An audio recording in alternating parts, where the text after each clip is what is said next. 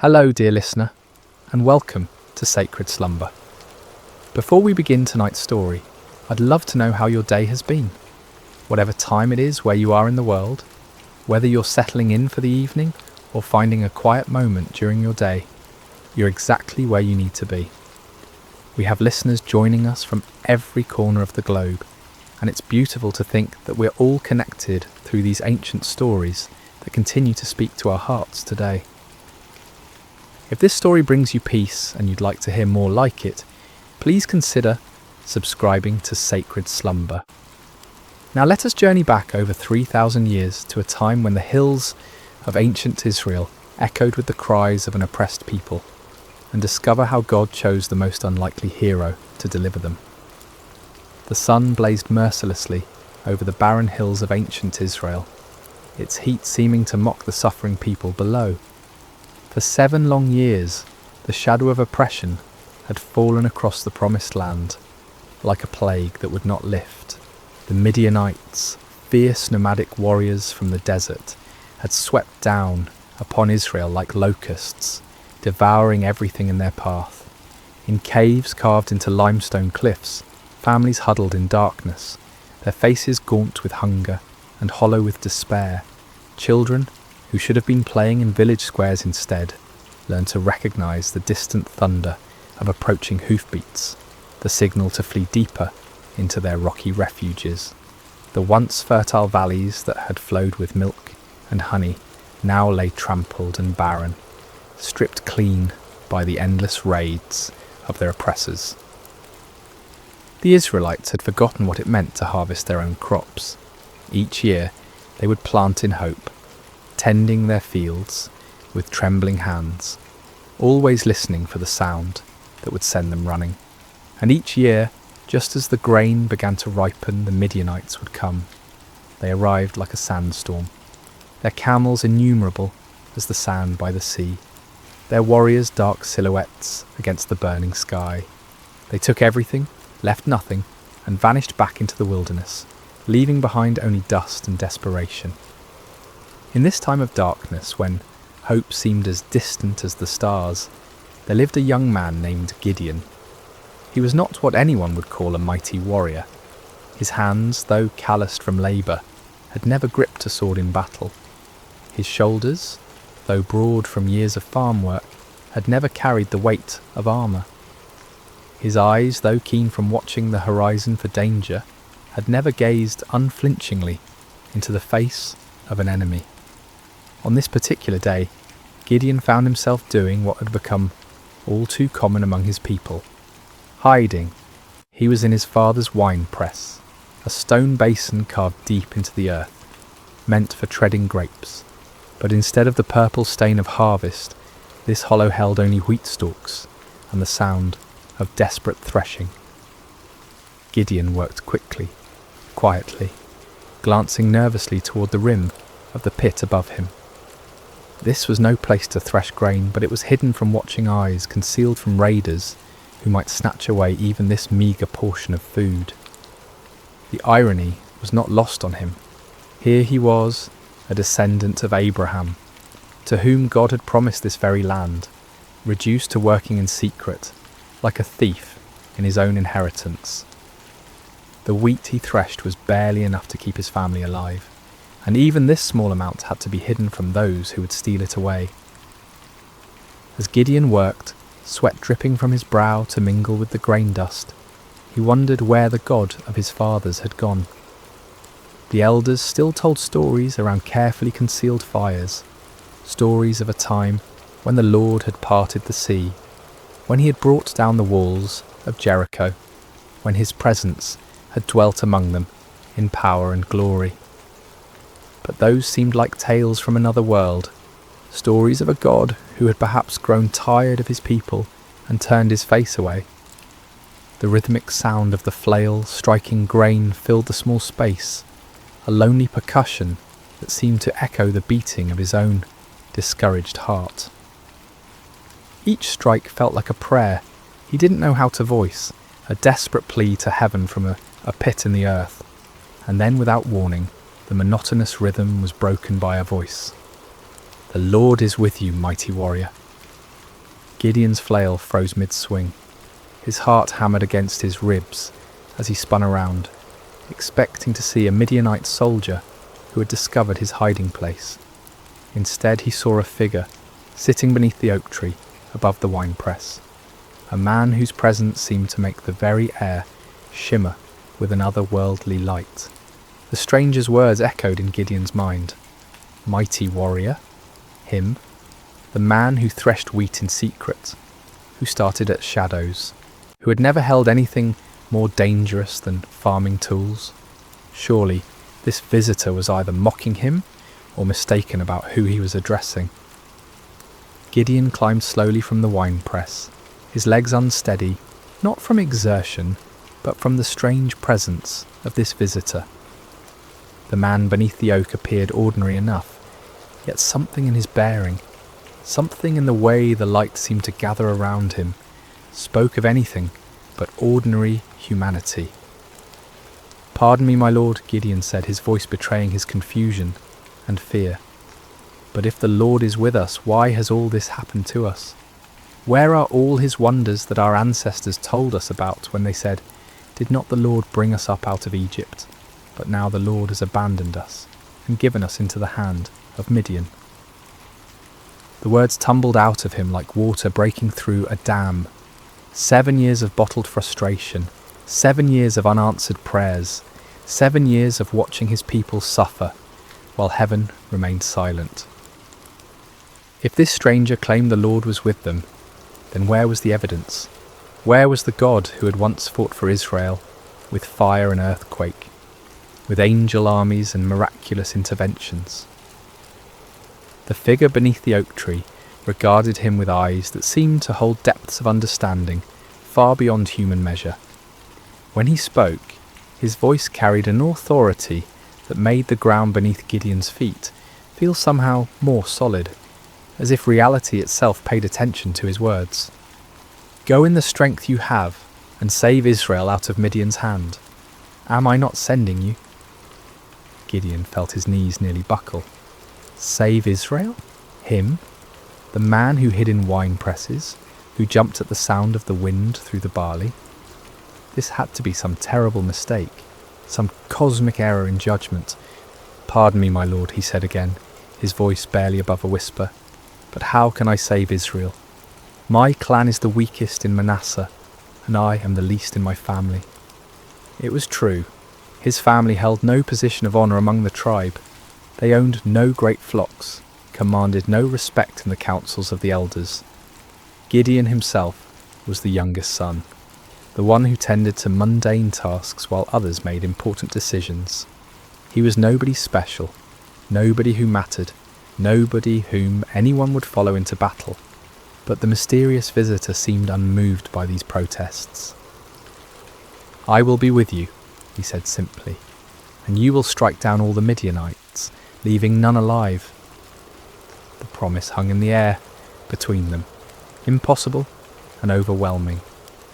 Gideon's mind reeled as he tried to comprehend what was being asked of him. But if this was truly a messenger from the Lord, if this was indeed the God of his fathers speaking to him, then surely he could ask for some sign, some proof that this wasn't merely the product of too much sun and too little food. "If now I have found favour in your eyes," Gideon said carefully, "give me a sign that it is really you who speaks with me.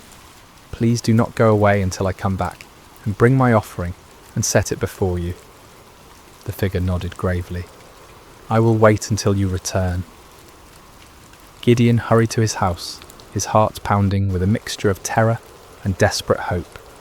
He prepared what he could offer: a young goat, unleavened bread made from precious flour, broth to complete the meal. It was a significant sacrifice for a family that had so little, but if there was even the slightest chance that the God of Israel was truly speaking to him, no cost was too great. When he returned to the oak tree, the stranger was still there, patient as stone, eternal as the hills. Gideon set the meat on a rock, poured out the broth, and waited to see what would happen. The visitor extended the staff in his hand and touched the meat and bread. Instantly, fire flared up from the rock, consuming the offering completely. In the same moment, the figure vanished from sight, leaving Gideon alone with the blackened stone and the certain terrifying knowledge that he had been speaking with an angel of the Lord.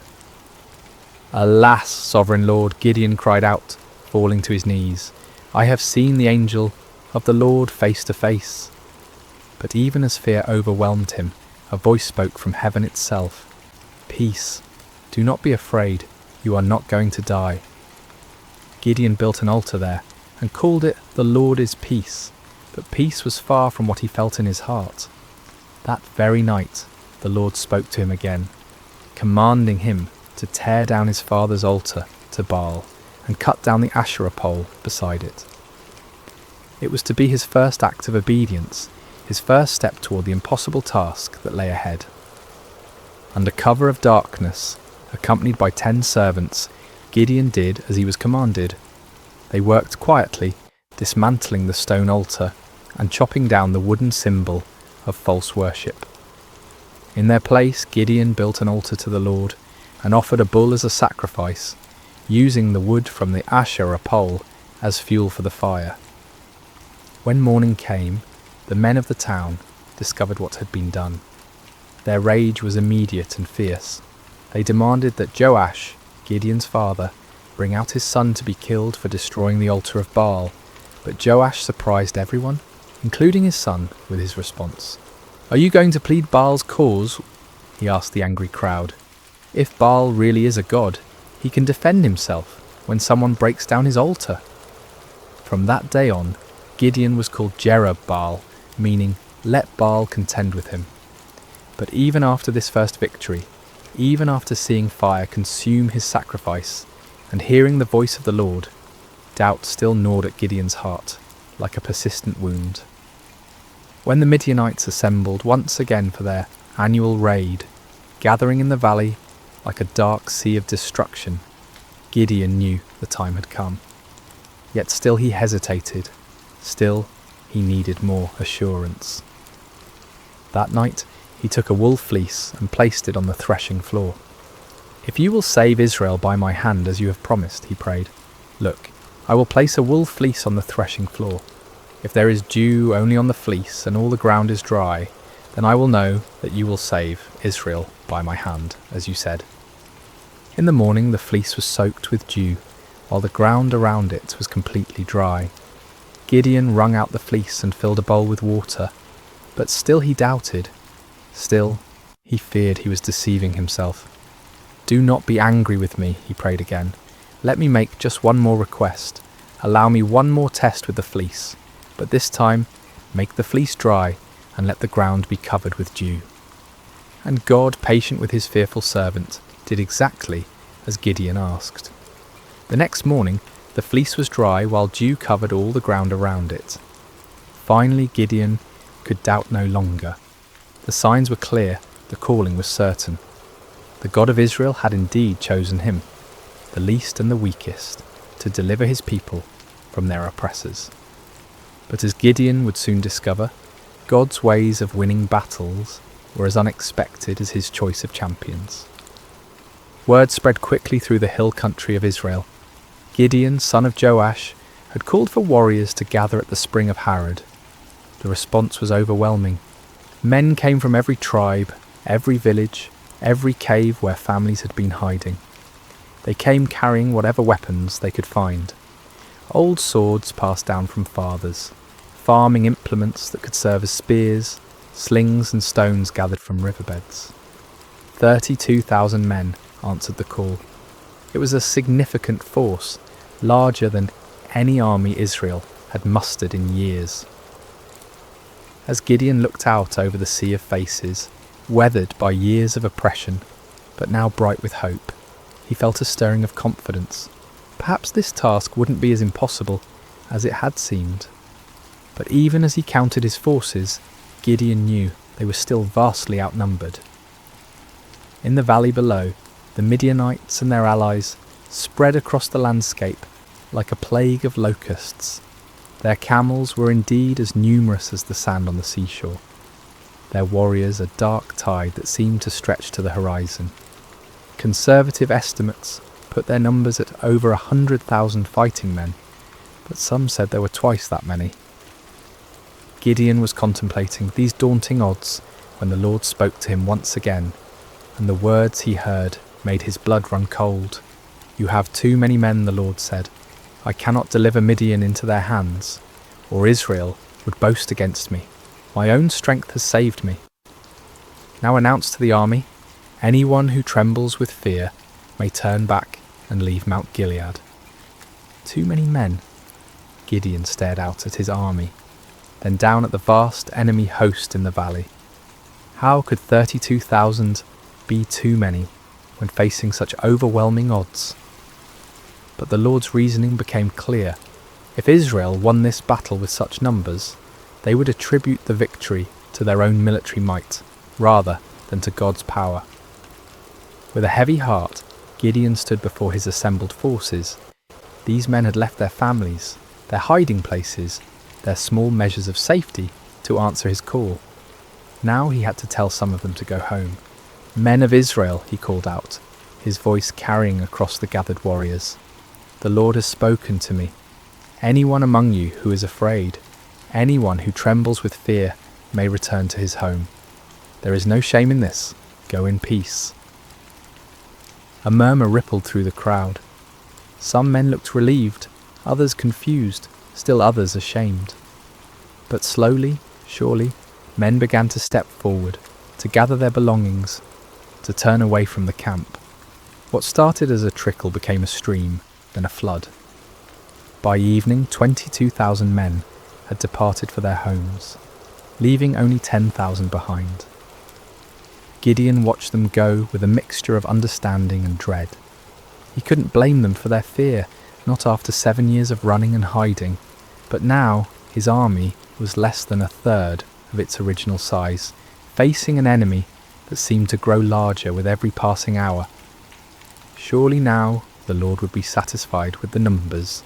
Surely now they could plan their attack, develop their strategy, prepare for battle.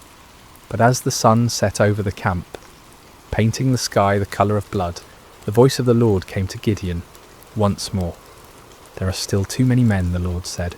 "Take them down to the water, and I will thin them out for you there." Gideon felt as if the ground was shifting beneath his feet. Still too many? 10,000 men were still too many to face 100,000? What kind of battle was the Lord planning? The next morning Gideon led his remaining men down to the spring of Harod. The water was clear and cold, bubbling up from underground sources that had never failed, even in the driest years. The men were thirsty from the march and eager to drink. Separate those who lapped the water with their tongues, as a dog laps from those who kneel down to drink, the Lord instructed. Gideon watched carefully as his men approached the water. Most of them, weary and relieved to finally rest, knelt down and put their faces directly to the stream, drinking deeply. But a few, perhaps more cautious or alert, cupped water in their hands and lapped it quickly while keeping their eyes up, watching for danger. When the test was complete, Gideon counted with growing amazement and terror. Only 300 men had lapped the water like dogs. 300 out of 10,000. 300 to face the multitudes of Midian. "With the 300 men that lapped I will save you and give the Midianites into your hands," the Lord said. "Let all the others return home." The dismissal of the remaining 9,700 men was even more painful than the first reduction. These were the men who had stayed when others fled, who had shown courage and commitment. Yet now they too had to be sent away, carrying with them the supplies and provisions that would have sustained a larger force. As evening fell over the camp, Gideon found himself staring at his tiny army. 300 men sat around small fires, their faces illuminated by flickering flames. Some sharpened weapons, others mended gear. Still others simply stared into the darkness where their enemies waited. They were farmers and shepherds, craftsmen and traders, None of them were professional soldiers. None of them had trained for this kind of warfare. Gideon walked among them, listening to their quiet conversations. Some spoke of their families, wondering if they would ever see their wives and children again. Others talked about the enemy, speculating about Midianite tactics and weapons. A few prayed quietly, their voices barely audible above the crackling of the fires. "Do you think we can win?" one young man asked his companion, his voice carrying the weight of doubt that Gideon felt in his own heart. "With God's help," came the reply, but even that voice held uncertainty. As Gideon continued his circuit of the camp, he felt the familiar weight of fear settling on his shoulders like a heavy cloak. 300 men. It was impossible. It was madness. It was a recipe for massacre, not victory. But even as doubt assailed him, Gideon remembered the fire that had consumed his sacrifice, the signs with the fleece, the voice that had called him mighty warrior when he was anything but mighty. The God who had chosen him, who had reduced his army to an impossibly small number, was the same God who had parted the Red Sea, who had brought down the walls of Jericho with trumpets and shouts. Still, as he looked out toward the valley, where enemy campfires twinkled like stars fallen to earth, Gideon found himself struggling with the same fears that had driven him to test God with fleeces. The odds were beyond daunting. They were simply impossible. But perhaps, he thought with growing understanding, that was exactly the point. Sleep eluded Gideon that night. He tossed on his simple bedroll, listening to the sounds of his small army around him. Some of the men snored peacefully, displaying a faith or fatalism that he envied. Others, like himself, shifted restlessly, no doubt contemplating the impossibility of what lay ahead. As the night deepened, the Lord spoke to him once more. "Get up, go down against the camp, because I am going to give it into your hands. If you are afraid to attack, go down to the camp with your servant Purah and listen to what they are saying. Afterward, you will be encouraged to attack the camp." The Lord knew him well, Gideon realized. He was indeed afraid, terrified beyond measure. The offer to scout the enemy camp was exactly what his anxious heart needed.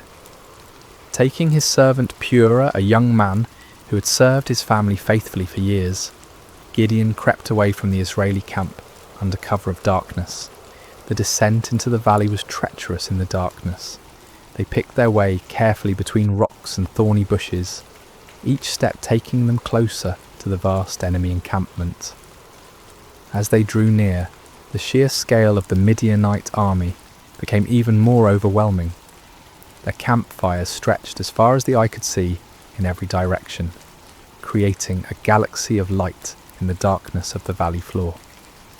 The smell hit them first, thousands of camels, horses and men, creating a pungent mixture that hung heavy in the still night air. Then came the sounds, snoring, quiet conversations, the shuffling of animals, the occasional clank of weapons or armour. It was like approaching a vast, slumbering beast that could wake at any moment and devour them. Gideon and Purah crept to the edge of the camp, staying low among the rocks and scrub brush that dotted the valley floor. The nearest tents were only a few dozen yards away, their dark silhouettes outlined against the glow of dying fires. Guards moved slowly through the camp, but their attention was focused inward, watching for disturbances among their own people rather than looking outward for threats. As they settled into their hiding place, Gideon heard voices from a nearby tent. Two men were talking in low tones, their conversation carrying clearly in the still night air. "I had the most disturbing dream," one man was saying. "I dreamed that a round loaf of barley bread came tumbling into the Midianite camp. It struck the tent with such force that the tent overturned and collapsed." His companion was quiet for a moment before responding, and when he did, his voice was heavy with foreboding. "This can be nothing other than the sword of Gideon, son of Joash the Israelite." God has given the Midianites and the whole camp into his hands." Gideon felt as if lightning had struck him. Here in the heart of the enemy camp, these soldiers were talking about him, about his victory, about their own defeat. The dream was clearly a sign from God. A simple barley loaf, representing humble Israel, would overturn the mighty tent of Midian. He grasped Purah's arm, and together they crept back through the darkness, toward their own camp. But now the impossible seemed possible. Now the 300 seemed not like a pitifully small force, but like the perfect instrument of God's power. The enemy was already defeated in their hearts. All that remained was to make that defeat a reality. Back in the camp, Gideon woke his sleeping warriors. "Get up," he whispered urgently. "The Lord has given the Midianite camp into your hands." The men rose quickly, gathering around their commander in the darkness. Gideon's voice was transformed, no longer tentative and fearful, but filled with supernatural confidence. "Listen carefully," he said. "We will divide into 3 companies of 100 men each. I will give each of you a trumpet and an empty jar with a torch inside it. Watch me and do exactly what I do. When I and all who are with me blow our trumpets, then you blow your trumpets all around the camp and shout, 'For the Lord and for Gideon.'" The plan was unlike anything any of them had ever heard of. No swords, no spears, no conventional weapons at all. Just trumpets, empty pottery jars and torches. It seemed almost like madness, but there was something in Gideon's voice, something in his bearing, that convinced them this was indeed the Lord's strategy. The men moved quickly and quietly to gather the supplies they would need. Clay jars were found and emptied. Torches were prepared and placed carefully inside, so that their light was completely hidden. Each man took a trumpet, though few of them had any experience with such instruments. The plan didn't require musical skill, however, only the ability to make noise. As the first company prepared to move out, Gideon looked at his men one final time. These farmers and shepherds, these ordinary men who had answered an extraordinary call, were about to attempt something that would be remembered for generations to come. They were terrified. He could see it in their faces, but they were also determined. They'd come too far to turn back now. "Remember," Gideon said quietly, "we are not fighting this battle alone. The Lord goes before us. Trust in him, follow my lead, and we will see the salvation of Israel this very night." The 3 companies spread out in the darkness, moving carefully around the perimeter of the enormous enemy camp. It took time to get into position, with each group having to navigate difficult terrain while carrying their unusual equipment. But finally, just as the middle watch began, just as the guards were changing and the camp was at its most vulnerable, Gideon's company reached their position on one side of the valley. He looked across the vast sea of tents and fires, knowing that his other 2 companies were in position on the other sides. Somewhere out there in the darkness, 200 other men were waiting for his signal, trusting him to lead them in this impossible venture. Gideon raised his trumpet to his lips, lifted his jar with its hidden torch, and prepared to find out whether the God of Israel would indeed fight for his people. The moment had come. 300 men were about to challenge an army of over 100,000, armed with nothing but faith and the most unusual weapons in the history of warfare. The fate of Israel hung in the balance, suspended in the darkness between doubt and faith, between human impossibility and divine power. The signal came like thunder splitting the night sky. Gideon's trumpet blast echoed off the hills surrounding the valley, a piercing note that seemed to come from heaven itself. In the same instant, he smashed his clay jar against a rock, releasing the torch inside to blaze forth like a star suddenly born in the darkness. "A sword for the Lord and for Gideon," he shouted at the top of his lungs. The response was immediate and devastating. All around the perimeter of the vast Midianite camp, 299 other men followed their commander's example. The sound was indescribable. 300 trumpets blowing at once, creating a wall of noise that seemed to shake the very foundations of the earth. 300 clay jars smashed simultaneously, the sound like thunder crashing over and over again. 300 torches suddenly blazed to life, creating a ring of fire around the sleeping army. And 300 voices roared out the battle cry, "A sword for the Lord and for Gideon." The effect on the Midianite camp was catastrophic. Men who had been sleeping peacefully moments before were jolted awake by the tremendous noise, their minds struggling to comprehend what was happening. In the darkness, disoriented and terrified, they saw only the ring of torches surrounding them, and heard only the overwhelming sound of trumpets and shouting. To their sleep-clouded minds, it seemed as if they were surrounded by a vast army. The torches suggested thousands of soldiers, each one marking a warrior ready to attack. The trumpets spoke of organised military might, of disciplined forces moving in coordinated assault. The unified battle cry indicated an enemy confident of victory, sure of their superior strength. Panic spread through the camp like wildfire. Men stumbled from their tents, grabbing weapons, looking desperately for officers to tell them what to do. But in the chaos and darkness, with the deafening noise continuing all around them, communication was impossible. No one could hear orders over the sound of 300 trumpets. No one could see clearly through the confusion of flickering torches and deep shadows.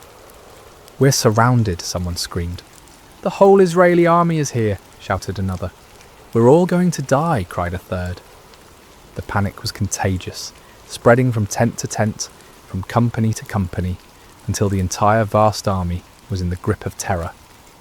Men began running in all directions, some trying to escape what they perceived as encirclement, others attempting to mount some kind of defence against an enemy they couldn't see or understand. In their confusion and fear, the unthinkable began to happen. Midianite soldiers, unable to distinguish friend from foe in the chaos, began attacking each other. A man running through the darkness looked like an enemy soldier.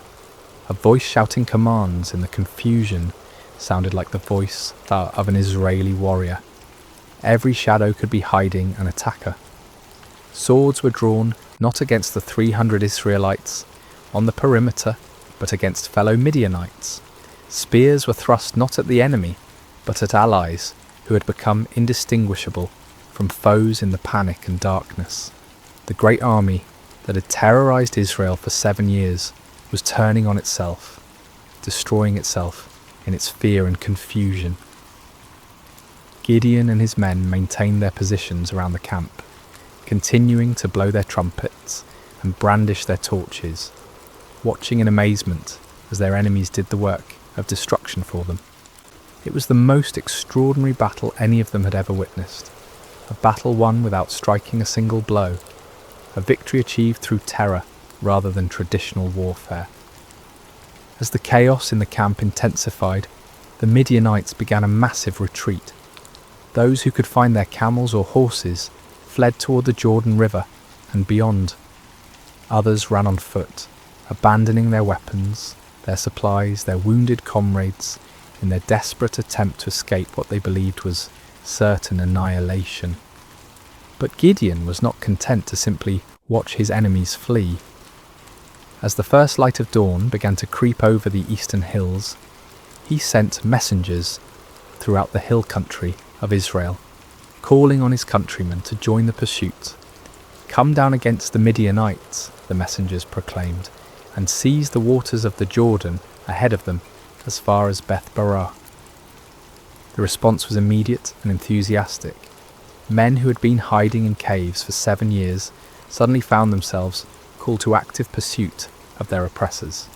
They came streaming down from the hills, like water released from a dam, energized by the news that the mighty Midianite army was in full retreat.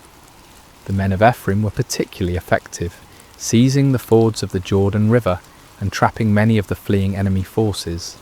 They captured and killed Oreb and Zeb, two of the Midianite leaders, bringing their heads to Gideon as proof of their victory. Meanwhile, Gideon and his original 300 men continued the pursuit of the main enemy force. They crossed the Jordan River, following the fleeing armies eastward into the desert. Despite their exhaustion, despite having had no sleep and little food, they pressed on relentlessly. The psychological impact of the night's events had completely broken the spirit of the Midianite alliance. Armies that had seemed invincible just hours before were now scattered bands of demoralized fugitives. The camels that had been as numerous as sand by the seashore were now obstacles to rapid flight rather than instruments of swift attack. Gideon's small force continued to grow as more Israelites joined the pursuit. Men from Naphtali, Asher, and all of Manasseh took up arms and chased the fleeing enemy.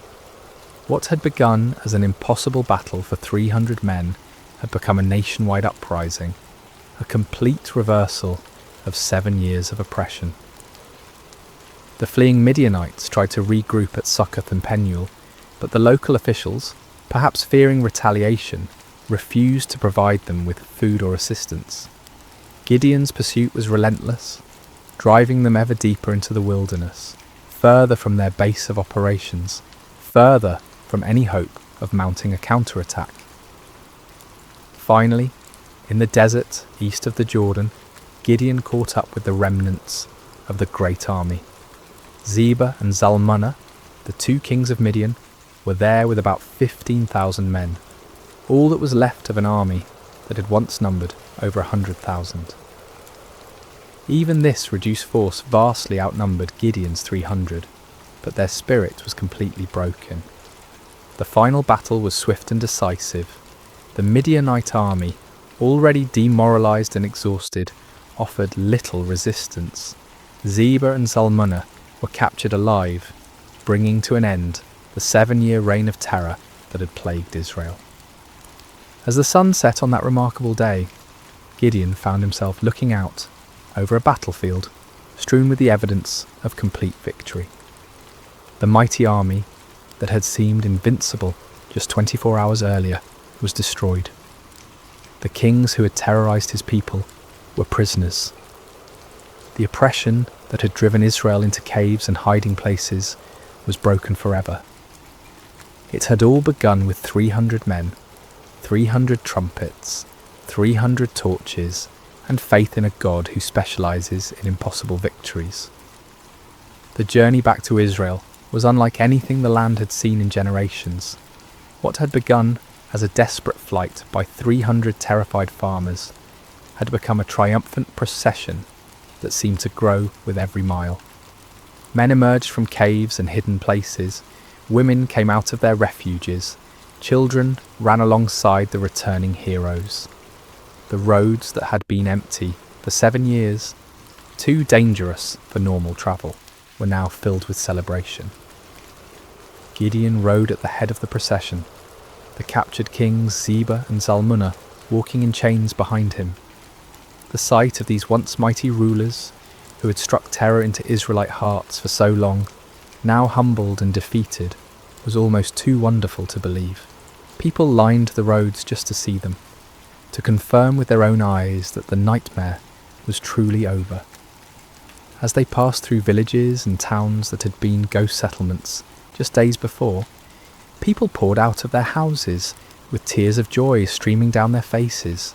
Children, who had never known anything but hiding and fear, looked with wonder at the defeated enemy kings. Elderly men and women who remembered the time before the oppression began whispered prayers of thanksgiving to the God who had delivered them. The celebration that erupted across Israel was spontaneous and overwhelming. In every settlement, people brought out whatever food they had hidden away and shared it freely. Wine that had been buried for safekeeping was uncorked and passed around. Songs that had been silenced for 7 years rang out again from hilltops and valleys. But perhaps the most remarkable aspect of the victory was how complete it had been. The Midianite power was not just temporarily broken, but utterly destroyed. Their military organisation was shattered, their leadership eliminated, their will to fight completely crushed. Never again would they be able to mount the kind of massive raids that had devastated Israel year after year. The psychological impact was equally profound. For 7 years, the Israelites had seen themselves as victims, as weak and helpless prey for stronger predators. Now they had witnessed their God fighting for them in the most dramatic way imaginable. The story of the 300 and their trumpets would be told and retold around campfires for generations to come. A permanent reminder that no enemy is too strong when the Lord chooses to fight for his people. When Gideon finally reached his homeland, representatives from all the tribes of Israel came to meet him. They came with a proposal that on the surface seemed like the natural conclusion to his remarkable victory. "Rule over us," they said, their voices filled with genuine admiration and gratitude. "You, your son, and your grandson, because you have saved us from the hand of Midian." It was an offer of kingship, of dynastic rule that would establish Gideon's family as the permanent rulers of Israel. After centuries of loose tribal confederation, of judges who arose in times of crisis only to fade from prominence when the emergency passed, the people were ready for something more permanent, more stable, and who better to serve as their king than the man who had delivered them from their greatest enemy? The offer was tempting beyond measure. Gideon had gone from threshing wheat in secret to being offered the crown of all Israel. The boy who had hidden in wine presses was being invited to sit on a throne. The man who had doubted his own worth was being told that he was worthy to found a royal dynasty. But Gideon's response revealed the depth of his spiritual growth during this incredible journey. The fearful farmer who had needed multiple signs and confirmations had become a man who understood something fundamental about the nature of God's kingdom. "I will not rule over you," he declared firmly, "nor will my son rule over you. The Lord will rule over you." It was a profound statement of faith and wisdom. Gideon recognized that Israel's true king was the Lord himself, and that any human ruler would be merely a steward of God's authority. He had learned through his own experience that victory came not through human strength or wisdom, but through complete dependence on divine power. To accept a crown now would be to claim credit for what God alone had accomplished. The people were disappointed but not surprised. They had seen enough of Gideon's character to understand that he was not motivated by personal ambition. Still, they wanted to honour him in some way, to create some lasting memorial to his remarkable victory. Gideon did make one request of the people, though it would prove to be a fateful one. "I do ask one thing of you," he said. "Each of you give me an earring from your share of the plunder." The Midianites, like many desert peoples, wore gold earrings, and the spoils of victory included a considerable amount of such jewellery. The Israelites were happy to comply with this modest request. They spread out a garment, and each man threw a gold earring onto it. When all the contributions were gathered, the weight of the gold was 1,700 shekels, an enormous fortune by the standards of the time. In addition to the earrings, there were ornaments, pendants, and purple garments worn by the Midianite kings, as well as chains from their camels' necks. With this gold, Gideon made an ephod, a ceremonial garment similar to what the high priest wore. His intentions may have been pure, perhaps wanting to create a memorial to God's victory, or a way for the people to seek divine guidance. But the results were tragic. All Israel prostituted themselves by worshipping it there, and it became a snare to Gideon and his family. The very man who had torn down his father's altar to Baal, who had refused the crown because only God should rule Israel, inadvertently created an object that led his people back into idolatry. It was a sobering reminder of how easy it is for even the most faithful to stumble, how quickly victory can turn to spiritual defeat. The golden ephod, created from the spoils of a battle won by faith alone, became a false god that drew the people's hearts away from the true God who had delivered them. Yet despite this failing, the primary result of Gideon's victory endured. The land had peace for 40 years during his lifetime. The Midianites never recovered from their devastating defeat. Other potential enemies, seeing what had happened to the mighty Desert Confederation, thought twice before threatening Israel. Gideon himself lived quietly on his estate, enjoying the respect of his people, but never again taking up the sword. He married and had many children, 70 sons from his various wives. One son, born to a concubine in Shechem, was named Abimelech, and he would later bring great trouble to Israel in his quest for the power his father had refused. When Gideon died at a good old age, he was buried in the tomb of his father Joash in Ophrah of the Abiezrites. His death marked the end of an era, the passing of a man who had embodied both the highest faith and the deepest human frailty. As we reach the end of this ancient story, told now across thousands of years and countless retellings, the lessons of Gideon's life continue to resonate with profound relevance. His journey from fearful farmer to victorious leader speaks to truths that transcend time and culture, offering wisdom for anyone who has ever felt inadequate for the tasks before them. The first and most striking lesson is how God chooses his instruments. When the angel called Gideon a mighty warrior while he hid in a wine press, it seemed like either a mistake or a cruel joke. Gideon was none of the things we typically associate with great leaders. He wasn't brave, wasn't confident, wasn't from an important family, wasn't trained in warfare or politics. By every human measure, he was spectacularly unqualified for the task ahead. Yet this was precisely why God chose him. The Lord deliberately selects the weak to confound the strong, the foolish to shame the wise, the lowly to humble the proud. Gideon's weakness became the perfect vessel for divine strength because there could be no question about who deserved the credit for the victory. This principle was reinforced by the reduction of Gideon's army from 32,000 to 300. With overwhelming numbers, Israel might have attributed their victory to superior military strategy or exceptional courage. With just 300 men, there could be no doubt that the victory belonged to God alone. The method of the victory itself drove this point home with unmistakable clarity. No swords were swung, no arrows were shot, no conventional battle was fought. Instead, the enemy was defeated by trumpets, torches and shouting. It was a victory that made no sense according to human wisdom, but perfect sense according to divine strategy. Gideon's story also illustrates the patient grace of God toward human weakness. When Gideon asked for signs, when he tested God with fleeces, when he needed encouragement through overhearing the enemy's dream, the Lord did not respond with anger or impatience. Instead, he provided exactly what his frightened servant needed to move forward in faith. This divine patience extends to our failures as well as our fears.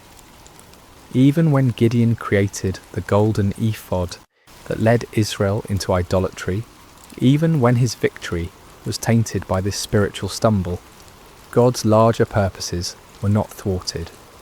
The peace that came to Israel lasted for 40 years, and the story of Gideon's faith continued to inspire future generations. Yet Gideon's failure with the ephod serves as a sobering warning about the subtle nature of spiritual pride. The man who had refused a crown could still fall into the trap of creating an object that drew worship away from God. Victory can be more spiritually dangerous than defeat, success more corrupting than failure. Even those who have experienced God's power in extraordinary ways must remain vigilant against the pride that can grow from their very victories. The story also reveals the importance of recognizing God's sovereignty in our circumstances. When Gideon questioned why God had allowed the Midianite oppression, he was struggling with one of humanity's oldest questions: why does a good God permit suffering? The answer that emerges from his story is not a theological explanation, but a practical demonstration. God had not abandoned his people. He was preparing to deliver them in a way that would reveal his power and restore their faith. Sometimes what looks like divine absence is actually divine preparation. The 7 years of oppression created the conditions that made Israel ready to trust completely in God rather than in their own strength. Without that desperation, they might never have been willing to follow 300 men with trumpets against an army of over 100,000. Gideon's reluctance to accept the crown offers another crucial lesson about the nature of true leadership. The people wanted to make him king because he had saved them, but Gideon understood that salvation belongs to God alone. Human leaders are at their best when they serve as instruments of divine will rather than as objects of human worship. This principle applies far beyond political leadership. In families, in businesses, in communities, in churches, the most effective leaders are those who understand that their authority is delegated, that their successes come from sources beyond themselves, that their role is to point others toward truth rather than toward their own personalities or achievements. The transformation in Gideon's character throughout the story demonstrates the power of stepping out in faith despite fear. The man who ended the story was dramatically different from the one who began it, not because his circumstances had changed, but because he had learned to trust in something greater than his circumstances. He discovered what countless others have learned: that God's strength is made perfect in human weakness, that his power is most clearly displayed when human power is obviously inadequate, that the greatest victories often come in ways that make no earthly sense. For modern listeners, Gideon's story speaks to anyone who has ever felt overwhelmed by the challenges they face, whether dealing with personal struggles, family crises, professional obstacles, or community problems. The principles that guided Gideon remain relevant. True solutions often come not through human wisdom or strength, but through surrender to divine wisdom and dependence on divine strength. The story encourages us to look beyond the odds, beyond our qualifications, beyond conventional approaches, to find the unexpected ways that God might work. It reminds us that He specializes in impossible situations, that He delights in using unlikely people, that He often works in ways that confound human expectations.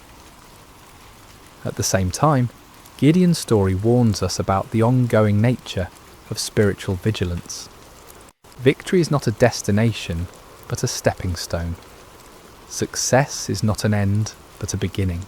Even those who have experienced God's power in remarkable ways must continue to guard their hearts against pride, idolatry, and spiritual complacency. The golden ephod that became a snare to Gideon serves as a perpetual reminder that our greatest spiritual dangers often arise not from our failures, but from our successes, not from our weaknesses, but from our strengths, not from what we lack, but from what we have achieved.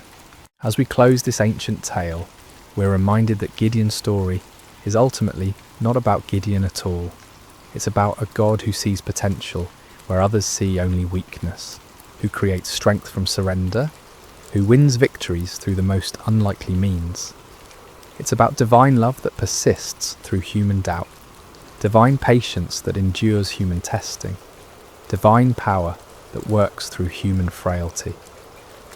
The trumpets that shattered the midnight silence in that valley so long ago continue to echo through the centuries, calling each generation to trust in something greater than themselves, to step forward in faith despite their fears, to discover that the God who delivered Israel through 300 men with torches is still in the business of impossible victories. In our own valleys of challenge and oppression, surrounded by enemies that seem too numerous to count, facing odds that appear insurmountable, Gideon's story whispers the same truth that changed a fearful farmer into a mighty warrior. The Lord is with you, and in him even the weakest can become strong. Even the smallest can achieve great things. Even the most unlikely can be used for extraordinary purposes. The battle belongs to the Lord, and in him, victory is always possible. And so we end where we began, with a simple truth that transcends time and circumstance. When God chooses to fight for his people, no enemy can stand, no odds are too great, and no victory is impossible. The story of Gideon continues to unfold in every generation, in every heart that learns to trust, not in human strength, but in divine power, not in earthly wisdom, but in heavenly guidance, not in what we can see, but in what God can do. May this ancient story find new life in modern hearts. May its lessons take root in contemporary soil, and may its timeless truths continue to inspire faith, courage, and hope in all who hear it. For the God who called Gideon from his hiding place continues to call ordinary people to extraordinary purposes, continues to choose the weak to confound the strong, and continues to win impossible victories through the most unlikely means. The story of Gideon is, in the end, the story of all who learn to trust in something greater than themselves. It is the story of divine love that never gives up, divine power that never fails, and divine grace that transforms fearful hiding into mighty victory. This has been the story of Gideon and the battle against Midian, shared with you tonight through sacred slumber. May it bring you peace, may it strengthen your faith, and may it remind you that no challenge is too great when faced with divine help. Sleep well, dear listener, and may your dreams be filled with the trumpets of victory and the light of hope that never dies. Hello there, dear listeners. Before we begin tonight's tale, I hope your day has treated you kindly, wherever you may be in this vast world of ours. Perhaps it's evening where you are, or maybe the quiet hours of early morning have found you seeking rest. Whether you're listening from bustling cities or peaceful countryside, from mountain peaks or seaside shores, know that you're welcome here in this sacred space we've created together. If you find comfort in these stories, please consider subscribing to Sacred Slumber, where we gather each night to explore the timeless truths that have guided humanity through the ages. Tonight, we journey back through the mists of time to ancient Babylon, to a night when the very finger of the divine wrote upon palace walls, and an empire learned that no earthly power stands beyond the reach of heaven's justice. The year was 539, before the Common Era, and the great city of Babylon sprawled along the banks of the Euphrates River like a jewel cast upon the earth. Within its towering walls, the hanging gardens cascaded in verdant terraces. The Tower of Babel reached toward the heavens, and the palace of King Belshazzar gleamed with the accumulated wealth of conquered nations. On this particular evening, as the sun painted the western sky in shades of gold and crimson, the palace hummed with preparation for a feast unlike any other. Servants scurried through corridors lined with glazed brick murals depicting lions and dragons, carrying platters of delicacies from every corner of the known world. The finest wines from the hills of Judah, exotic spices from distant India, and fruits that glistened like precious stones filled the tables. King Belshazzar, grandson of the great Nebuchadnezzar, had spared no expense. The banquet hall stretched vast as a temple, its ceiling supported by columns carved from single blocks of marble, each one telling the story of Babylonian conquest and glory.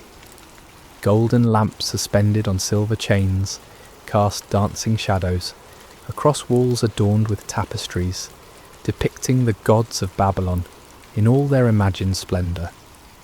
Yet beyond the palace walls, unseen by the revellers within, the armies of Cyrus the Persian stretched across the horizon like a dark sea. For months they had laid siege to the great city, but Babylon's walls had never been breached, her gates never forced. The Babylonians had grown complacent in their strength, confident that their city was impregnable, their empire eternal. As night fell and torches blazed to life throughout the city, 1,000 noble guests made their way through the palace gates. They came dressed in silk and purple, adorned with gold and precious stones, their laughter echoing through the corridors as they anticipated the evening's pleasures. The sound of lyres and flutes drifted through the warm air, mingling with the voices of singers whose melodies spoke of victory and endless prosperity. King Belshazzar himself appeared resplendent in robes of deepest blue, a golden crown upon his brow, rings flashing on his fingers as he gestured grandly to his guests. He was a man in the prime of life, his beard oiled and perfumed, his eyes bright with wine and confidence. This night, he had declared, would be remembered for generations as the greatest feast Babylon had ever witnessed. But even as the celebration reached its crescendo, even as the wine flowed like water and the music swelled to fill every corner of the vast hall, dark currents moved beneath the surface of the evening's joy. For this was not merely a feast, but an act of defiance against the very heavens themselves. As the evening wore on, and the wine loosened tongues and lowered inhibitions, King Belshazzar rose from his golden throne, swaying slightly as he surveyed the sea of faces before him. The hall fell gradually silent, 1,000 conversations dying away as all eyes turned toward their sovereign. In the flickering lamplight, his face bore an expression of cruel amusement, as if he harboured some secret that would shock and delight his guests. "My lords and ladies," he called out, his voice carrying easily across the vast space, "tonight we celebrate not merely the glory of Babylon, but the supremacy of our gods over all the earth. We have conquered nations, we have humbled kings, and we have taken the treasures of their temples as trophies of our victories." A murmur of approval rippled through the crowd. Many of the nobles present had been part of those conquests, had seen the wealth of distant lands flow into Babylon's coffers. They raised their goblets in salute, the wine within glinting like liquid rubies in the torchlight. But Belshazzar was not finished. His eyes gleamed with a dangerous light as he continued, "Yet there is one treasure, taken from one temple, that we have never properly honoured. Tonight that changes." He clapped his hands, and servants appeared as if from nowhere, carrying between them objects that made the assembled nobles gasp in recognition and wonder.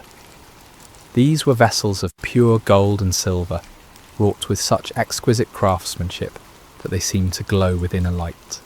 Cups and bowls, pitchers and goblets, each one a masterpiece of the metalworker's art.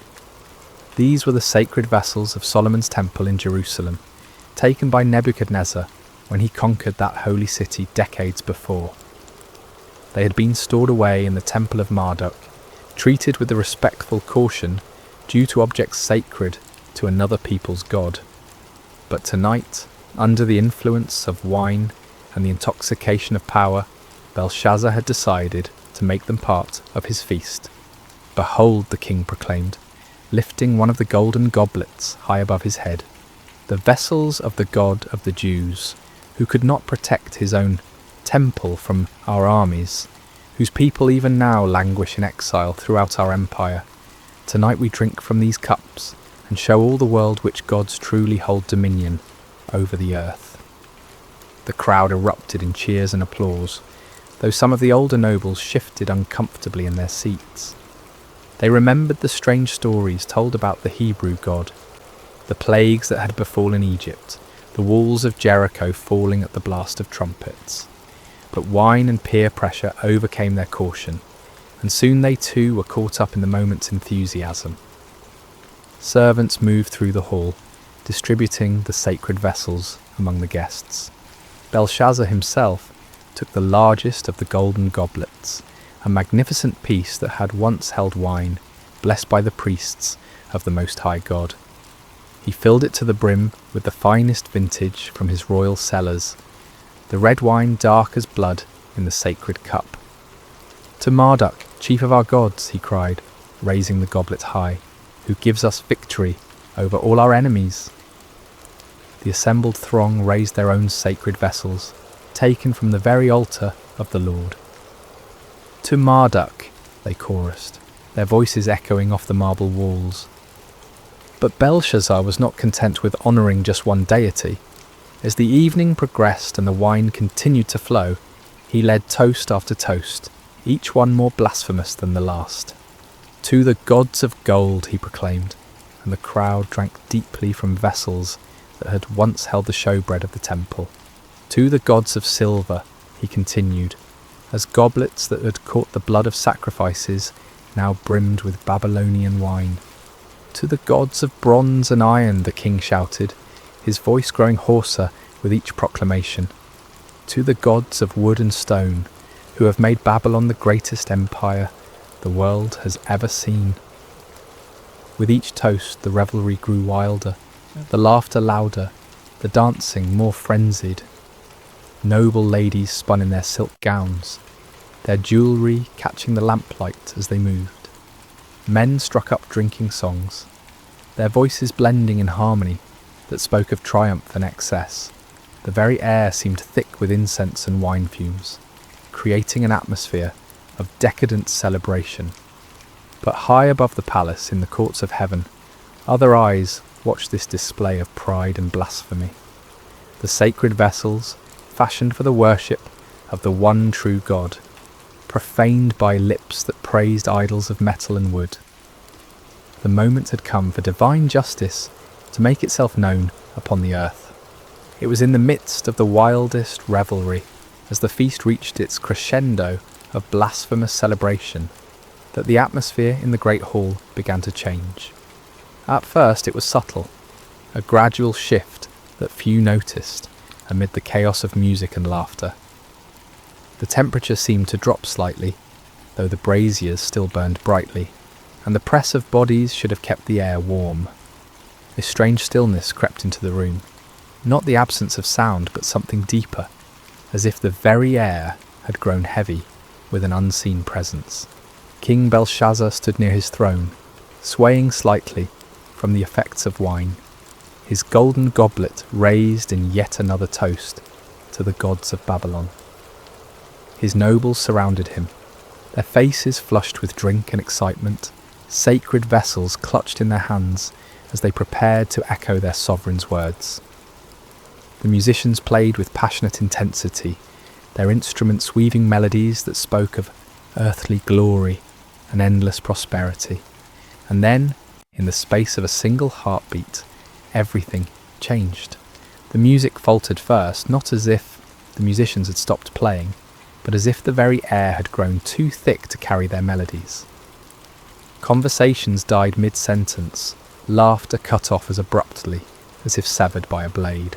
Even the flickering flames of the lamps seemed to burn lower, their light growing dim and uncertain. It was then that someone screamed. The cry came from a noble woman near the eastern wall, her voice sharp with terror as her trembling finger pointed upward.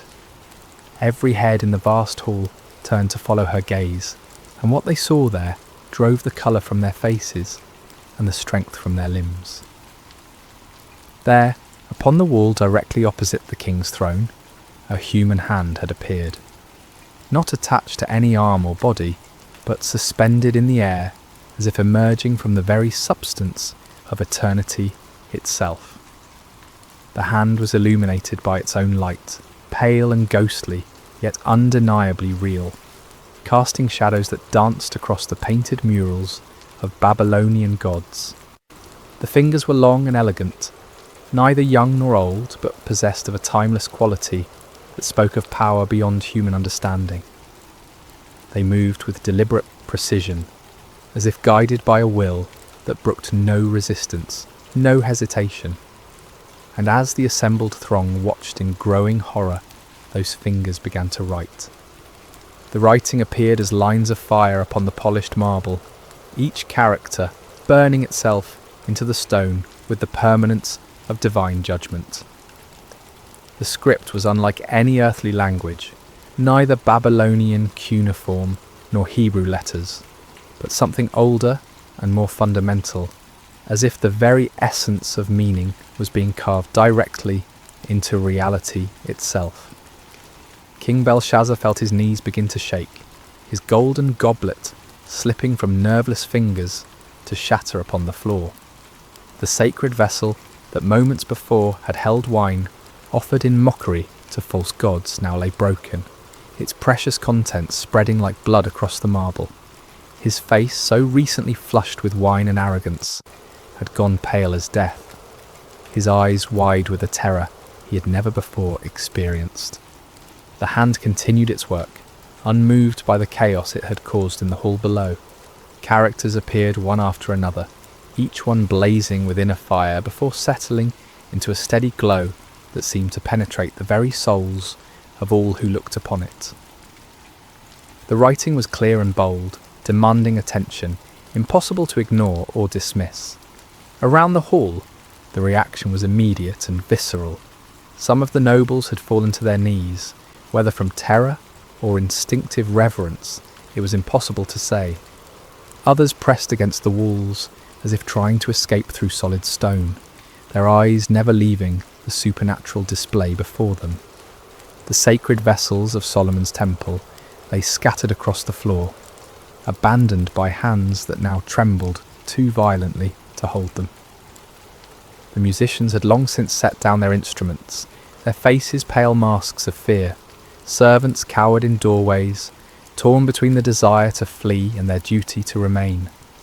The dancing girls who moments before had spun and laughed now stood frozen like statues, their silk scarves trailing forgotten around their feet. But it was upon King Belshazzar that the greatest terror fell. As the ruler who had ordered the profanation of the sacred vessels, as the one who had led the blasphemous toasts, he felt the weight of divine displeasure focusing upon him like the heat of a burning glass. His crown, so recently a symbol of earthly power, now felt heavy as lead upon his brow. His royal robes, dyed in the finest purples and blues, seemed to hang upon him like grave clothes. The hand finished its work and faded from view as suddenly as it had appeared, leaving behind only the words burning upon the wall like coals of fire. But even in its absence, the presence that had guided it remained, filling the hall with an atmosphere of judgment that made every breath a struggle. Silence reigned in the great banquet hall of Babylon, broken only by the occasional sob or whispered prayer. The greatest feast in the empire's history had become a scene of terror and divine revelation, and upon the wall, where gods and heroes had been painted in their imagined glory, 4 words now blazed with the fire of heaven's judgment. Mene, Mene, Tekel, Parsin. In the awful silence that followed the hand's disappearance, King Belshazzar stood transfixed, his gaze locked upon the burning words that seemed to sear themselves deeper into his consciousness with each passing moment. The weight of divine judgment pressed down upon the hall like a physical force, and the king's breath came in short, sharp gasps, as if the very air had grown too thin to sustain life. Gradually, as the initial shock began to wear off, the practical reality of the situation asserted itself. Here were words written by a supernatural hand, clearly intended as some form of message or warning, but their meaning remained utterly mysterious. The script was unlike anything in the libraries of Babylon, the characters seeming to shift and dance, even as they maintained their fixed positions upon the wall. "The wise men," Belshazzar managed to croak, his voice barely recognizable. "Summon all the wise men of Babylon, every magician, every astrologer, every diviner in the city. Bring them here at once." His command galvanized the paralyzed servants into action. They scattered like leaves before a wind, grateful for any excuse to leave the presence of those terrifying words. throughout the palace, and into the city they ran, pounding upon doors and rousing from sleep the learned men whose wisdom had served the empire for generations. The first to arrive were the court magicians, men whose elaborate robes and mystical instruments had earned them places of honour at royal ceremonies. They entered the banquet hall with confidence, their heads held high and their voices ready with the usual formulas of greeting and flattery. But one look at the writing upon the wall, one glimpse of those characters that seemed to burn within a fire, and their confidence evaporated like mist before the sun. They approached the wall cautiously, their heads tilted at various angles as they studied the mysterious script. They consulted ancient tablets and scrolls, compared the characters to every known form of writing, whispered incantations and cast lots according to their various arts. But though they laboured long into the night, turning the problem over from every conceivable angle, they could make no sense of the divine message. The astrologers came next, men who claimed to read the future in the movements of stars and planets. They examined the writing with instruments of bronze and silver, measuring the angles and proportions of each character as if they were constellations written across the heavens. They calculated and computed, referenced their star charts, and consulted their ancient tables, but the meaning of the words remained as hidden as the dark side of the moon. As the hours passed, more and more of Babylon's learned men arrived at the palace, priests of Marduk and Ishtar, scholars who had studied in the great libraries, men whose reputations for wisdom extended throughout the known world. Each group brought their own methods and their own certainty that they would succeed where others had failed. Yet one by one, they too were forced to admit defeat before the mystery of the burning words. King Belshazzar grew increasingly desperate as each attempter failed. He paced before his throne like a caged lion, his robes dishevelled and his crown askew. The sacred vessels of Solomon's temple lay scattered and forgotten across the floor, their golden surfaces reflecting the supernatural light from the wall in fractured gleams that hurt the eyes to look upon.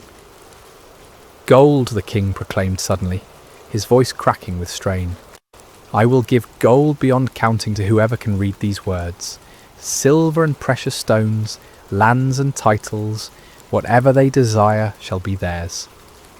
But even the promise of unlimited wealth could not unlock the meaning of heaven's message.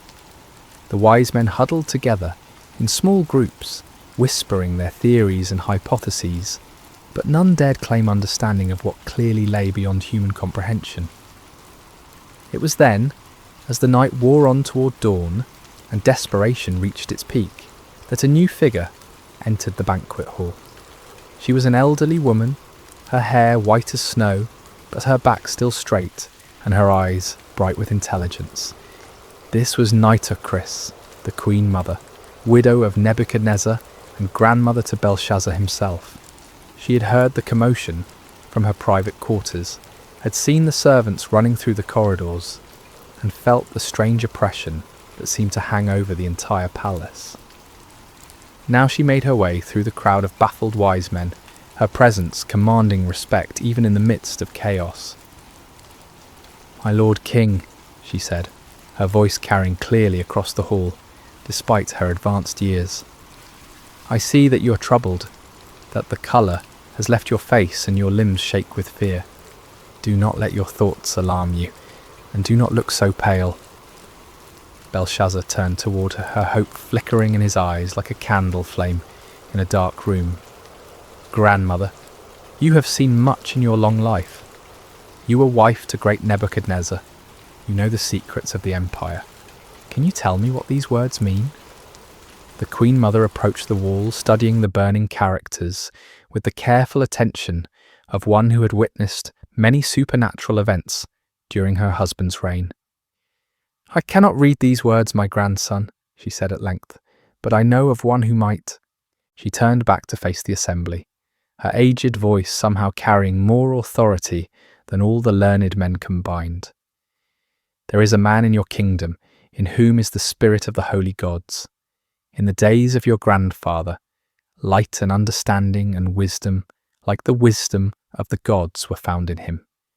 King Nebuchadnezzar appointed him chief of the magicians, enchanters, Chaldeans, and astrologers. A murmur ran through the crowd at these words. Many of the older nobles remembered stories from Nebuchadnezzar's time, tales of a Hebrew exile who had interpreted dreams and solved mysteries that baffled all others. But in the years since the great king's death, this man had faded from prominence, forgotten in the new reign's focus on younger advisers. This man Daniel, the Queen Mother continued, whom the king named Belteshazzar, has an excellent spirit, knowledge, and understanding to interpret dreams, explain riddles, and solve problems. Let Daniel be called, and he will tell you what the writing means. As the name Daniel echoed through the hall, Belshazzar felt a mixture of hope and apprehension. He had heard the stories, knew of the Hebrews' reputation for wisdom and divine favour, but he also knew that Daniel had served his grandfather faithfully and might not be inclined to help the king who had dishonoured the vessels of his people's God. Nevertheless, desperation overcame pride, and Belshazzar gave the command, "Find Daniel the Hebrew, bring him here immediately. If he can read these words, he shall be clothed in purple and have a chain of gold around his neck, and he shall be the third ruler in the kingdom." As servants rushed to obey this new command, the burning words continued to glow upon the wall, patient as eternity, waiting for the one who had been chosen to unlock their meaning and pronounce the doom of Babylon. The dawn was breaking over Babylon when Daniel arrived at the palace, summoned from sleep by urgent messengers, who spoke in hushed, fearful tones of supernatural writing and royal desperation. He was an old man now, his beard white with age and his face marked by the lines of many years spent in faithful service to foreign kings. Yet his eyes remained clear and bright, reflecting a wisdom that came not from human learning, but from communion with the eternal God. As he entered the banquet hall, Daniel paused for a moment to take in the scene before him. The remnants of the great feast lay scattered about like the debris of a broken dream. Golden plates and silver cups, many of them the sacred vessels of Solomon's temple, littered the floor, among pools of spilled wine and trampled delicacies. The nobles who had revelled so wildly just hours before now stood in small frightened groups, their fine clothes dishevelled and their faces pale with terror. But it was the writing upon the wall that commanded his attention, those 4 words blazing with divine fire that no earthly wisdom could extinguish. Daniel looked upon them without fear, for he recognized the hand that had written them, and he understood that he stood in the presence of the Almighty's judgment. King Belshazzar approached him with hasty, desperate steps, his royal dignity forgotten in his need for answers. "Are you Daniel, one of the exiles from Judah, whom my grandfather the king brought from Judah?" he asked, though he already knew the answer. "I have heard of you, that the spirit of the gods is in you, and that light and understanding and excellent wisdom are found in you." The king gestured toward the wall with a trembling hand. "Now the wise men and enchanters have been brought in before me to read this writing and make known to me its interpretation. But they could not show the interpretation of the matter. But I have heard that you can give interpretations and solve problems. Now if you can read the writing and make known to me its interpretation, you shall be clothed with purple and have a chain of gold around your neck, and shall be the third ruler in the kingdom." Daniel listened to these promises of wealth and power with the patience of one who had seen empires rise and fall, who had served in the courts of kings and understood the vanity of earthly honours. When Belshazzar finished speaking, the old prophet's response came with quiet authority that somehow filled the vast hall more completely than the king's desperate entreaties. "Let your gifts be for yourself, and give your rewards to another," Daniel said, his voice calm and steady in the face of royal panic. "Nevertheless, I will read the writing to the king and make known to him the interpretation." But before he would interpret the supernatural message, Daniel had words of his own to speak, words that cut to the heart of the night's blasphemous revelry and laid bare the spiritual rebellion that had brought divine judgment upon Babylon.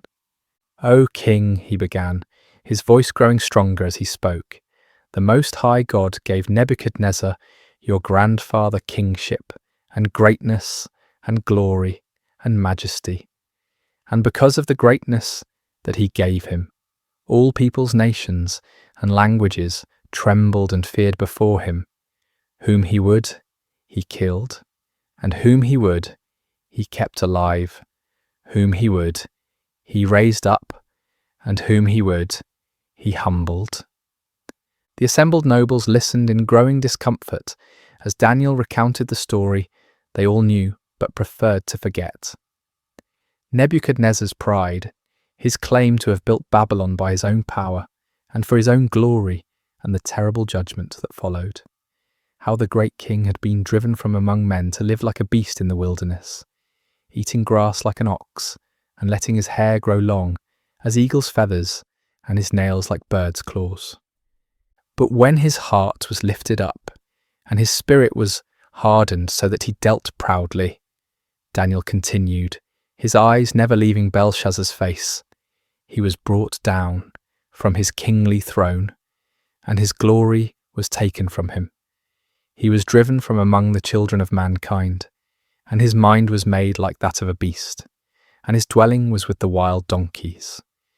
He was fed grass like an ox, and his body was wet with the dew of heaven, until he knew that the Most High God rules the kingdom of mankind and sets over it whom he will. The silence in the hall was absolute as Daniel paused, letting the weight of his words sink into the hearts of all who heard them. Then, with the authority of one who spoke for the God of heaven, he delivered his devastating rebuke. "And you, his son, Belshazzar, have not humbled your heart, though you knew all this," he declared, his voice now ringing with prophetic power. "But you have lifted up yourself against the Lord of heaven, and the vessels of his house have been brought in before you, and you and your lords, your wives, and your concubines have drunk wine from them. And you have praised the gods of silver and gold, of bronze, iron, wood and stone, which do not see or hear or know, but the God in whose hand is your breath, and whose are all your ways you have not honoured." Each word fell upon the assembled company like blows from a hammer, shattering their illusions of security and exposing the full extent of their rebellion against the Most High. Belshazzar himself seemed to shrink before Daniel's accusing words, his royal robes hanging loose about his diminished frame, his crown sitting askew upon a head bowed with shame and terror. The sacred vessels lay scattered around the hall like silent witnesses to the truth of Daniel's words. These cups and bowls, crafted for the worship of the one true God, had been defiled by lips that praised idols of metal and stone. The wine that had flowed so freely in blasphemous toasts now seemed to accuse those who had drunk it, its red stains upon the marble floor, like drops of blood that cried out for justice. Then from his presence the hand was sent, Daniel concluded, pointing toward the burning words upon the wall, and this writing was inscribed. The hall remained wrapped in profound silence, as all waited to hear the interpretation that would seal Babylon's fate. The wise men who had laboured through the night stood humbled before this Hebrew exile who had succeeded where they had failed. The nobles who had revelled in their blasphemy now cowered before the prospect of divine judgment, and King Belshazzar, who had thought himself secure in his power, waited to hear the doom that had been written by the finger of God upon his palace wall. Daniel turned from the cowering king to face the wall where the divine words blazed with undiminished fire. The characters seemed to pulse within a light, each one carrying the weight of heaven's judgment and the certainty of prophetic fulfillment. In the profound silence of the great hall, the aged prophet lifted his voice and began to speak the words that would seal the fate of the Babylonian Empire. "And this is the writing that was inscribed," Daniel announced, his voice carrying to every corner of the vast space. "Many, many tekel and parsin." He paused, allowing the strange words to echo through the hall, their sounds somehow both foreign and familiar, like a half-remembered dream that carries portents of future sorrow. The assembled nobles leaned forward despite their fear, desperate to understand the message that had struck such terror into their hearts. "This is the interpretation of the matter," Daniel continued, his aged voice gaining strength as he spoke for the God of heaven. "Mene, God has numbered the days of your kingdom and brought it to an end." The first word fell upon the assembly like a death sentence. Here was the divine accountant taking inventory of Belshazzar's reign, counting each day of blasphemy and rebellion, each moment of pride and defiance against the Most High. The king's face went even paler, if such a thing were possible, and several of the nobles gasped aloud at the finality of the pronouncement. But Daniel was not finished. The second judgment followed hard upon the first, each word a hammer blow against the foundations of Babylonian pride.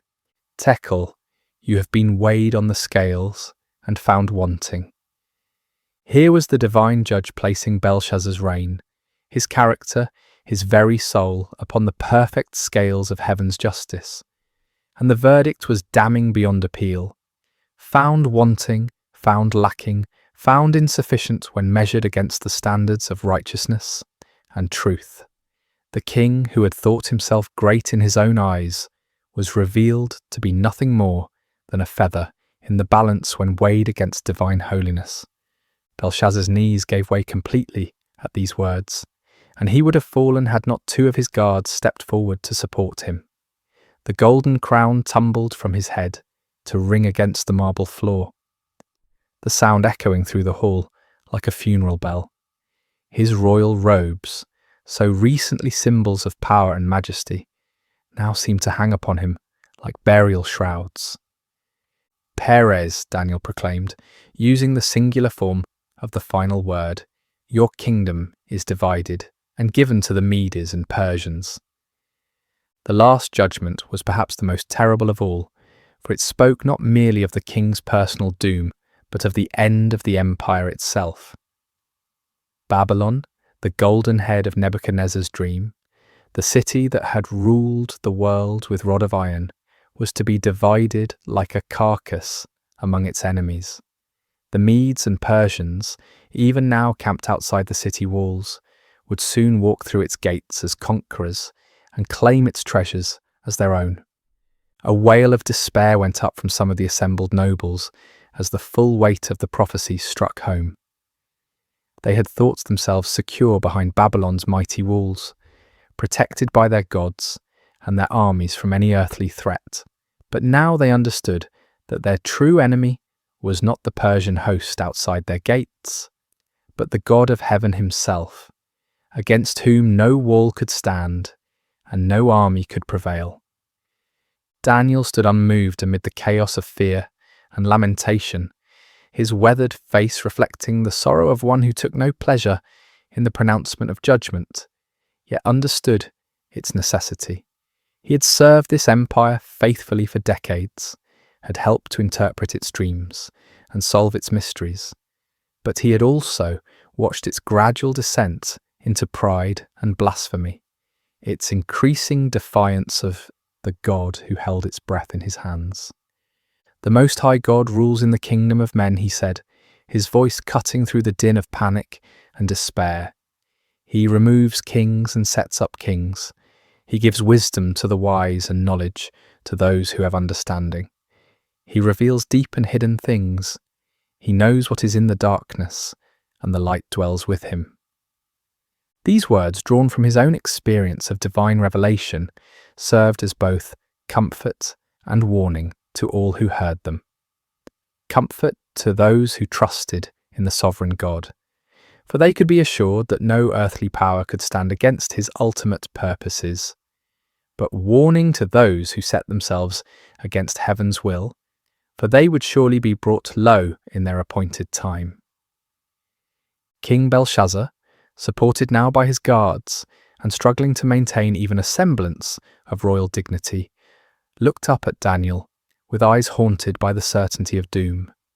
Yet even in his extremity, he sought to honour his promise to the man who had solved the mystery that had baffled all his wise men. "Clothe Daniel with purple," he commanded, in a voice barely above a whisper, "and put a chain of gold around his neck, and proclaim that he shall be the third ruler in the kingdom." It was a pathetic gesture, the dying king attempting to bestow honours, even as his kingdom crumbled around him. The purple robe was brought, the golden chain placed around Daniel's neck, but these earthly symbols of power seemed hollow and meaningless in the face of the divine judgment that had been pronounced. Daniel accepted the honours not for their own sake, but as a testimony to the truth of his words. When the people saw that the king himself acknowledged the accuracy of the Hebrew prophet's interpretation, they would know that the doom of Babylon was certain and that the God of Israel was indeed sovereign over all earthly kingdoms. As the purple robes settled around Daniel's aged shoulders, and the golden chain caught the light of the supernatural writing on the wall, the contrast could not have been more stark. Here stood a man clothed with earthly honours, yet serving a heavenly king, while around him an empire clothed in pride and blasphemy faced its final hour of judgment. The words on the wall continued to burn with undiminished intensity, their message now fully revealed but their power unabated. They served as a permanent reminder that the kingdoms of this world are temporary, subject to the sovereign will of the God who numbers their days and weighs their deeds in the balance of perfect justice. Even as Daniel spoke his interpretation and received the hollow honours of a doomed king, the wheels of divine judgment were already turning beyond the palace walls. For months, the Persian army under Cyrus had maintained their siege of the great city, but the Babylonians had felt secure behind walls that had never been breached by any earthly foe. They had provisions to last for years, abundant water from the Euphrates River, and an unshakable confidence in the strength of their defences.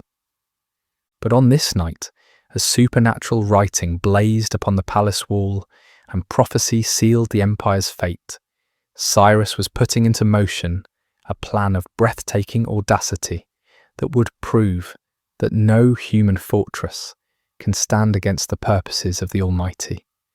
The Euphrates River, which flowed through the heart of Babylon and provided both water and transportation for the great city, was also its greatest vulnerability. The river entered the city through massive gates that could be lowered into the water, and it flowed beneath the walls through channels that were thought to be too narrow and well defended for any army to use as an entrance. But Cyrus had spent months studying these defences, and his engineers had been working tirelessly upstream from the city, digging channels and building dams that would allow them to divert the mighty river from its course. The work had been done quietly, secretly, hidden from Babylonian scouts by the darkness of night and the cleverness of Persian engineering. As the banquet hall erupted in chaos at Daniel's interpretation, as nobles fled in terror and servants cowered in corners, the Persian engineers upstream were opening their carefully constructed channels. The waters of the Euphrates, which had flowed through Babylon for centuries, began to turn aside into the new channels that Cyrus had prepared. At first the change was barely noticeable. The river level dropped slowly, gradually, as if affected by nothing more than seasonal variations. But as more water was diverted, as the new channels carried away the river's flow, the level within the city began to drop significantly. By midnight, Persian soldiers were wading through knee-deep water where once the river had flowed deep and strong. They moved silently through the darkness, following the riverbed beneath the great walls of Babylon, their weapons wrapped in cloth to prevent any sound that might alert the guards above. The Babylonian sentries, focused on watching for attacks against the massive gates and towering walls, never thought to look down at the river that had always been their protection. They were drunk on wine from the royal feast, their attention scattered by the strange reports of supernatural writing in the palace, their confidence unshaken by any thought that their impregnable city could fall in a single night. The first Persian soldiers emerged from the river channels near the heart of the city, just as Daniel finished pronouncing his interpretation. While the prophet spoke of kingdoms divided and given to the Medes and Persians, those very conquerors were already inside Babylon's walls, moving swiftly through streets where citizens slept peacefully, unaware that their empire was breathing its last. The palace guards, those few who remained at their posts while most had crowded into the banquet hall to witness the supernatural spectacle, were overwhelmed before they could raise an alarm. Persian steel, sharp and silent in the darkness, found its mark with deadly efficiency. Within minutes, the palace was secured, its approaches controlled by Cyrus's elite troops. In the banquet hall, King Belshazzar was still struggling to comprehend the magnitude of his doom when the great doors burst open and Persian soldiers poured into the room. The nobles, already terrified by the supernatural writing and Daniel's interpretation, now faced the earthly fulfillment of heaven's judgment. Some tried to flee, but found every exit blocked by armed men. Others fell to their knees, begging for mercy that would not come. The sacred vessels of Solomon's temple, scattered across the floor where they had been dropped in blasphemous revelry, now reflected the gleam of Persian bronze and steel in their golden surfaces. Belshazzar himself stood frozen for a moment, the weight of prophecy and the reality of conquest crashing together in his mind like colliding worlds. The writing on the wall blazed with undiminished fire, its message now fulfilled before his very eyes. The Medes and Persians had indeed inherited his kingdom, just as the divine hand had written and Daniel had interpreted. The end came swiftly. Persian soldiers, their orders clear and their duty unwavering, moved through the hall with grim efficiency. King Belshazzar, the ruler who had mocked the God of heaven and profaned his holy vessels, fell beneath Persian swords before the night was through. The golden crown that had tumbled from his head lay forgotten on the marble floor, while his blood mingled with the spilled wine from the sacred goblets. Throughout the great city, the same scene was repeated. Persian forces, having entered through the river channels, swept through Babylon like an irresistible tide. The gates were opened from within, the walls manned by conquerors rather than defenders, the mighty empire brought to its knees in a single night of divine judgment. By dawn, Cyrus's standards flew from the towers of Babylon, and Darius the Mede had been installed as the new ruler of the greatest city in the world. The empire that had seemed eternal, the walls that had appeared impregnable, the power that had dominated the known world for generations, all had fallen before the sovereign will of the God who rules in the kingdoms of men. As the sun rose over conquered Babylon, painting the great city in shades of gold and crimson that seemed somehow fitting for its fall, Daniel stood again before the wall where the supernatural writing continued to glow with divine fire. The banquet hall was empty now, save for the debris of the feast and the silent testimony of judgment fulfilled. Mene, Mene, Tekel, Parsin, the words that had sealed an empire's fate, now served as an eternal reminder of truths that transcend the rise and fall of earthly kingdoms. God had indeed numbered the days of Belshazzar's reign and brought it to an end. The king had been weighed in heaven's perfect scales and found wanting. The kingdom had been divided and given to the Medes and Persians, just as the supernatural hand had written and the faithful prophet had interpreted.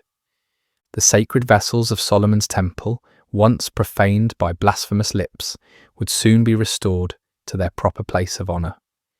Under Cyrus's benevolent rule, the Jewish exiles would be free to return to Jerusalem and rebuild their temple, carrying with them the golden cups and silver bowls that had witnessed both the depths of human pride and the certainty of divine justice. Daniel himself, now clothed in the purple of a dying empire, yet serving the eternal kingdom of heaven, had once again demonstrated that those who trust in the Most High God will never be disappointed. Through him, the sovereignty of the Almighty had been proclaimed in the halls of earthly power, and the vanity of human pride had been exposed for all to see. The lesson of that terrible night echoes through the corridors of history, speaking to every generation that dares to lift itself up against the Lord of heaven. Kingdoms rise and fall like waves upon the shore.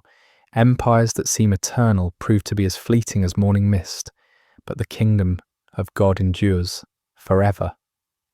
No wall can stand against his purposes, no power can resist his will, no pride can escape his judgment. In our own age, when earthly kingdoms still vie for dominion and human pride still challenges heaven's authority, the writing on Babylon's wall remains as relevant as ever. We who read these ancient words would do well to remember that the God who humbled Nebuchadnezzar, who numbered Belshazzar's days, who gave Babylon to the Medes and Persians, is the same yesterday, today, and forever.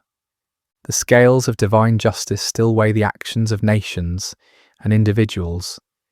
The sovereign hand that writes the destiny of empires still guides the course of human history, and the kingdom that Daniel served, the kingdom that outlasted Babylon and Persia and all the empires that followed, remains the only power that will never pass away. As night falls once again over the ancient site where Babylon once stood in all its glory, as stars appear in the darkness above ruins that once housed the pride of earthly kingdoms, the eternal truth proclaimed by that supernatural hand continues to shine with undiminished light. The Most High God rules in the kingdom of men, and blessed are those who humble themselves before his throne. May we who hear this ancient story find in it not merely a tale of judgment long past, but a present reminder of the God who sees all, knows all, and judges all with perfect righteousness. And may we, like Daniel, serve faithfully in whatever earthly kingdom we find ourselves, while keeping our ultimate allegiance to the kingdom that cannot be shaken, the kingdom that endures forever and ever. The writing is on the wall, dear friends. The question that remains is whether we will read it in time to humble ourselves before the King of Kings, or whether we will follow Belshazzar's path to destruction. The choice, as always, is ours to make, is ours to. Hello, friends, and welcome to Sacred Slumber. I hope your day has been filled with blessings, no matter what time you're joining us or where you are in this beautiful world. Before we begin tonight's journey into the remarkable story of Gideon, I want to invite you to subscribe to Sacred Slumber so you never miss these powerful biblical narratives that can transform your heart and strengthen your faith. Now let's settle in as we explore one of the most extraordinary accounts of courage, faith, and divine intervention in all of Scripture. The sun hung low over the hills of Israel, casting long shadows across a land that had once flowed with milk and honey. But those days seemed like distant memories now. The once prosperous nation had fallen into chaos, its people scattered and hiding like frightened animals. For 7 long years, the Midianites had swept down upon Israel like locusts, devouring everything in their path. Picture, if you will, the terror that gripped every village and farmstead. Families would wake each morning not knowing if this would be the day the raiders would come. Fathers would venture out to check their crops, only to find them trampled and stolen. children would be hushed to silence at the first sound of hoofbeats on the horizon. The very air seemed thick with fear and desperation. The Midianites, along with their allies, the Amalekites, and other eastern peoples, had turned the conquest of Israel into an annual ritual. Like a plague of locusts, they would arrive at harvest time, their camels beyond counting, stretching across the landscape as far as the eye could see. They would strip the land bare, taking not only the grain and livestock, but also crushing the spirits of God's chosen people. Farmers had abandoned their fields, choosing instead to hide in mountain caves and underground chambers. The marketplaces that once bustled with commerce now stood empty and silent. What should have been a time of celebration and thanksgiving for the harvest had become a season of dread and starvation. Israel's cities, once proud and strong, had crumbled into mere shadows of their former glory. The walls that should have protected the people lay in ruins, and the gates that once welcomed travellers now hung broken on their hinges. It was as if the very blessing of God had departed from the land, leaving behind only sorrow and defeat. In this atmosphere of despair, mothers would gather their children close and whisper the old stories of how God had delivered their ancestors from Egypt, how he had parted the Red Sea and given them victory over mighty enemies. But those stories seemed like fairy tales now, beautiful but impossible dreams from a time when God still cared about his people. The elders of Israel shook their heads in bewilderment. Where was the God of Abraham, Isaac, and Jacob? Where was the mighty deliverer who had once fought for them? Had he forgotten his covenant? Had he abandoned them to their enemies forever? It was into this world of darkness and desperation that our story begins, in the small town of Ophrah, where a young man named Gideon was about to discover that God had not forgotten his people after all. But Gideon, like so many others, had lost hope. He had watched his family's livelihood disappear year after year, and he had grown tired of empty promises and unanswered prayers. On this particular day, as storm clouds gathered on the horizon, both literally and figuratively, Gideon was engaged in the dangerous work of threshing wheat. But he wasn't doing it in the traditional threshing floor, where the grain could be properly separated from the chaff by the wind. Instead, he was hidden away in a wine press, a place where grapes were normally crushed to make wine.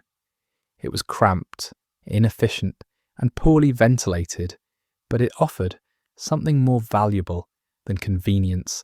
It offered concealment from enemy eyes. As Gideon worked in his makeshift hiding place, sweat dripping from his brow in the confined space, he embodied the broken spirit of his entire nation. Here was a man reduced to secret, fearful labour just to provide basic sustenance for his family. The very act of threshing wheat, once a joyful community celebration, had become a furtive, isolated struggle for survival. Little did Gideon know that this moment of apparent defeat would become the launching pad for one of the most remarkable displays of God's power in human history. The God who seemed absent was actually watching, waiting, and preparing to use this unlikely hero in ways that would astound both friend and foe alike. The rhythm of Gideon's work was steady but tense. Each strike of his flail against the wheat stalks echoed softly in the confined space of the wine press. His eyes darted frequently toward the opening above, watching for any sign of danger. The precious grain he was salvaging represented not just food for today, but hope for tomorrow, assuming the Midianites didn't discover his hiding place. The silence of the afternoon was broken by an unexpected voice. "The Lord is with you, mighty warrior." Gideon's heart nearly stopped.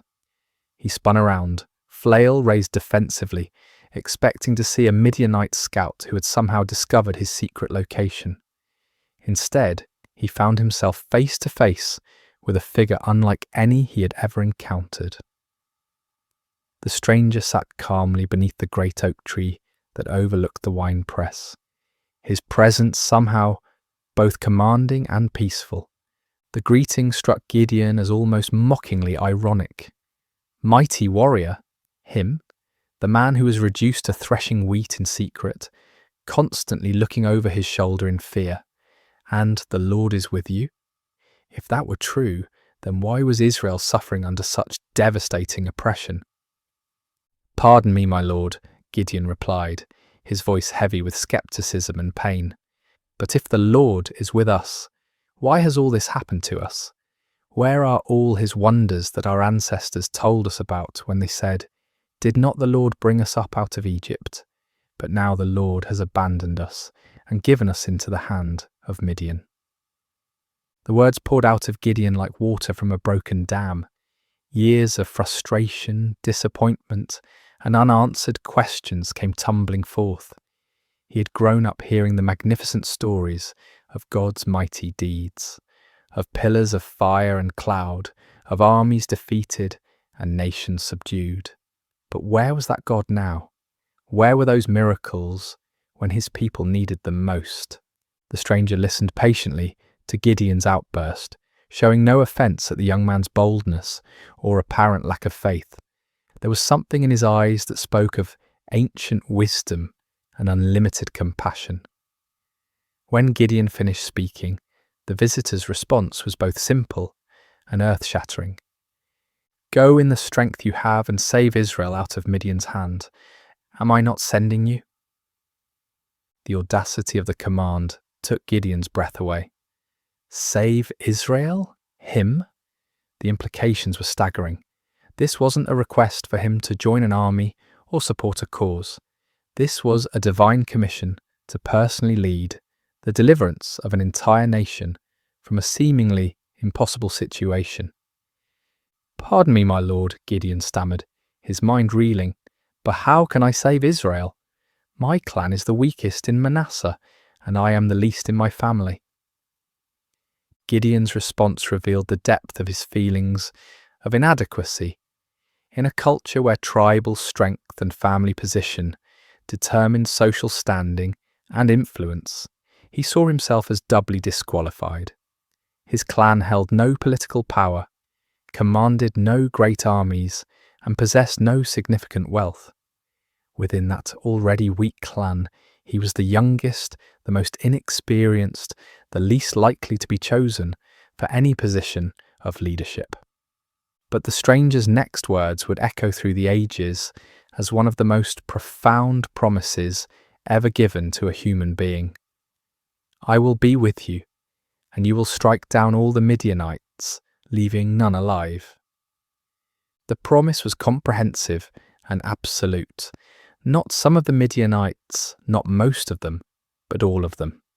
The victory would be complete and decisive. But more importantly, it would not depend on Gideon's strength, wisdom, or experience. It would depend entirely on the presence and power of God himself. Still struggling to believe what he was hearing, Gideon made a request that would reveal both his desire for faith and his need for certainty. "If now I have found favour in your eyes, give me a sign that it is really you talking to me. Please do not go away until I come back and bring my offering and set it before you." The stranger agreed to wait, and Gideon hurried to his house to prepare an offering. His heart raced as he worked, his hands trembling slightly as he prepared a young goat and made bread from an ephah of flour.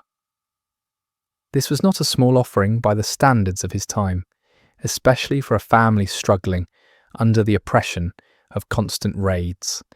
Yet something within him compelled him to give generously, to honour this mysterious visitor properly. When Gideon returned with the prepared food, the stranger instructed him to place the meat and unleavened bread on a rock and pour out the broth. Gideon obeyed, though he couldn't understand the purpose of these strange instructions. What happened next would leave no doubt about the supernatural nature of his visitor. The stranger touched the meat and bread with the tip of the staff he carried, and immediately fire flared from the rock, consuming the entire offering in an instant. The flames burned with an intensity and heat that no ordinary fire could match, leaving nothing behind but the memory of their brilliance. In that same moment, the stranger vanished from sight, disappearing as suddenly and mysteriously as he had appeared.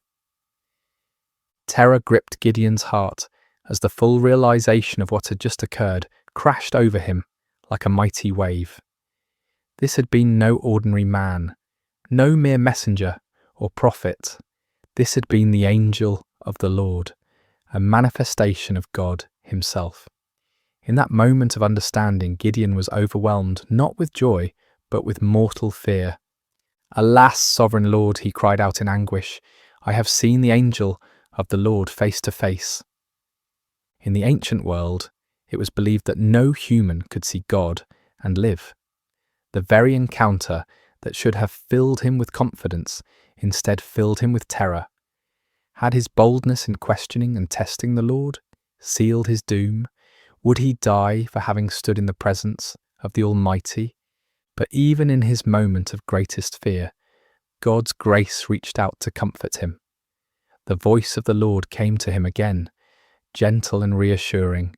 "Peace, do not be afraid, you are not going to die." With his own hands, Gideon built an altar on that spot and called it, "The Lord is Peace." The place where he had threshed wheat in fear and desperation had become holy ground, the site of a divine encounter that would change not only his life, but the destiny of an entire nation. As night fell over Ophrah, Gideon stood beside his new altar, his mind swirling with the magnitude of what had occurred. The God of his ancestors had not abandoned Israel after all. He had been working, planning, preparing for this very moment.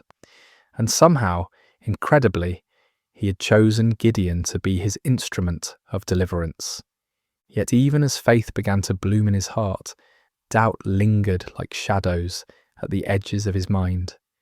The task before him seemed impossible, the odds insurmountable. How could he, one man from the weakest clan in Manasseh, possibly hope to defeat the countless multitudes of Midian and their allies? It was a question that would lead him to make one of the most famous requests for divine confirmation in all of Scripture. The days following Gideon's encounter with the angel of the Lord were filled with a mixture of excitement and anxiety. The divine commissioning had been clear and unmistakable, yet the human heart, prone to doubt and fear, struggled to fully embrace what seemed impossible. Gideon found himself caught between the supernatural certainty of his calling and the natural uncertainties of his circumstances. As he went about his daily tasks, Gideon's mind constantly returned to that moment when fire had consumed his offering and the angel had vanished from sight. Had it really happened? In the bright light of day, with the familiar sounds and sights of ordinary life surrounding him, the encounter almost seemed like a dream. Yet the altar he had built stood as a permanent reminder, its stones bearing witness to the reality of what had occurred. Word began to spread quietly through the region about Gideon's calling. Some believed and were filled with hope for the first time in years. Others were skeptical, wondering how this young man could possibly succeed where so many others had failed. Still others were fearful, worried that any attempt at resistance would only bring more severe retaliation from their oppressors. The weight of responsibility pressed heavily on Gideon's shoulders. He was being asked not just to risk his own life, but potentially to lead others to their deaths. What if he had misunderstood? What if his faith had somehow led him astray? The consequences of a mistake would be catastrophic, not just for him, but for all who would follow him. It was in this state of mind that Gideon made his famous request for divine confirmation. The fleece test, as it would come to be known, represented not a lack of faith, but rather a deep desire for certainty in the face of overwhelming responsibility. "If you will save Israel by my hand as you have promised," Gideon prayed earnestly, "look, I will place a wool fleece on the threshing floor. If there is dew only on the fleece, and all the ground is dry, then I will know that you will save Israel by my hand, as you said." The request was specific and measurable. In the normal course of nature, dew would form on all surfaces exposed to the night air. If God could reverse this natural process, causing moisture to collect only on the fleece, while leaving the surrounding ground completely dry, it would serve as an unmistakable sign of divine intervention. Gideon placed the fleece carefully on the threshing floor as evening approached. All through the night, he must have awakened periodically, wondering what he would find in the morning. As dawn broke, he hurried to the spot where he had placed his test. What he discovered filled him with wonder and awe. The fleece was thoroughly saturated with dew, so much so that when he wrung it out, he was able to fill an entire bowl with water. Yet all around it, the ground was completely dry, as if an invisible barrier had prevented any moisture from settling anywhere but on the wool.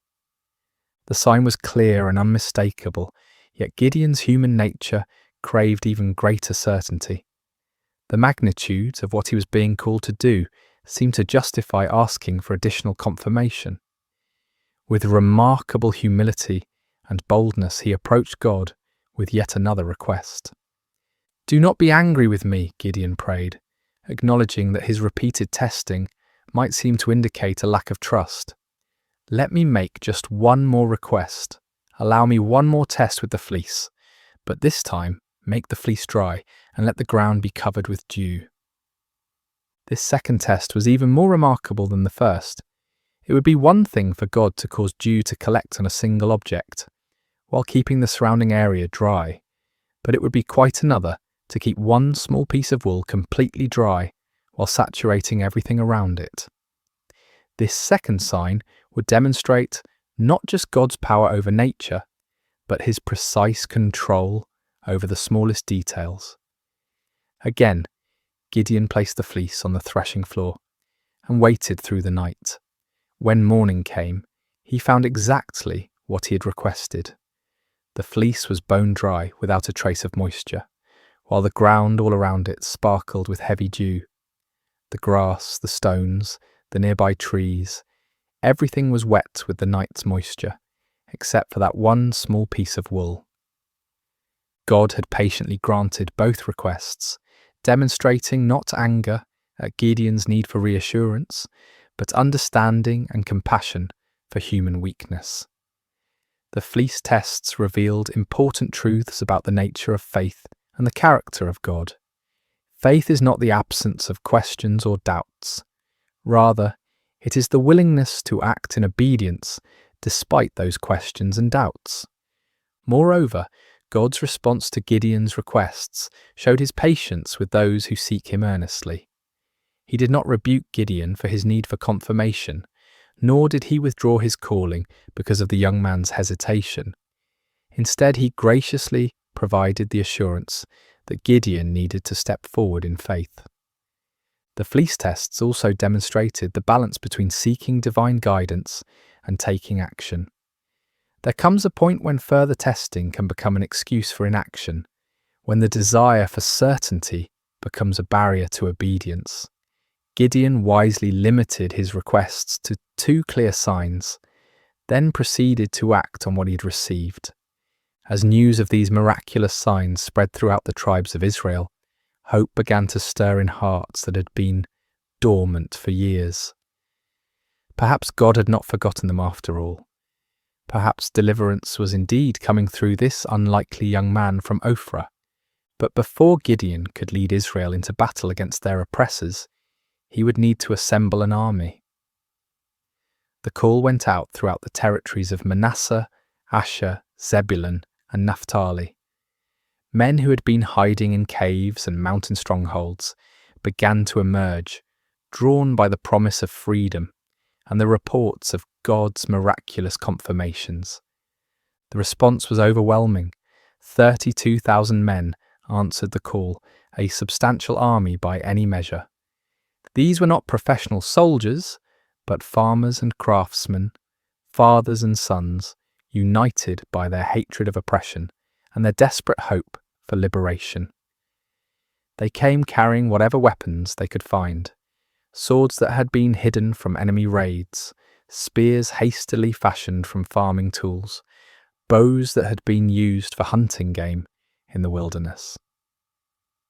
As Gideon looked out over this vast assembly of volunteers, he might have felt a surge of confidence. Surely with 32,000 men, even amateur fighters, he could mount a credible challenge to the Midianite forces. The odds were still daunting, given that the enemy could field armies many times larger, but at least now they had a fighting chance. Yet God had other plans. The fleece tests had been preparation not just for Gideon's faith, but for an even greater demonstration of divine power.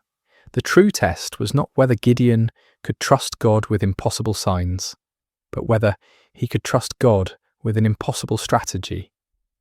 What happened next would shock both Gideon and his army, challenging every human assumption about warfare and victory.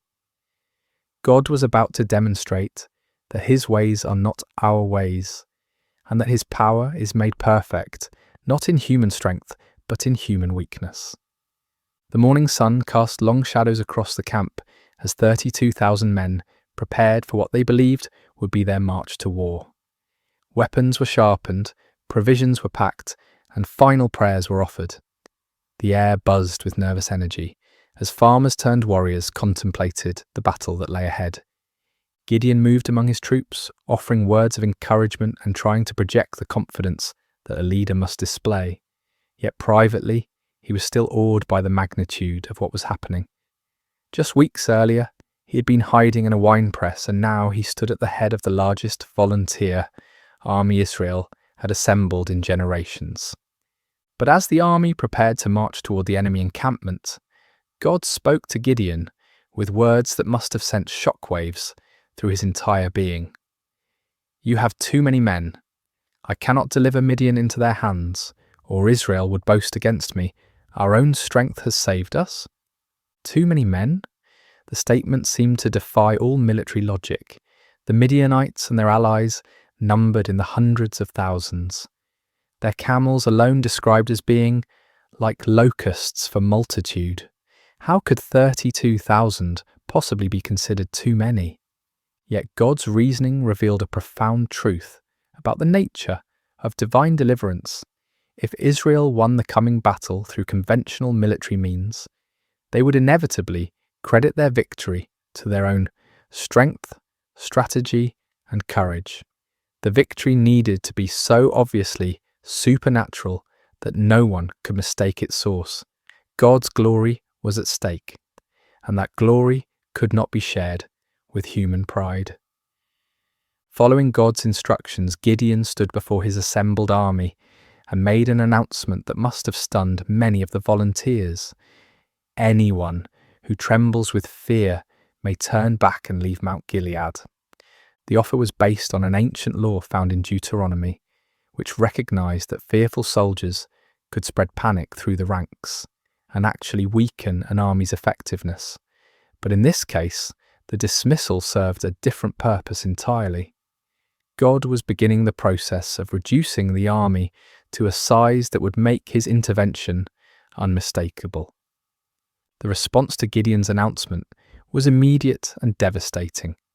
22,000 men took advantage of the opportunity to withdraw from what many probably saw as a suicide mission anyway. These were not cowards in the traditional sense. They were ordinary people facing an extraordinary situation, and they chose the safety of their families over the uncertainties of battle. As Gideon watched more than 2/3 of his army walk away, his heart must have sunk. 10,000 men remained, still a respectable force, but far fewer than what seemed necessary for the task ahead. Surely now they could proceed with God's blessing. But God was not finished with his reductions. "There are still too many men," came the divine word. "Take them down to the water, and I will thin them out for you there. If I say, 'This one shall go with you,' he shall go. But if I say, 'This one shall not go with you,' he shall not go." The instruction was puzzling and specific. Gideon was to observe how the men drank water and select his final army based on their drinking method. Of all the criteria that might be used to choose warriors, how they consumed water seemed among the least relevant to military prowess. At the water's edge, the 10,000 men revealed their character through their approach to drinking. The vast majority knelt down and put their faces directly to the water, drinking deeply and focusing entirely on satisfying their thirst. But a small group, only 300 men, demonstrated a different approach. They brought water to their mouths with their hands, lapping it like dogs while maintaining their vigilance and readiness. God's instruction was clear. "With the 300 men that lapped, I will save you and give the Midianites into your hands. Let all the others go home." The reduction was complete and shocking. From 32,000 to 300 represented a decrease of more than 99%. What had begun as a substantial army was now reduced to little more than a large company. The odds, already daunting, had become mathematically absurd. Yet the selection criteria revealed profound spiritual truths. The 300 men who were chosen had demonstrated alertness, self-discipline, and readiness, even in a moment of personal need. While drinking, they had maintained their awareness of their surroundings, prepared for action at a moment's notice. These qualities, while admirable in soldiers, were really symbols of spiritual preparedness and faithfulness. As the dismissed soldiers departed, taking most of the weapons and supplies with them, Gideon was left with 300 men who looked more like a ceremonial guard than a fighting force. The enemy they faced was described in terms that emphasized their overwhelming numbers. All the Midianites, the Amalekites, and the other eastern peoples had settled in the valley, thick as locusts. Their camels could no more be counted than the sand on the seashore. The disparity was so extreme that it moved beyond the realm of military strategy into the realm of the miraculous. No human commander would voluntarily reduce his forces to such a level when facing such overwhelming odds. Yet this was precisely God's point. The victory that was coming would be so clearly divine in origin that no one could attribute it to human planning or prowess. For Gideon, this final reduction must have been the ultimate test of faith.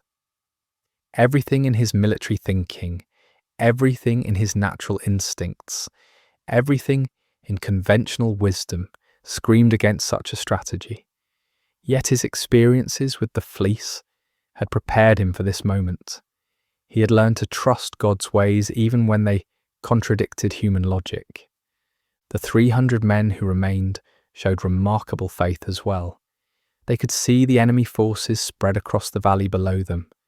They knew the odds better than anyone, yet they chose to stay, to trust in the God who had called them through his servant Gideon. As night fell over the Israelite camp, the 300 men prepared for what would be the most unconventional battle in military history. They had no idea that they were about to participate in a victory that would be remembered and celebrated for thousands of years, a victory that would demonstrate God's power to use the weak to confound the mighty. The stage was set for a night that would change everything.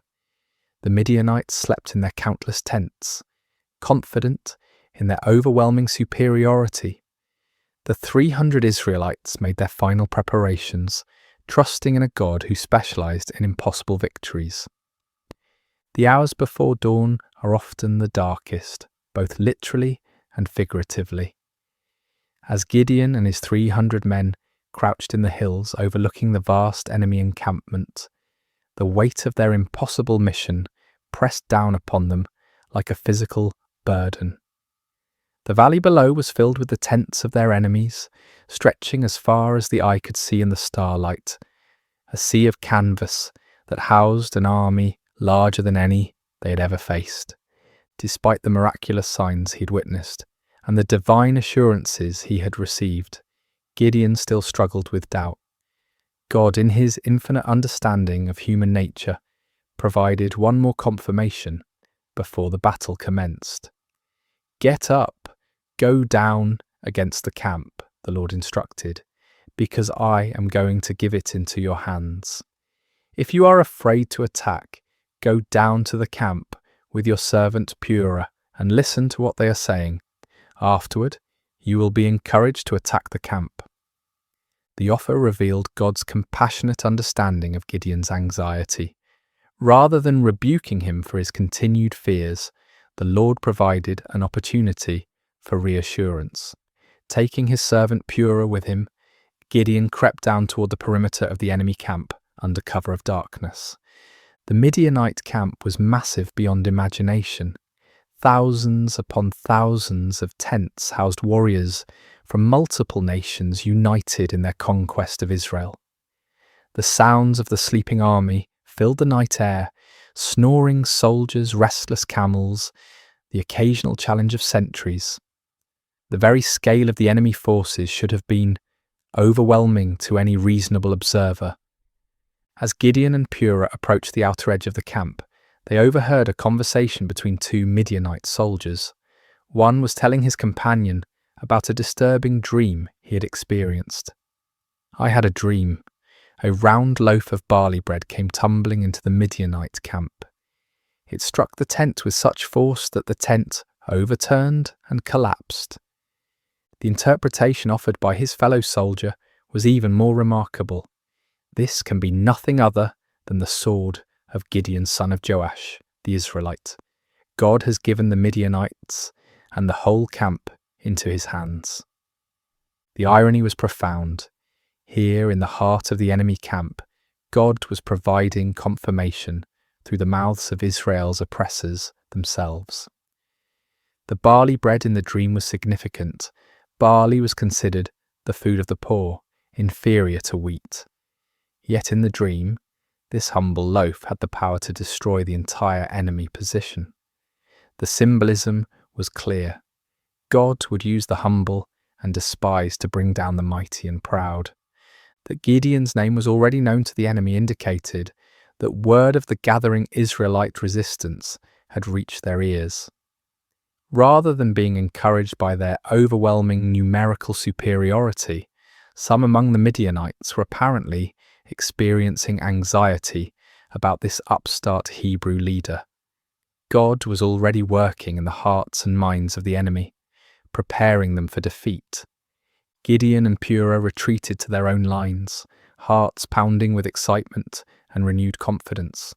The doubt that had plagued Gideon was finally dispelled by this remarkable confirmation. When they reached the Israelite position, Gideon called his men together for final instructions.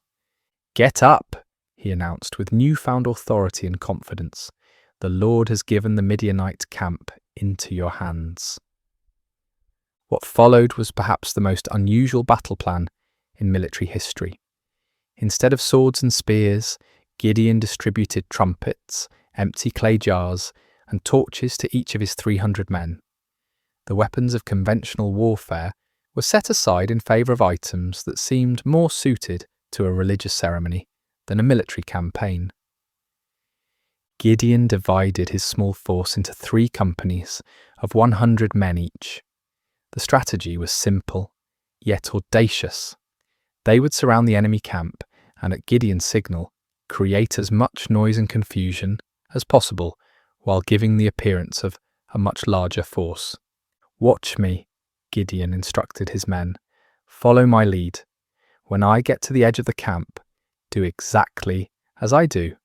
When I and all who are with me blow our trumpets, then from all around the camp blow yours and shout, 'For the Lord and for Gideon.'" The plan required perfect timing and coordination. Each man would conceal his torch inside a clay jar, maintaining complete darkness and silence until the moment of attack. Then at Gideon's signal, they would simultaneously break their jars, revealing blazing torches, blow their trumpets with all their might, and shout their battle cry. The psychological impact was designed to be devastating. The enemy would suddenly find themselves surrounded by lights and noise, creating the impression of a massive attacking force. In the confusion of a night assault, with limited visibility and the disorientation of being awakened from sleep, even experienced soldiers could panic and lose their sense of direction. As the three companies moved into position around the vast perimeter of the enemy camp, each man must have felt the weight of the moment. They were not professional soldiers, but ordinary citizens who had answered the call to fight for their freedom. Now they found themselves in the most critical moment of their lives, armed with the most unconventional weapons imaginable, trusting in a God who had promised victory through seemingly impossible means. The middle watch around midnight was traditionally the time when sentries were changed, and vigilance was often at its lowest point. It was at this precise moment that Gideon and his 100 men reached their assigned position on the edge of the camp. Across the valley, 200 other men waited in similar positions, every eye fixed on their leader for the signal that would begin the battle. Gideon raised his torch-filled jar high above his head, then brought it down sharply, smashing it against a rock. The clay shattered with a sound that seemed to echo across the silent valley, and immediately his torch blazed forth in the darkness. At the same instant, he lifted his trumpet to his lips and blew a long, piercing blast. "For the Lord and for Gideon," he shouted at the top of his lungs. The signal rippled around the camp as 300 jars smashed simultaneously. 300 torches burst into flame, and 300 trumpet heights sounded their defiant call. The battle cry of "For the Lord and for Gideon" echoed from every direction, creating the impression that the Midianite camp was completely surrounded by a massive army. The effect was instantaneous and devastating. Thousands of sleeping soldiers were jolted awake to find their camp surrounded by blazing lights and deafening noise.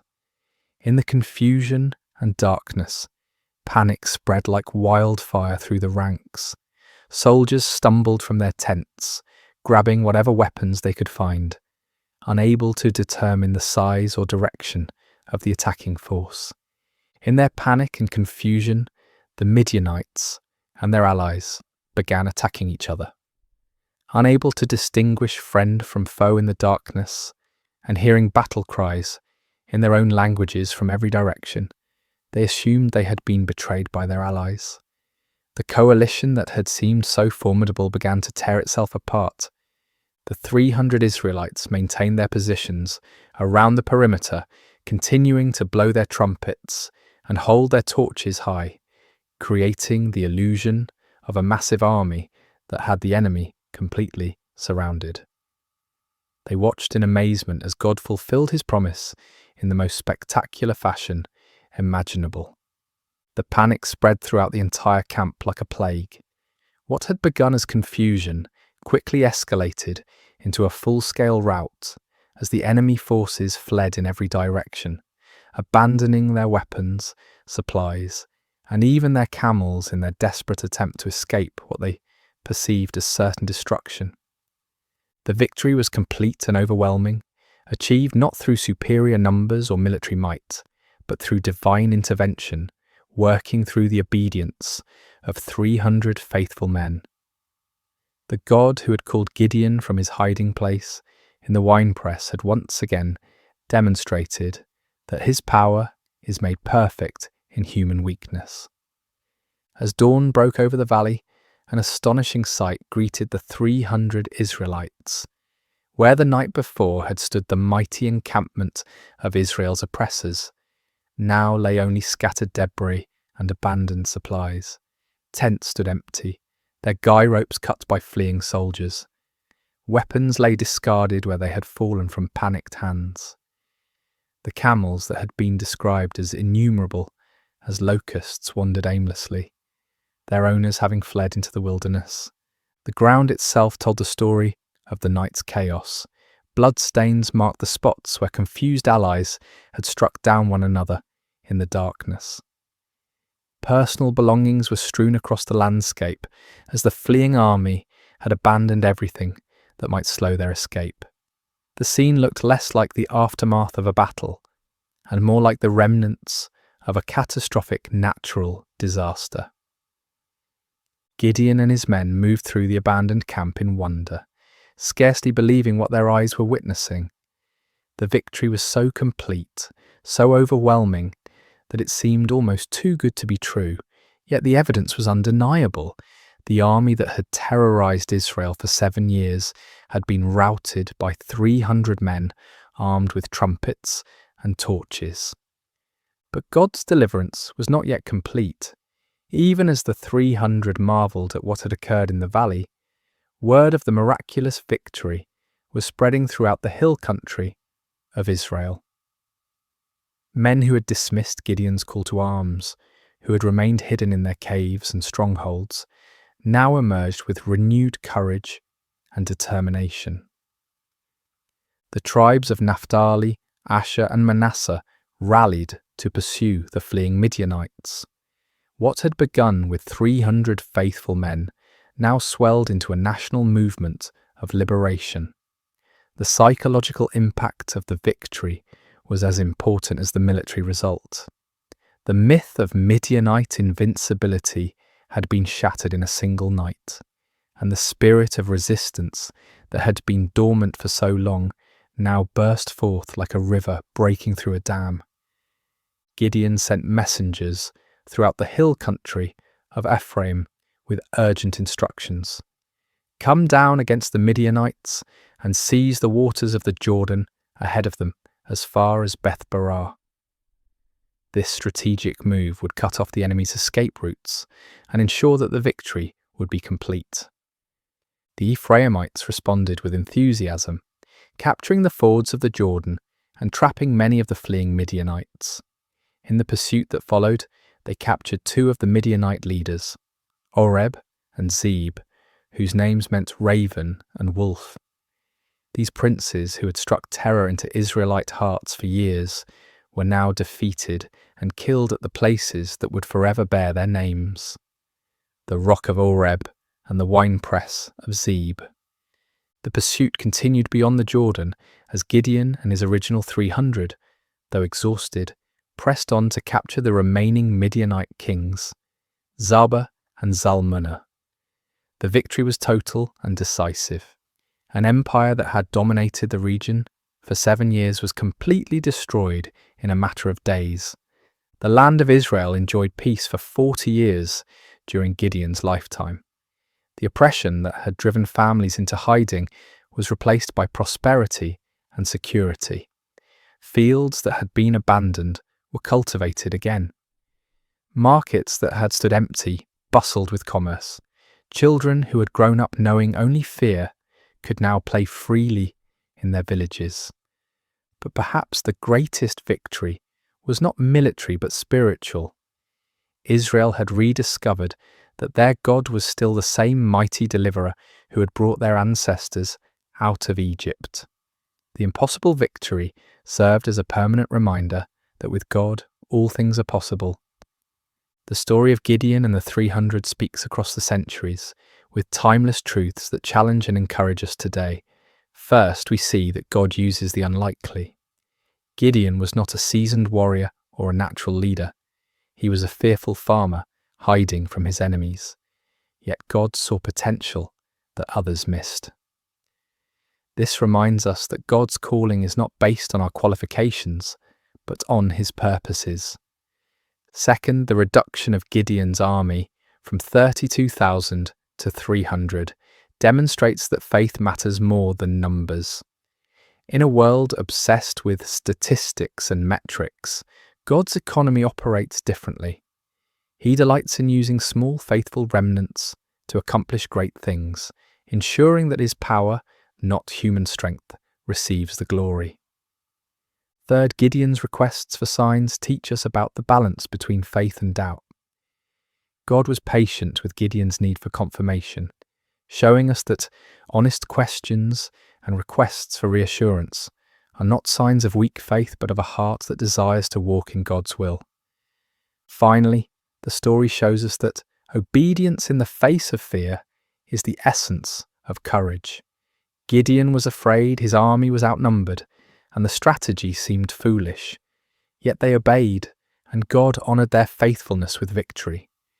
When we feel unqualified for the tasks before us, when the odds seem insurmountable, when we need reassurance before taking steps of faith, the story of Gideon reminds us that our God specialises in impossible victories.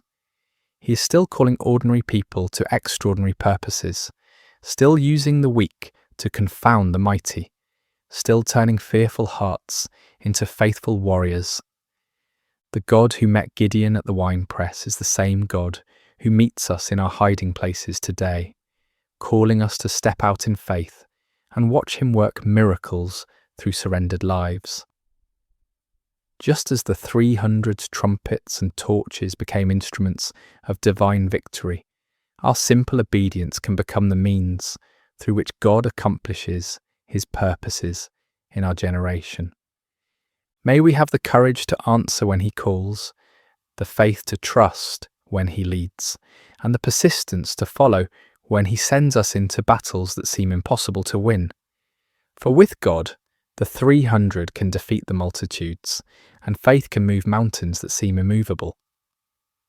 The story of Gideon reminds us that our greatest victories come not when we feel strong and capable, but when we acknowledge our weakness and depend completely on God's strength. In those moments of surrender, we discover that we serve a God who delights in doing the impossible through the most unlikely people. And so the story ends where it began, with an invitation to faith, a call to courage, and a promise that the God who delivered Israel through Gideon and the 300 is still delivering his people today, one impossible victory at a time. Hello, dear listener, and welcome to Sacred Slumber. Before we begin tonight's story, I'd love to know how your day has been. Whether it was filled with joy or challenges, you're exactly where you need to be right now. What time is it where you are in the world? Are you settling down for the evening, or perhaps finding a quiet moment in the middle of your day? Wherever you are listening from, know that you are part of our global community of souls seeking peace and spiritual connection. If this is your first time joining us, please consider subscribing to Sacred Slumber. We're here to bring you stories that nourish the spirit and calm the mind. Tonight, we journey to ancient Judah, to a time when God called a young man named Jeremiah to carry a message of both warning and hope. This is a story about divine calling, about being reshaped by loving hands, and about finding purpose even in the midst of struggle. So settle in, take a deep breath, and let us begin. In the 13th year of King Josiah's reign over the kingdom of Judah, when the morning mist still clung to the hills of Anathoth, a young man named Jeremiah sat beneath the shade of an ancient olive tree. The leaves whispered secrets in the gentle breeze, and somewhere in that whisper something stirred within his heart.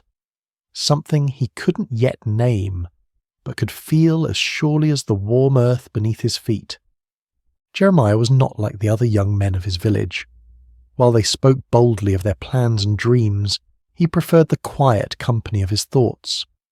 While they gathered in the marketplace to debate and jest, he found himself drawn to solitary places where he could listen to the deeper rhythms of life.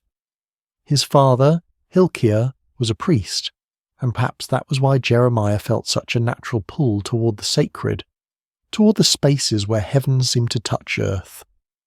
On this particular morning, as the sun climbed higher and cast dancing shadows through the olive branches, Jeremiah felt that familiar stirring grow stronger. It was as if someone were calling his name from a great distance, though he heard no voice with his ears. The sensation was both thrilling and terrifying, like standing at the edge of a vast ocean knowing you were meant to step in but uncertain of your ability to swim. Then, as clearly as if someone had spoken directly into his ear, came the words that would change everything. Before I formed you in the womb, I knew you. Before you were born, I set you apart. I appointed you as a prophet to the nations. Jeremiah's heart raced. He looked around, half expecting to see someone standing nearby, but he was alone with only the olive tree and the endless blue sky as witnesses. The voice came again, gentle yet unmistakable. Jeremiah, I have called you to be my messenger. The young man's immediate response was one of panic. Sovereign Lord, he whispered, his voice barely audible even to himself. I don't know how to speak.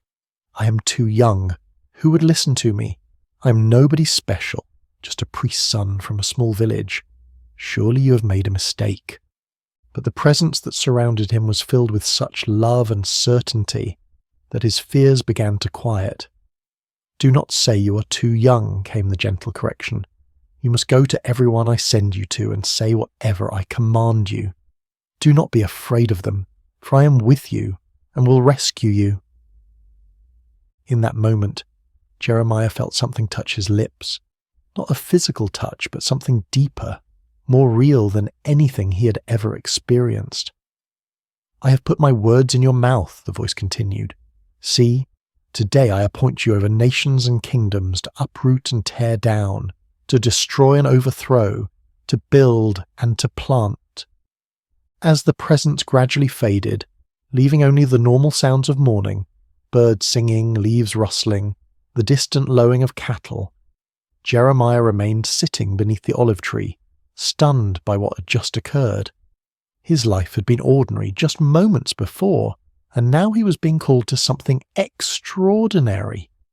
The weight of it should have crushed him, but instead he felt a strange peace settling over his spirit. He didn't yet understand what lay ahead, couldn't foresee the years of rejection and persecution that awaited him, or the deep wells of sorrow he would have to draw from. He only knew that the God of his fathers had spoken to him, had chosen him for a purpose that was both terrible and wonderful. And though he trembled at the thought of it, something deep within him whispered back, Yes, Lord, I will go. Months passed after Jeremiah's calling, and he found himself struggling with the enormity of his task. The messages that came to him were not easy ones. Words of warning about the spiritual condition of Judah, prophecies of coming judgment if the people didn't turn back to their God. How could he, a young man with no credentials or authority, stand before the elders and priests and kings with such heavy words? One morning, as Jeremiah prayed in the quiet of his chamber, seeking guidance for this impossible mission, he heard the familiar voice of the Lord speaking to him once again. Go down to the potter's house, and there I will give you my message. Jeremiah had passed by the potter's house countless times in his life, but had never paid it much attention. It was a humble building on the outskirts of the village, marked by the constant sound of the spinning wheel and the earthy smell of wet clay.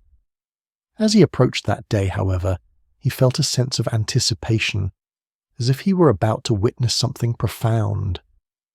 The potter was an elderly man named Malachi, whose hands bore the calluses and clay stains of decades spent at his craft. His hair was white as wool, and his eyes held the patient wisdom of someone who had spent his life creating beauty from formless earth. When Jeremiah arrived, Malachi looked up from his wheel and smiled, as if he'd been expecting him. Shalom, young prophet, Malachi said, his voice warm with genuine kindness. Please sit and watch. I have work to do. Jeremiah settled himself on a wooden stool in the corner of the workshop, fascinated despite himself. He had never really watched a potter at work before, had never paid attention to the intricate process of creation that happened in this simple space. The wheel began to turn, and Malachi placed a lump of clay in the centre, his hands moving with practiced precision. At first the clay seemed to resist, wobbling and threatening to collapse. But Malachi's hands were steady and sure, applying just the right amount of pressure, guiding the clay upward into the beginning of what would become a vessel. Jeremiah watched in wonder as the formless lump slowly took shape, A wide base, curving sides, the promise of something beautiful and functional. But then something went wrong. Perhaps there was a stone in the clay, or a dry patch that wouldn't bend. The emerging vessel began to collapse, its sides caving in despite the potter's careful ministrations. Jeremiah expected to see frustration on Malachi's face, perhaps anger at the ruined work. Instead, the old man simply smiled and pressed the clay back into a lump ready to begin again. "The clay has its own nature," Malachi explained, his hands already starting to reshape the material. "Sometimes it has hard spots, or air bubbles, or impurities that make it difficult to work with. But clay is forgiving. It can always be reformed, reshaped, made into something new." As Jeremiah watched, the potter began again, this time working the clay more thoroughly, removing the impurities that had caused the first attempt to fail. Slowly, patiently, lovingly, a new vessel began to emerge, different from the first but no less beautiful. In fact, this second creation seemed to have a character all its own, shaped by the very challenges that had destroyed its predecessor. It was then that Jeremiah heard the voice of the Lord speaking to him, as clear as if someone were standing beside him. "Can I not do with you, Israel, as this potter does? Like clay in the hand of the potter, so are you in my hand." The words hit Jeremiah like a revelation. He understood now why he had been sent to this place, why he needed to witness this simple yet profound act of creation. The people of Judah were like clay in God's hands, sometimes stubborn, sometimes marred by the impurities of sin and rebellion. But God was not a harsh taskmaster who would discard them when they failed to take shape properly. He was like Malachi, patient and loving, willing to reshape them again and again until they became the vessels he had always intended them to be. "The message I want you to carry," the Lord continued, "is not just one of judgment, but of hope. Yes, I must sometimes tear down what is corrupt and broken, but I tear down in order to build up again, in order to create something better and more beautiful than before." Jeremiah felt tears welling up in his eyes as he watched the potter's hands continue their gentle work. Here was a picture of God's character that he had never fully grasped before, not the angry judge he had sometimes imagined, but the patient artist who sees potential in every lump of clay, who never gives up on his creation, who can bring beauty from the most unlikely materials. "Thank you," he whispered to Malachi as he prepared to leave. The old potter looked up from his work and smiled. "The clay thanks the potter by yielding to his hands," Malachi replied. "Perhaps that is all any of us can do, yield to the hands that know how to shape us into something beautiful." As Jeremiah walked home through the narrow streets of his village, he felt a new understanding of his calling beginning to take root in his heart. He was not just a bearer of bad news, but a messenger of hope. The God who had called him was not a destroyer but a creator, not a tyrant but a loving craftsman who would never abandon his work. The words came to him then, the message he would carry to the people of Judah. "If at any time I announce that a nation or kingdom is to be uprooted, torn down and destroyed, and if that nation I warned repents of its evil, then I will relent and not inflict on it the disaster I had planned.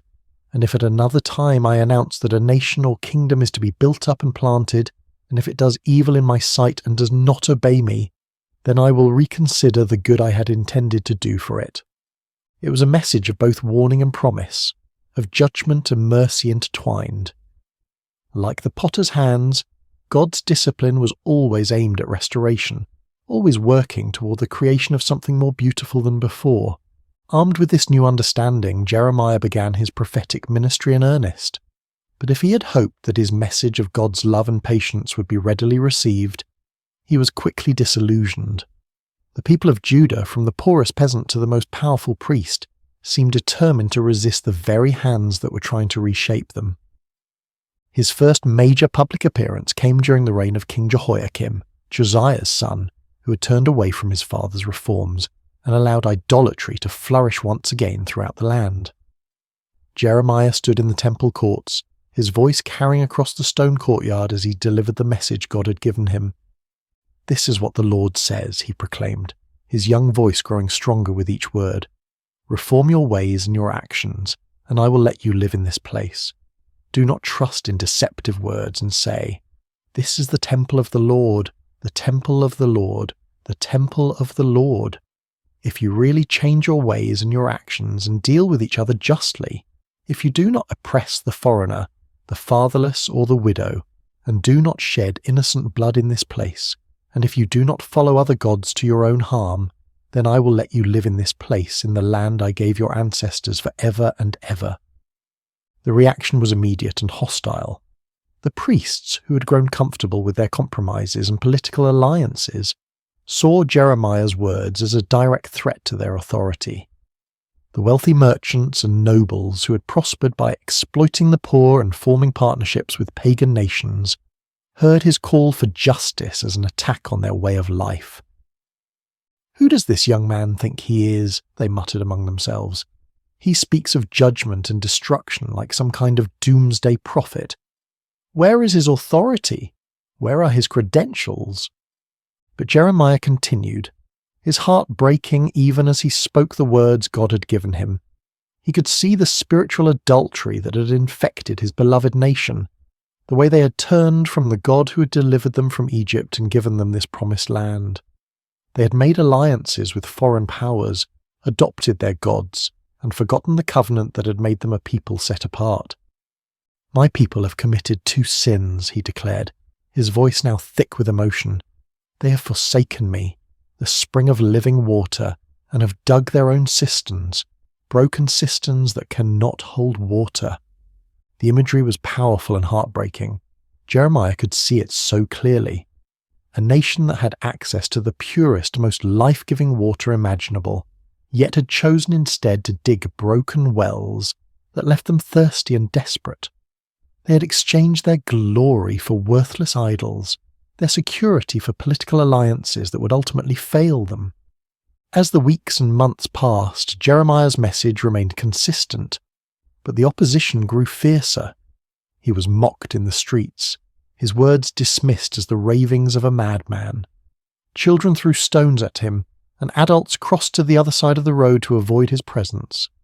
The loneliness was crushing, but what hurt most was seeing the people he loved rushing toward destruction, their ears closed to the voice of the one who wanted to save them.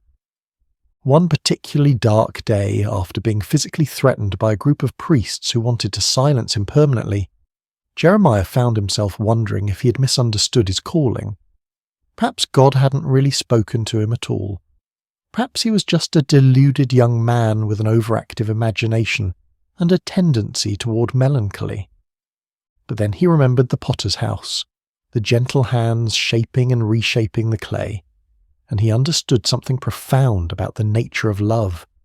True love doesn't just tell people what they want to hear, it tells them what they need to hear, even when that truth is painful. The potter sometimes had to apply pressure to the clay, had to work out the impurities and air bubbles, and this process wasn't always comfortable for the clay, but it was necessary for the clay to become what it was meant to be. "I am not their enemy," Jeremiah whispered to himself as he walked through the quiet streets late one evening. "I am their friend. I am speaking these hard words because I love them, because God loves them, because we can't bear to see them destroy themselves." The revelation gave him strength to continue, even as the opposition intensified. He began to write down his prophecies, creating a record of God's words that could be preserved even if his voice was silenced. He wrote of the coming judgment, but also of the hope that lay beyond it, the promise of a new covenant, a time when God would write his law on their hearts rather than on tablets of stone. "The days are coming," he wrote, his hand moving quickly across the parchment, "when I will make a new covenant with the people of Israel and with the people of Judah. It will not be like the covenant I made with their ancestors when I took them by the hand to lead them out of Egypt, because they broke my covenant, though I was a husband to them. This is the covenant I will make with the people of Israel after that time. I will put my law in their minds and write it on their hearts. I will be their God, and they will be my people." Even in the midst of his loneliness and rejection, Jeremiah held on to this vision of hope. The potter was still at work, still shaping, still creating something beautiful from the clay of human hearts. The process might be painful, but the end result would be worth it all.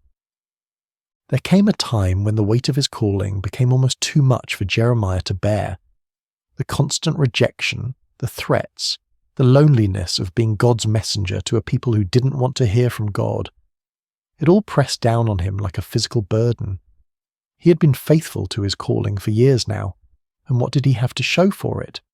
A nation that seemed more rebellious than ever, leaders who actively opposed him, and a heart that felt like it might break from the strain. The breaking point came when Pashur, the priest who was chief officer in the temple, had Jeremiah beaten and put in stocks overnight for prophesying that Jerusalem would be destroyed. The humiliation was complete, displayed like a common criminal in front of the very people he was trying to save. When he was released the next morning, bruised and aching, Jeremiah's first instinct was to flee. He made his way to his favourite spot of solitude, a small grove of trees outside the city where he often went to pray. There, surrounded by the peaceful sounds of nature, he poured out his heart to God in words that were both complaint and lament. "You deceived me, Lord, and I was deceived," he cried out, his voice raw with emotion. "You overpowered me and prevailed. I am ridiculed all day long. Everyone mocks me. Whenever I speak, I cry out proclaiming violence and destruction. So the word of the Lord has brought me insult and reproach all day long." The words felt almost blasphemous as they left his lips, but they were honest words, torn from the depths of his soul. He had given everything to this calling. His youth, his dreams of a normal life, his relationships with family and friends. And for what? To be treated as a pariah, a madman, a troublemaker. In that moment of deepest despair, Jeremiah made a decision that felt like the only sane choice left to him. He would be silent. No more prophecies, no more warnings, no more attempts to turn the hearts of a stubborn people back to their God. He would find a quiet corner of the world and live out his days in peace, letting others worry about the spiritual condition of the nation.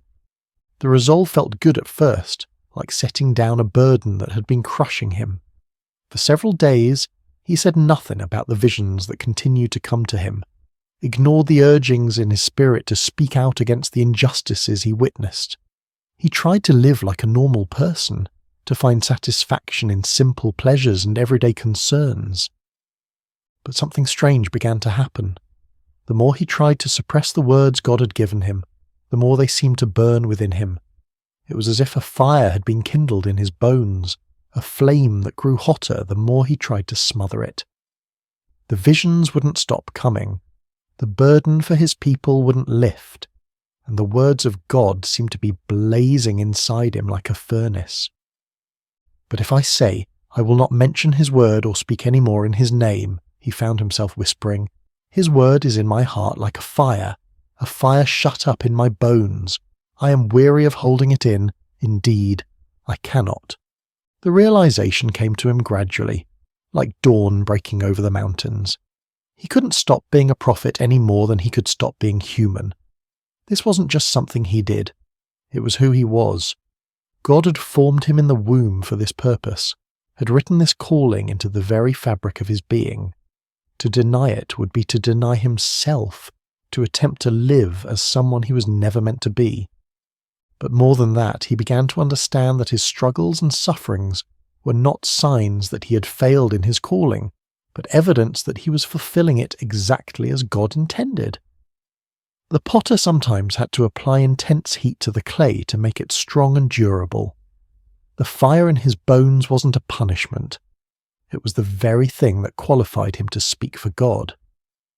"The Lord is with me like a mighty warrior," he declared, his voice growing stronger with each word. "So my persecutors will stumble and not prevail. They will fail and be thoroughly disgraced. Their dishonor will never be forgotten." The change in perspective was revolutionary.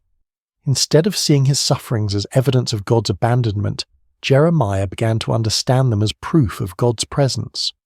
The fire in his bones wasn't consuming him. It was refining him, purifying him, making him into the kind of vessel that could carry God's words to a broken world.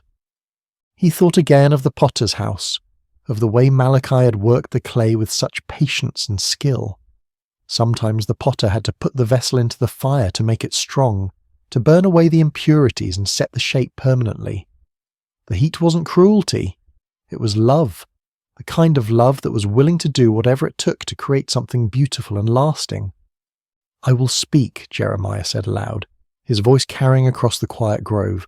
"I will speak because I must, because the words are like fire in my bones, because God has made me a prophet to the nations.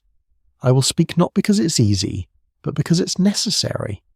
I will speak not because people want to hear, but because they need to hear. I will speak because the potter is still at work and I am his instrument." The fire in his bones had become not a burden, but a gift, not a curse, but a blessing.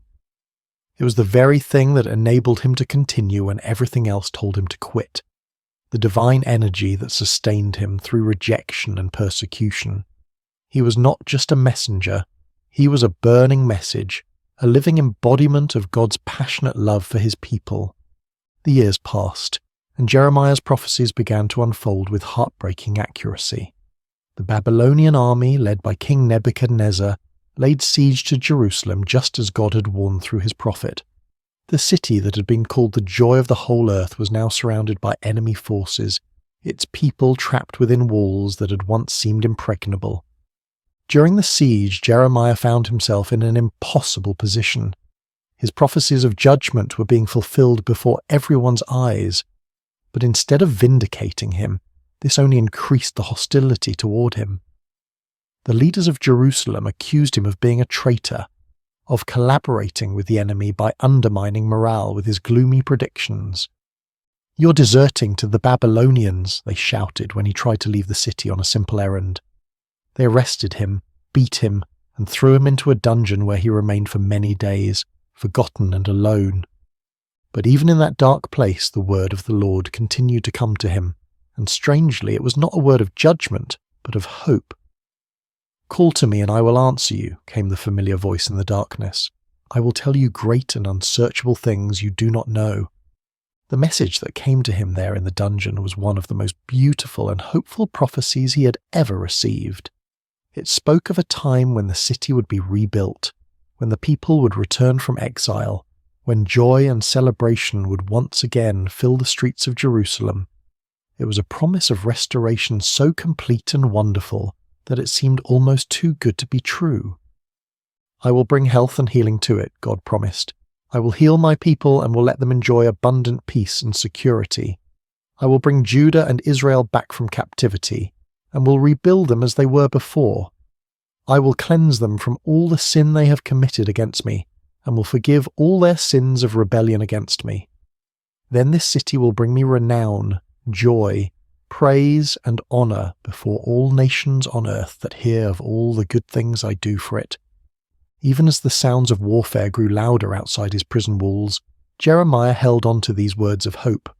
The potter was still at work, still shaping, still creating something beautiful from the broken clay of human hearts and human history. When the city finally fell, it was as devastating as Jeremiah had predicted. The temple was destroyed, the walls torn down, the leaders killed or carried away into exile. The sight of Jerusalem in ruins was almost more than the prophet could bear. This was the city where God had chosen to dwell, the place where his people had worshipped for centuries. Now it lay in smoking rubble, its streets filled with the debris of a civilization that had forgotten its God. In the aftermath of the destruction, Jeremiah sat among the ruins and wept. The tears came not from a heart that said, "I told you so," but from one that was genuinely broken for the suffering of his people. He had warned them, yes, but he had never wanted to see them destroyed. He had hoped until the very end that they would turn back to God and avoid this terrible fate. It was then that he began to write what would become known as the Book of Lamentations, a collection of funeral songs for a dead city, poems of grief and mourning that captured the full depth of the tragedy that had befallen Jerusalem. But even in the midst of this profound sorrow, hope refused to be extinguished. "Because of the Lord's great love we are not consumed," he wrote, his hand trembling as he formed the words. "For his compassions never fail. They are new every morning. Great is your faithfulness." The words seemed to come from somewhere deeper than his own understanding, as if the Spirit of God was using his human grief to express a divine truth that transcended the immediate circumstances. Yes, Jerusalem had fallen. Yes, the people were scattered and the temple destroyed. But God's love had not failed. His faithfulness had not ended. His compassions were indeed new every morning, even in the darkest of times. "The Lord is good to those whose hope is in him," he continued, "to the one who seeks him. It is good to wait quietly for the salvation of the Lord." As he wrote these words, Jeremiah began to understand something profound about the nature of hope.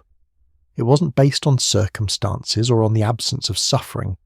True hope was rooted in the character of God himself, in his unchanging love and faithfulness. The potter might allow the clay to be broken, but he would never abandon it. He might permit the vessel to be shattered, but only so that he could create something even more beautiful from the pieces. "For no one is cast off by the Lord forever," he wrote, his voice growing stronger with each word. "Though he brings grief, he will show compassion. So great is his unfailing love. For he does not willingly bring affliction or grief to anyone." The ruins of Jerusalem became, in a strange way, a place of worship for Jeremiah. There among the broken stones and scattered debris, he found a closeness to God that he had never experienced before. The external symbols of faith were gone, but faith itself remained. The building had been destroyed, but the builder continued his work. People would come to him there, survivors of the siege who were struggling to make sense of what had happened. They would ask him why God had allowed such suffering, why the innocent had to pay for the sins of the guilty, why the city of God had been given over to pagan armies. "I cannot answer all your questions," Jeremiah would tell them gently, "but I can tell you what I've learned in my years of walking with the Lord. He is like a potter who shapes clay, and sometimes the shaping process is painful. But he never works without purpose, and he never abandons what he has begun. The vessel may be broken, but the potter's hands are still at work creating something new from the pieces." In the final years of his life, Jeremiah found himself in Egypt, carried there against his will by a group of Jewish refugees who feared remaining in the land of Judah. It was not where he had expected to end his days, far from the city he had loved and served for so many years. But even in this foreign land, he continued to speak the words God gave him, continued to comfort and challenge the people who had been scattered by the winds of history. As he sat one evening by the banks of the Nile watching the sunset over the ancient land of the Pharaohs, Jeremiah reflected on the long journey that had brought him to this place. He was no longer the young man who had trembled beneath the olive tree at his first calling. His hair was now white, his hands marked by years of writing and rewriting God's words, his heart scarred by decades of rejection and persecution.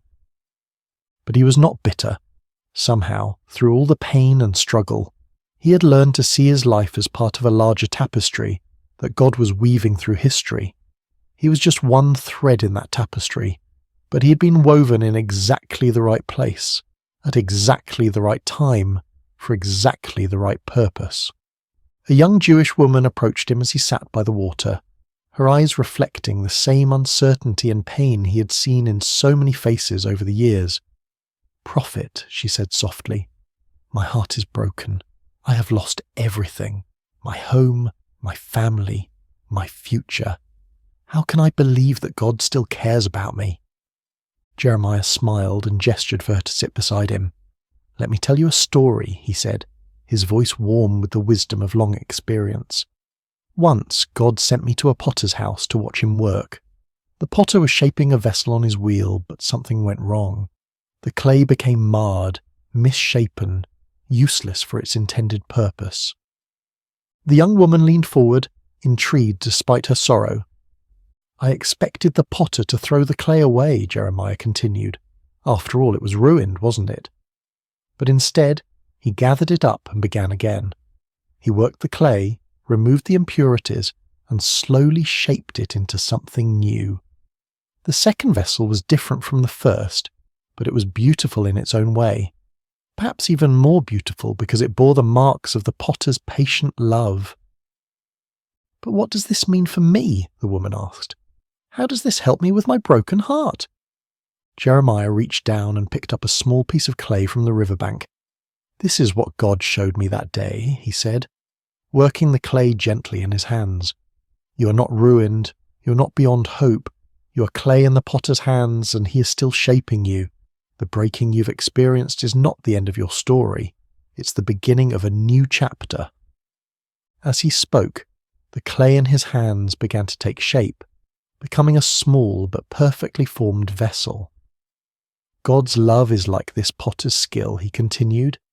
"It can take the most broken, damaged clay and create something beautiful from it.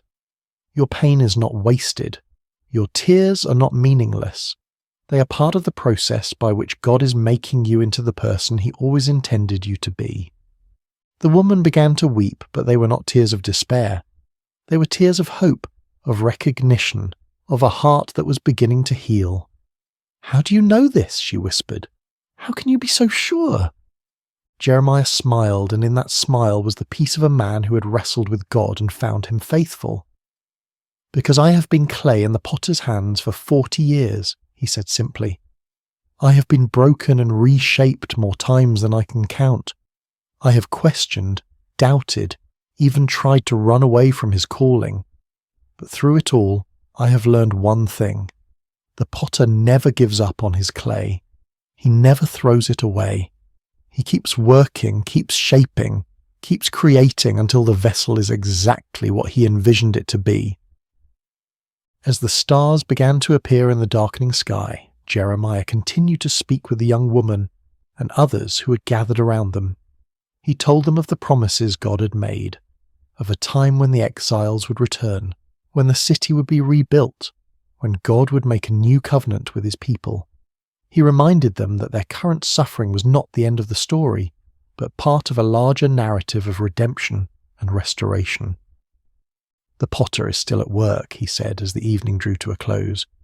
"In your lives, in the life of our nation, in the great sweep of history itself, he's shaping something beautiful from the clay of human hearts and human history. Trust his hands, yield to his touch, and know that whatever he is creating in you and through you, it will be more wonderful than you can imagine." That night, as Jeremiah lay down to sleep, he thought once more of the potter's house and the lesson that had shaped his entire ministry. He had been privileged to be God's messenger, to speak his words to a generation that desperately needed to hear them.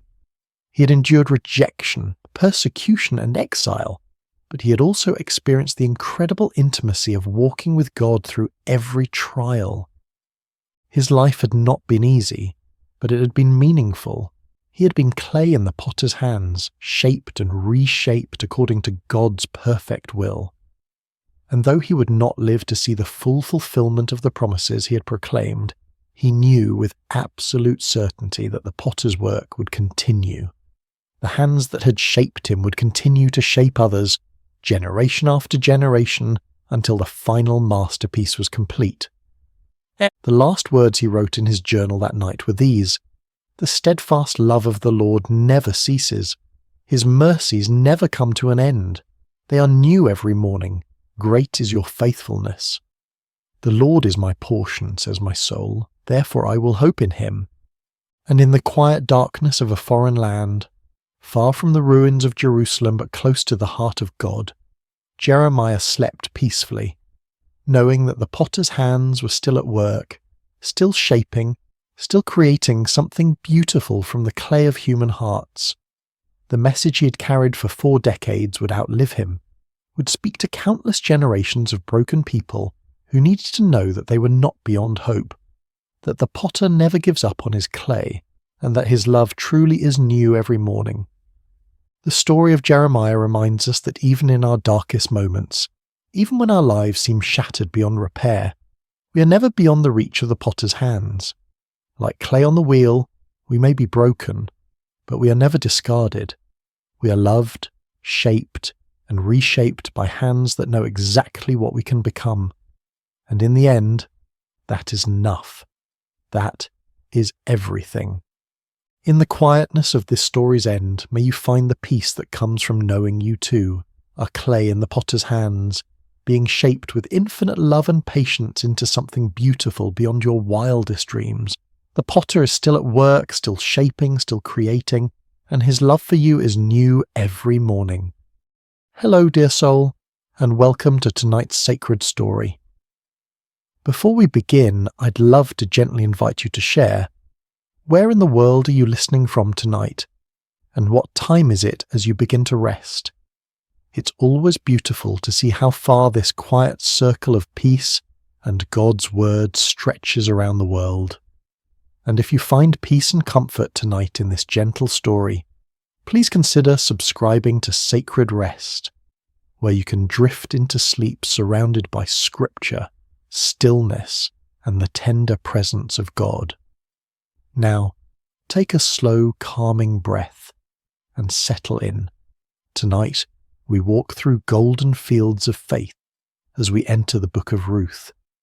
In the gentle hills of Judah, beneath a sky that once poured abundance upon the land, the town of Bethlehem, whose name itself means house of bread, had become a place of emptiness. The fields lay parched, the grain stores depleted, and hunger walked freely through the streets that once overflowed with harvest songs. In one small home, a woman named Naomi whispered prayers as she packed what little remained of her family's possessions. Her husband Elimelech stood at the threshold, his eyes fixed on the horizon, toward the land of Moab where rumours of plenty had reached their desperate ears.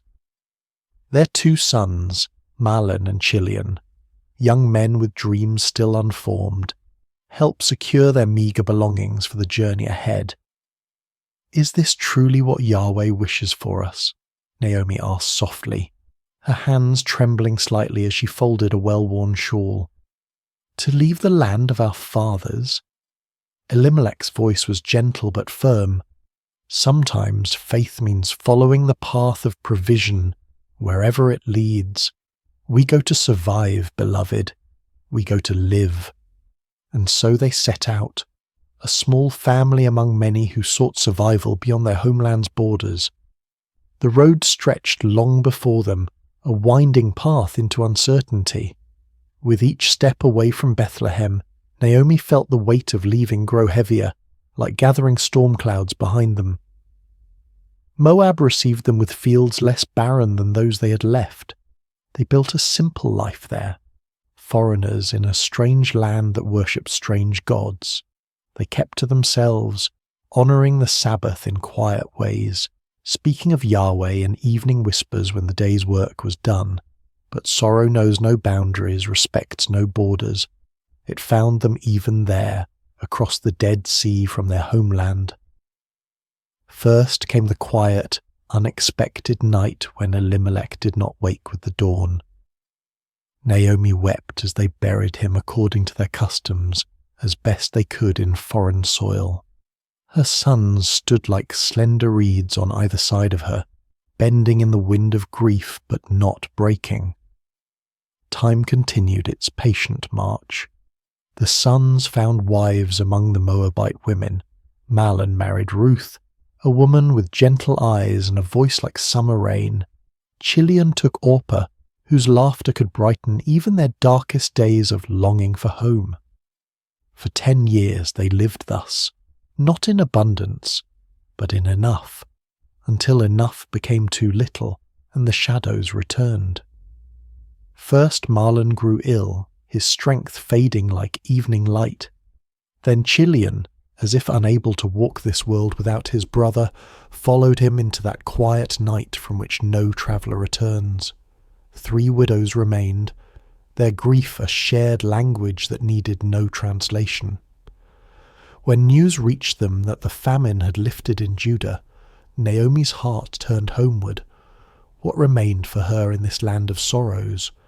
Better to die in the place of her birth, among her own people, than to continue as a stranger in a land that had taken everything she loved. "Go back," she told her daughters-in-law, her voice thick with both love and sorrow. "Return to your mothers' homes. May Yahweh deal kindly with you, as you have dealt with the dead and with me." She kissed them farewell, and the three women wept together, their tears mingling like rivers converging. Orpah's departure was a slow, reluctant walking away, her form growing smaller on the horizon, turning back once, twice, before finally disappearing around a bend in the road. But Ruth stayed. When Naomi urged her again to follow Orpah's path, Ruth's embrace tightened, her voice steady despite her tears. "Do not urge me to leave you," she whispered, the words flowing from somewhere deeper than thought. "Where you go, I will go. Where you stay, I will stay. Your people will be my people, and your God, my God. Where you die, I will die, and there I will be buried. May Yahweh deal with me, be it ever so severely, if even death separates you and me." Naomi, who had thought herself empty of all feeling save grief, felt something stir within her breast, small as a mustard seed, fragile as a sparrow's first flight. Not quite hope, but perhaps its distant cousin. And so they walked together, two widows on the road to Bethlehem, Naomi returning, Ruth arriving.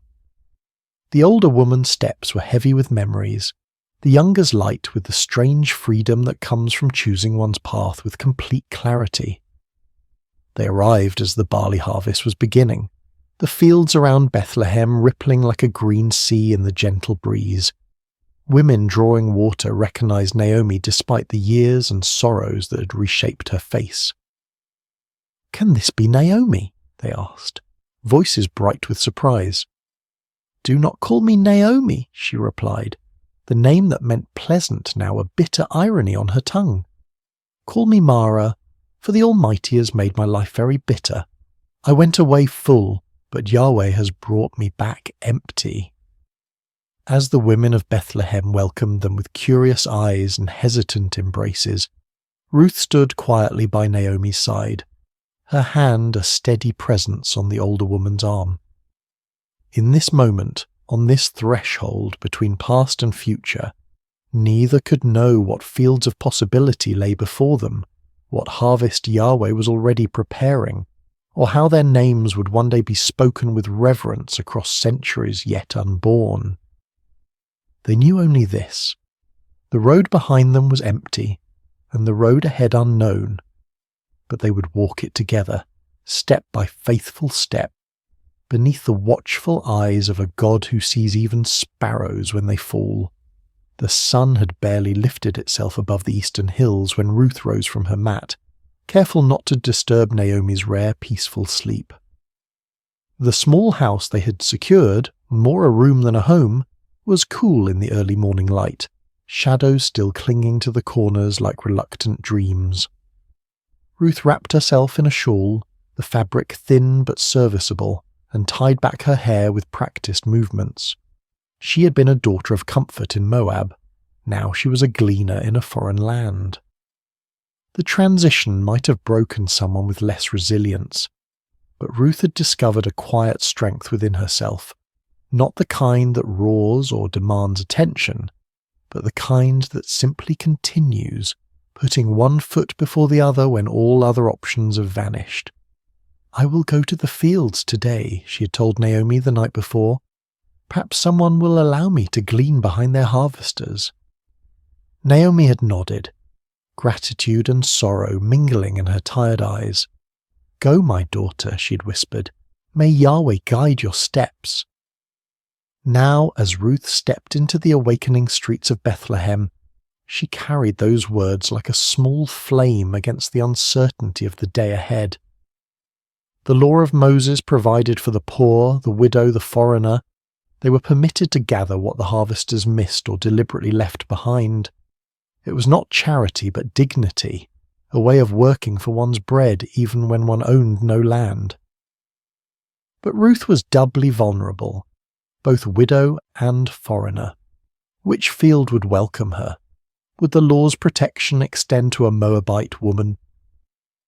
These questions followed her like shadows as she made her way to the edges of town where the barley fields began their gentle roll toward the horizon.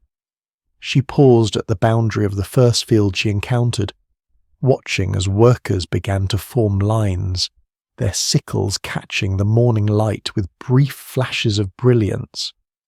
The field's owner was not present, but the foreman eyed her with suspicion. "Move along," he called, not unkindly but firmly. "We have enough local gleaners already."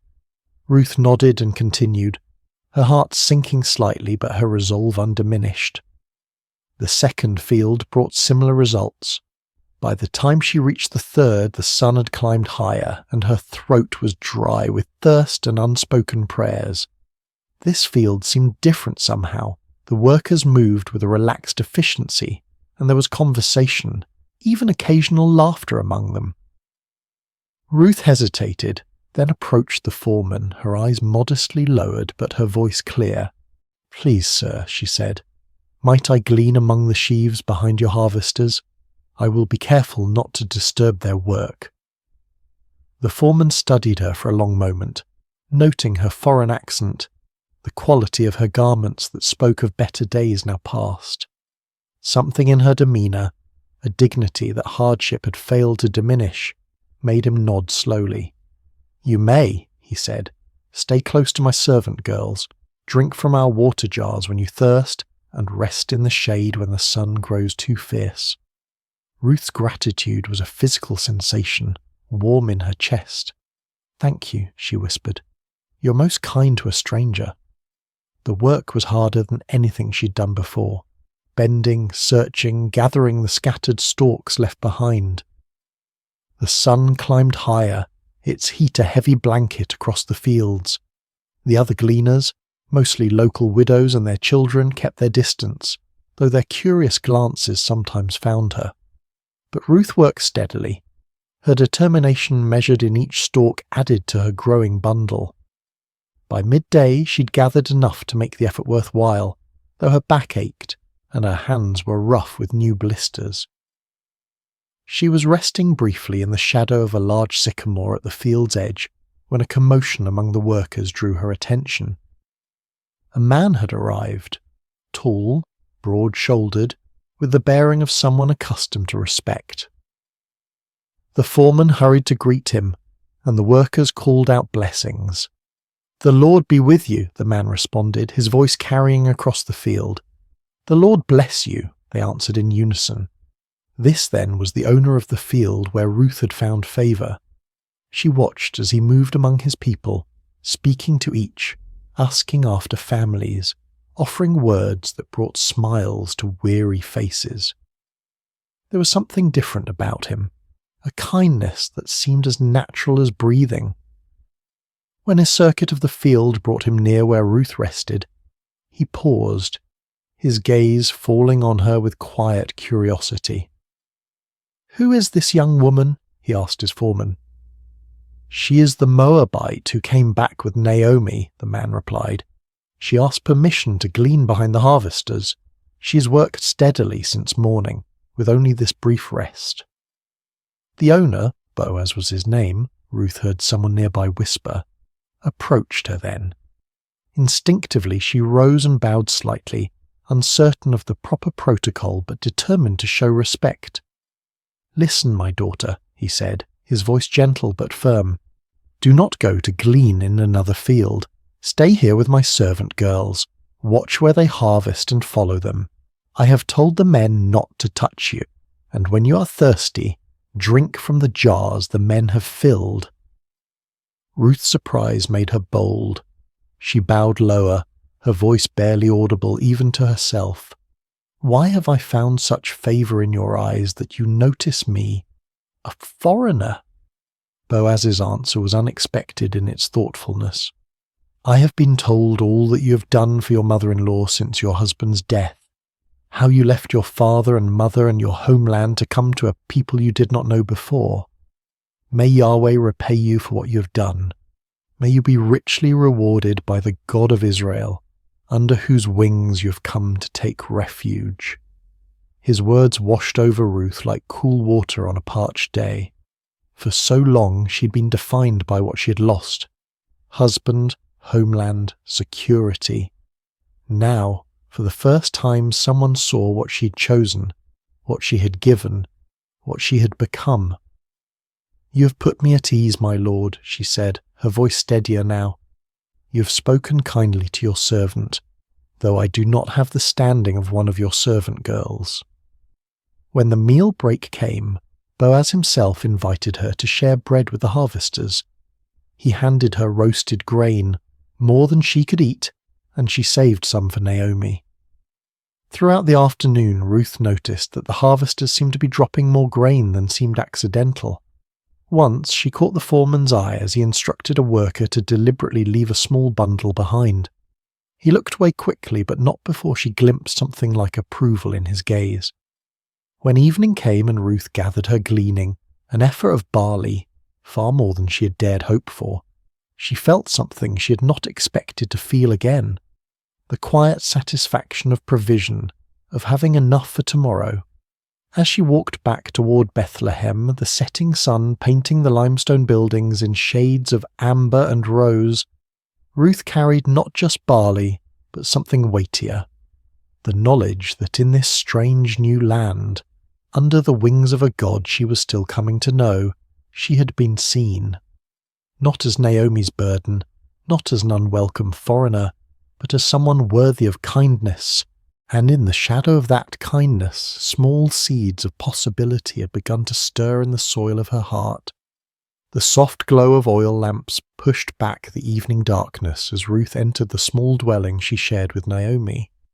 Her mother-in-law sat in the dimness, her hands, once strong and capable, now resting idle in her lap, testament to a weariness that went beyond physical exhaustion. "Is that you, my daughter?" Naomi called, her voice brightening slightly. "It is," Ruth answered, setting down her bundle with a soft thud. The sound seemed to fill the small space with promise. Naomi leaned forward, her eyes widening as Ruth opened the cloth to reveal the day's gleaning, golden barley catching the lamplight like treasure. "Where did you glean today?" she asked, running her fingers through the grain with wonder. "Blessed be the one who took notice of you." Ruth began to prepare a portion of the grain for their evening meal as she recounted the day's events: the field, the unexpected kindness, the owner who had spoken to her with respect rather than suspicion. "The man's name was Boaz," she finished, watching as something flickered across Naomi's face. Recognition, then a sudden animation that had been absent for so long. "Boaz!" Naomi exclaimed, her voice stronger than Ruth had heard it in months. "That man is a relative of ours, one of our guardian redeemers." "Guardian redeemer?" Ruth echoed, unfamiliar with the term. Naomi's eyes held a spark now, like embers rekindling. "In our laws, in our customs, a guardian redeemer is a relative who has the responsibility to protect the interests of the needy members of the extended family, to redeem property that has been sold in times of hardship, to continue the family line." Her voice trailed off, her thoughts clearly racing ahead of her words. "The Lord has not stopped showing his kindness," Naomi whispered, almost to herself. "That man is one of our closest relatives." As they ate their simple meal of roasted grain and water, Ruth noticed that Naomi ate with more appetite than she had shown since their return to Bethlehem. Occasionally, the older woman would pause, her head tilted slightly as if listening to distant music only she could hear. The barley harvest continued, and Ruth returned to Boaz's fields each day. True to his word, she was protected, provided for, included in the shared meals. Some of the local women began to speak to her, their initial wariness giving way to cautious friendship. Ruth learned their names, heard stories of their children, shared in the communal rhythm of the harvest. When the barley harvest gave way to wheat, she remained in Boaz's fields, her presence now familiar, her diligence respected. Each evening she returned to Naomi with her gleanings. Each morning she rose before dawn to begin again. As the wheat harvest neared its end, Naomi called Ruth to sit beside her one evening. The older woman's face was thoughtful, her voice quiet but determined. "My daughter," she began, "should I not seek rest for you, that it may be well with you? Is not Boaz our relative, with whose young women you have been working? See, he's winnowing barley tonight at the threshing floor." Ruth listened carefully as Naomi outlined a plan, bold, unconventional, but rooted in custom and law. She was to bathe, anoint herself with fragrant oil, put on her best garment, and go to the threshing floor where Boaz would be sleeping to guard the harvest. After he had eaten and drunk and lain down, she was to uncover his feet and lie down there, a symbolic gesture, a quiet request for protection. "All that you say I will do," Ruth promised, though her heart fluttered with uncertainty. She trusted Naomi's wisdom, trusted that this was not a plan born of desperation but of genuine care and cultural understanding. That night, the stars seemed to hang lower in the sky as Ruth made her way to the threshing floor. The celebration of harvest's end was winding down. Men who had worked hard now rested deeply, their forms dark shapes against the pale circle of the threshing floor. She moved quietly, carefully, finding Boaz where he slept at the edge of a heap of grain. With trembling hands she uncovered his feet and lay down, her heart pounding so loudly she feared it might wake him before the right moment. The night air was cool, the ground hard beneath her, but Ruth remained still, waiting. Near midnight, Boaz stirred, startled to find someone at his feet. "Who are you?" he asked, his voice thick with sleep but not angry. "I am Ruth, your servant," she answered, her voice barely above a whisper. "Spread the corner of your garment over me, for you are a guardian redeemer." There was a long silence during which Ruth could hear only her own heartbeat and the distant call of a night bird. Then Boaz spoke, his voice warm with emotion she hadn't expected. "The Lord bless you, my daughter," he said gently. "This kindness is greater than what you showed earlier. You have not run after younger men, whether rich or poor, and now don't be afraid. I will do for you all you ask. All the people of my town know that you are a woman of noble character." His words washed over her like a blessing, affirming not just her request but her person, her character, her choices, her worth. "It is true that I am a guardian redeemer," he continued, his voice thoughtful. "But there is a guardian redeemer more closely related than I. Stay here for the night, and in the morning, if he wants to redeem you, good. Let him redeem you. But if he is not willing, as surely as the Lord lives, I will redeem you. Now, lie here until morning." Ruth lay at his feet until dawn began to paint the eastern sky with the first pale colours of day. Before it was light enough for people to recognize each other, Boaz gently woke her. "Let it not be known that a woman came to the threshing floor," he said, practical and protective. Then he measured out 6 measures of barley, a generous gift, a promise of more to come, and placed it in her shawl. "Don't go back to your mother-in-law empty-handed," he explained. When Ruth returned and recounted the night's events, Naomi's eyes shone with a mixture of tenderness and satisfaction. "Wait, my daughter," she counselled, "until you find out what happens, for the man will not rest until the matter is settled today." And as the morning light filled their small home, Ruth felt a strange peace settle over her. Not the peace of certainty, for much remained unresolved, but the peace that comes from having taken a step in faith, from having placed one's future in hands both human and divine. Outside, the streets of Bethlehem were coming to life. Somewhere in the town, Boaz was already moving toward the city gate, where matters of law and redemption were settled. Whatever the day would bring, Ruth knew that she had been seen, heard and valued, not despite her foreignness, her widowhood, her poverty, but somehow mysteriously, because of the person these circumstances had revealed her to be. And in that knowledge, she found a quiet strength to wait, to hope, to trust in the unfolding of a story that suddenly seemed larger than her own life. A story written in fields of barley and wheat, in promises spoken in the darkness, in the steadfast love of a God who sees the sparrow fall and counts the hairs on every head. The morning light spilled across Bethlehem like honey warm and golden. Boaz had risen early, his mind filled with purpose, his heart with a mixture of hope and determination. He made his way to the town gate, the place where elders gathered, where business was conducted, where justice was administered in full view of the community. He had barely settled himself when the guardian redeemer he had mentioned to Ruth approached. "Come over here, my friend," Boaz called, motioning to a seat beside him. "Sit down here." The man complied, curious about this formal invitation. Boaz then gathered 10 elders of the town, asking them to sit as witnesses. What was about to transpire was no small matter. It concerned inheritance, redemption, the continuation of a family line that had nearly been extinguished. "Naomi, who has returned from Moab," Boaz began carefully, "is selling the piece of land that belonged to our relative Elimelech. I thought I should bring the matter to your attention and suggest that you buy it in the presence of these seated here and in the presence of the elders of my people." The relative's eyes brightened with interest. Land was wealth, security, legacy.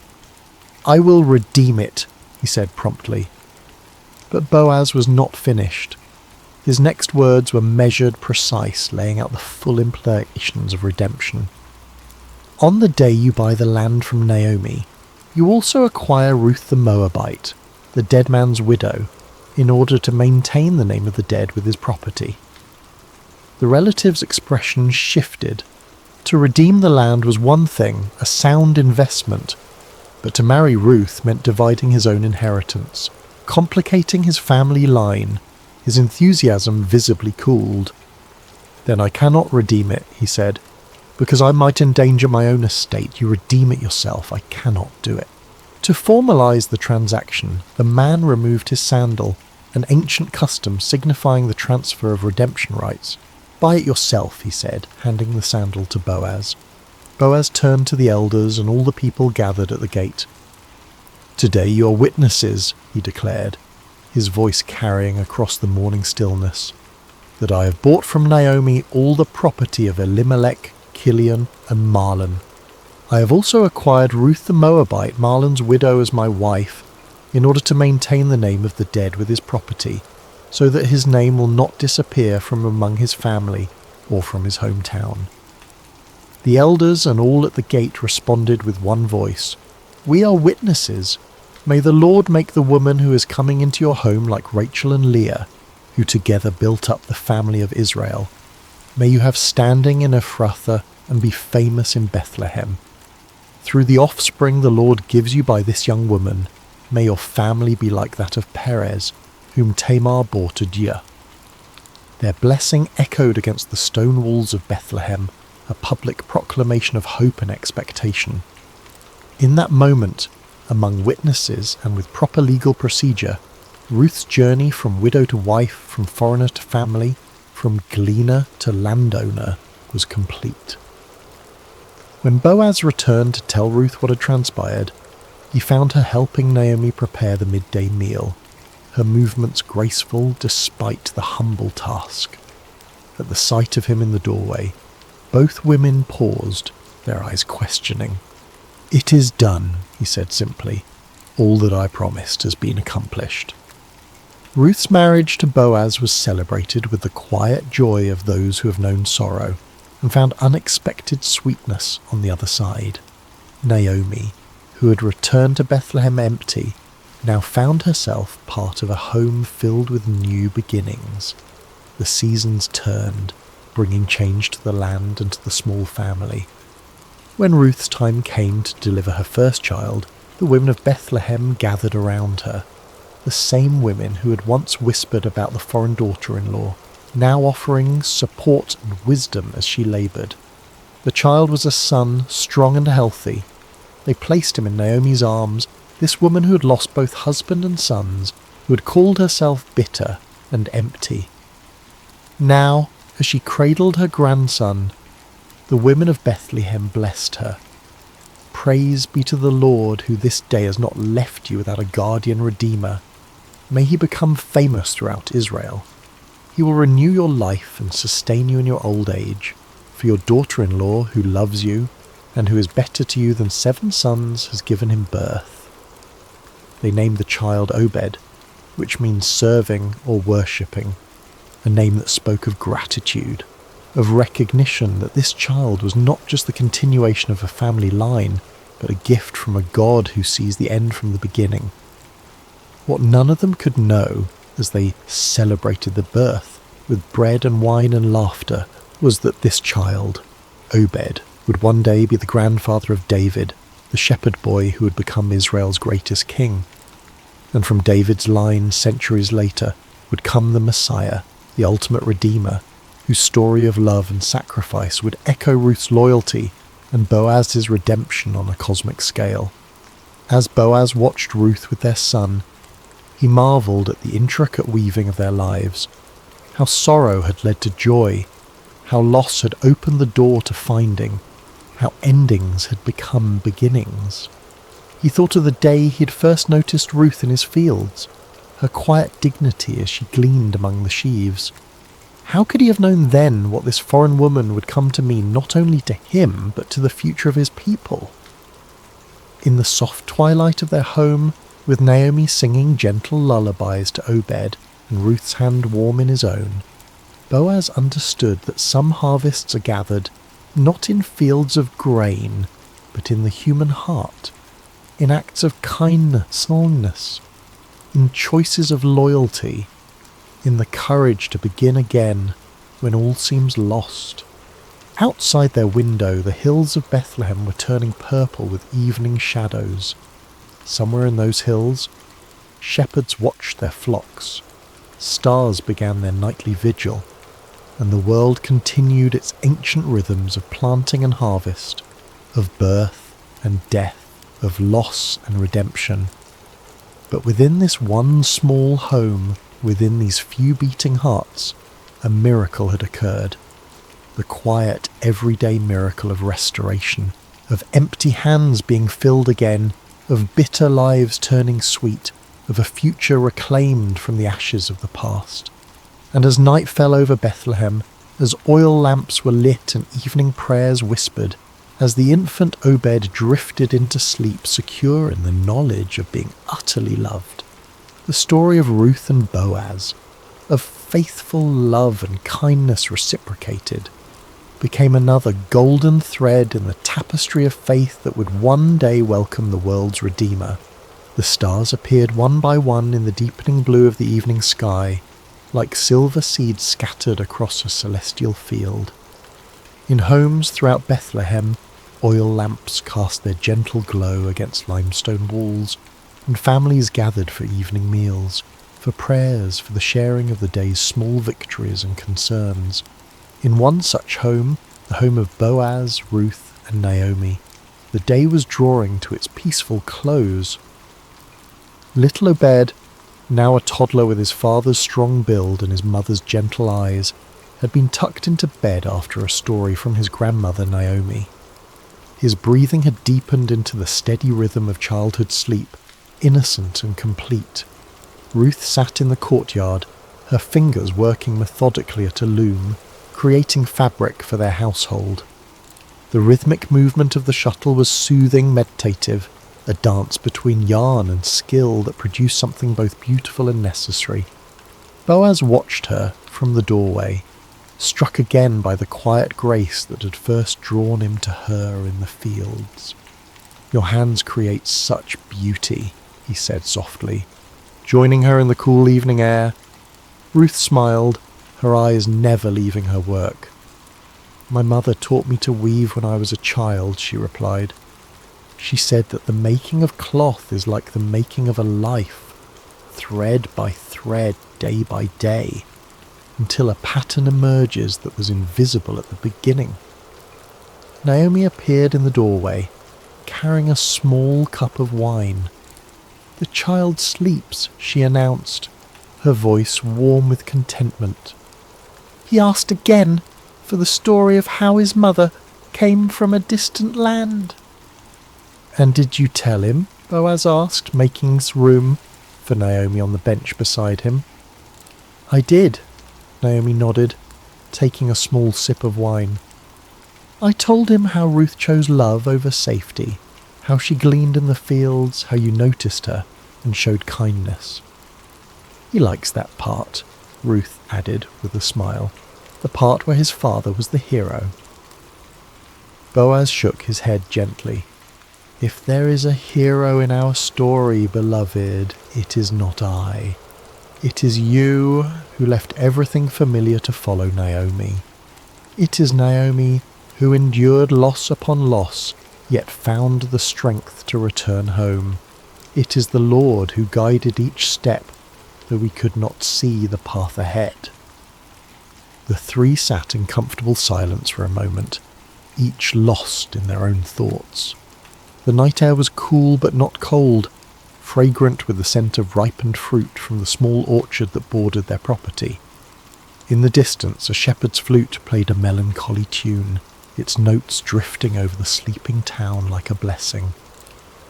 "Do you ever think," Naomi said eventually, her voice thoughtful, "of how differently things might have unfolded if the famine had never come, if my sons had lived, if Ruth had returned to her mother's house as Orpah did?"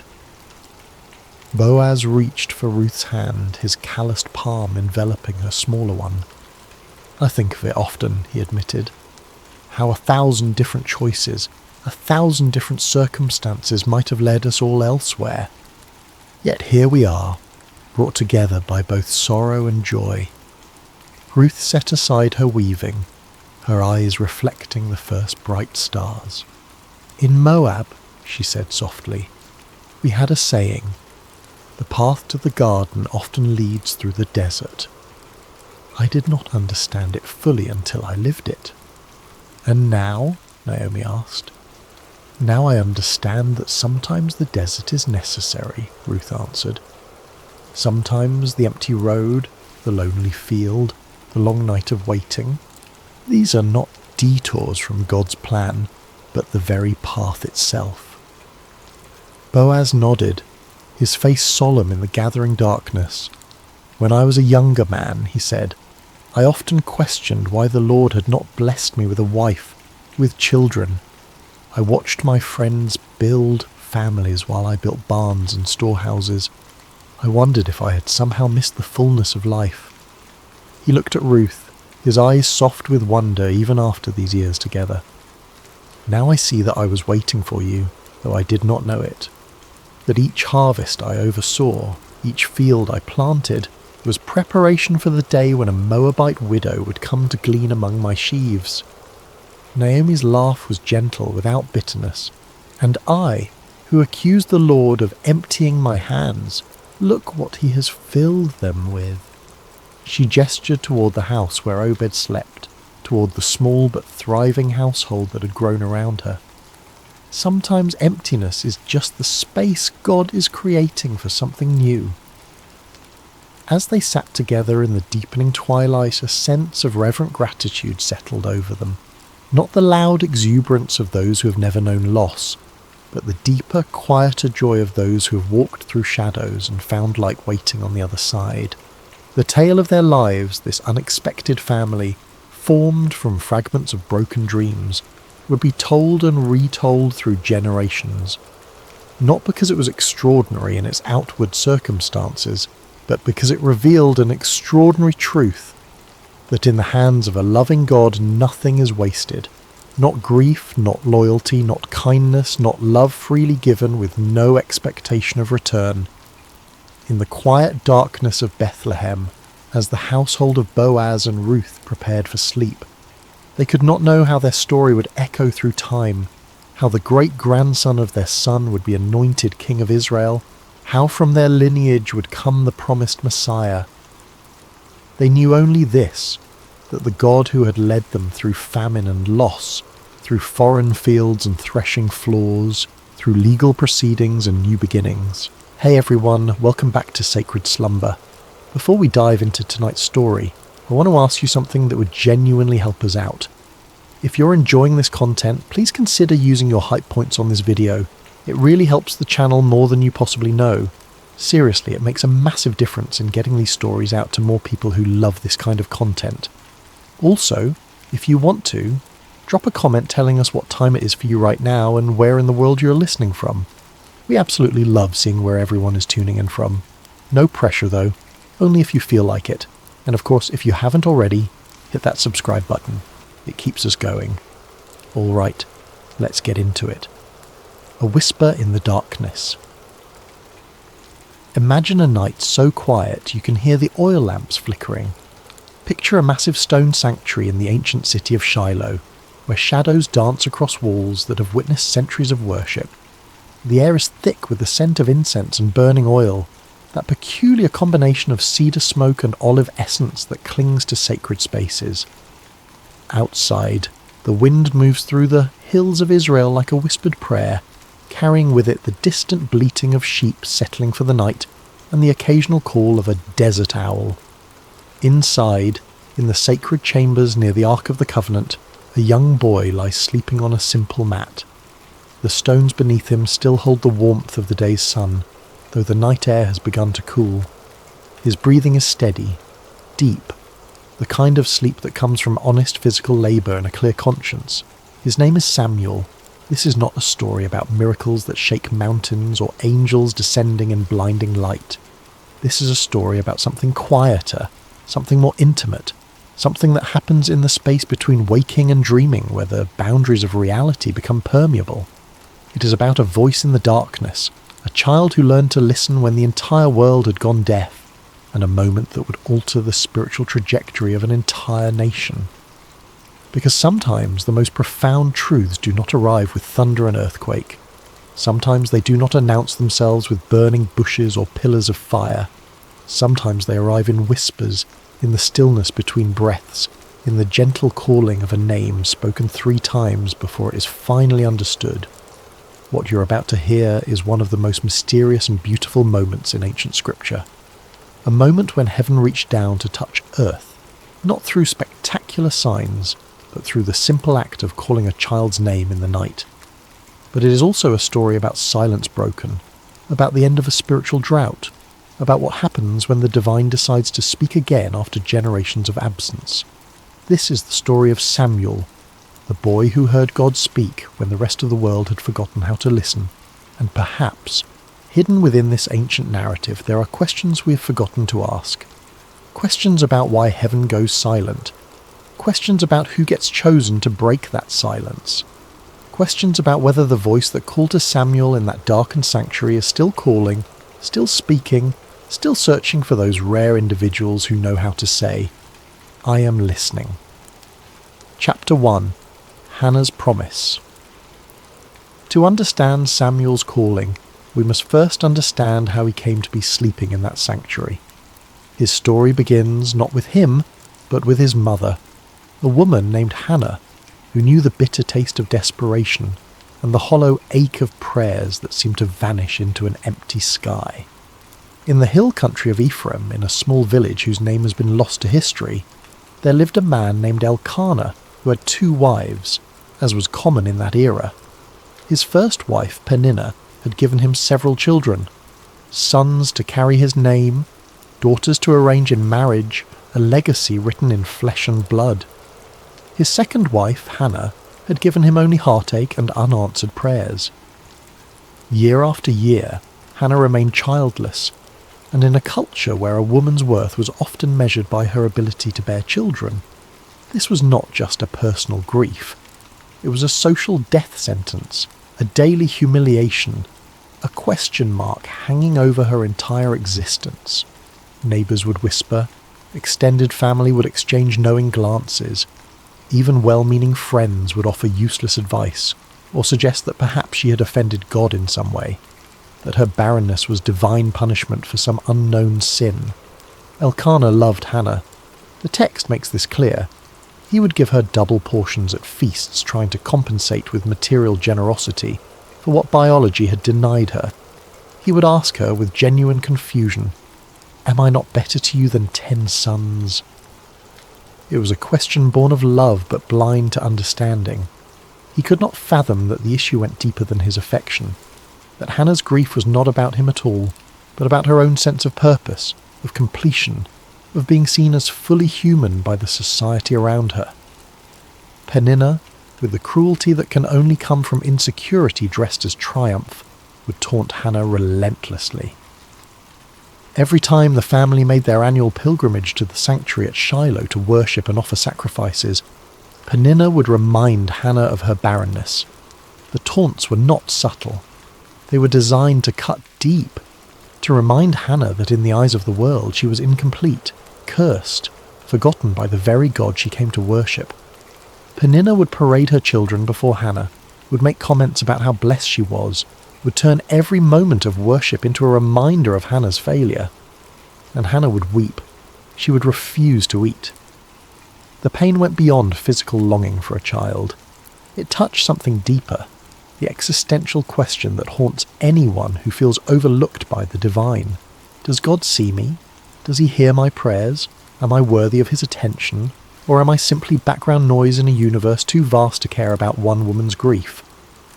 The pilgrimage to Shiloh was supposed to be a time of joy, of celebration, of renewal. But for Hannah, it became an annual reminder of everything she lacked. Year after year she would go through the motions of worship, while her heart broke quietly in places no one could see. One year, during their pilgrimage to Shiloh, Hannah could bear it no longer. The weight of accumulated grief, the years of disappointment, the constant humiliation, all of it reached a breaking point.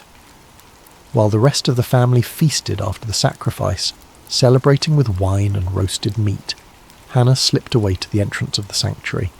She stood there, in the place where earth met heaven, in the threshold between the mundane and the sacred, and she prayed with an intensity that went beyond words. Her lips moved, but no sound emerged. Her whole body shook with the force of her grief and desperation.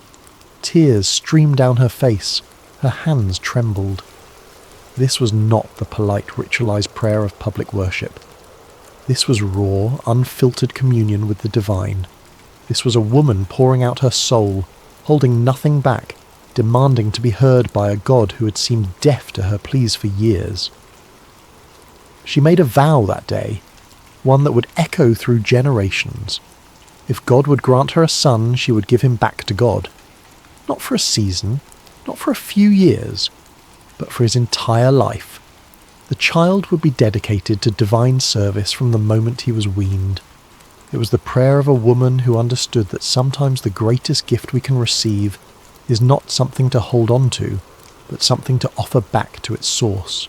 She was not bargaining with God so much as she was declaring her willingness to participate in something larger than her own desires. Eli, the high priest, sat by the doorpost of the sanctuary and watched this strange woman swaying and muttering. In his aging, perhaps cynical view of human nature shaped by years of dealing with corrupt worshippers and his own corrupt sons, he assumed she was drunk. The accusation was harsh, almost cruel. What are you doing here, intoxicated in the house of the Lord? How dare you bring your drunkenness into this sacred space? Hannah lifted her eyes, and in them Eli saw not the glaze of wine, but the clarity of absolute desperation, the look of someone who has nothing left to lose, who has stripped away all pretense and pride, who stands naked before God with only their need. She explained that she was not drunk, but deeply troubled, pouring out her soul before God. She had been praying out of her great anguish and grief. Something in her words, or perhaps in her eyes, or perhaps in the raw authenticity of her pain, convinced Eli. His response was both blessing and prophecy. Go in peace, and may the God of Israel grant what you have asked of him. It is unclear whether Eli knew what he was saying, whether he was simply offering the standard priestly blessing, or whether something moved through him in that moment. Some whisper of the divine speaking through a man who had grown complacent in his religious duties.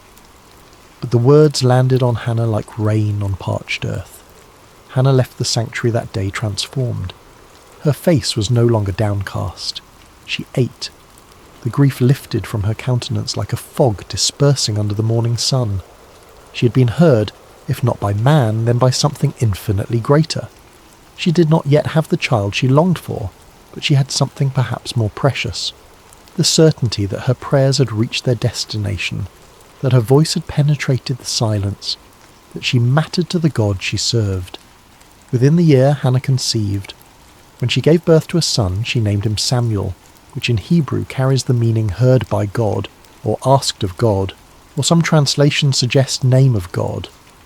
The name itself was a testimony, a permanent reminder that this child was an answer to prayer, a gift that came from somewhere beyond the ordinary workings of the world.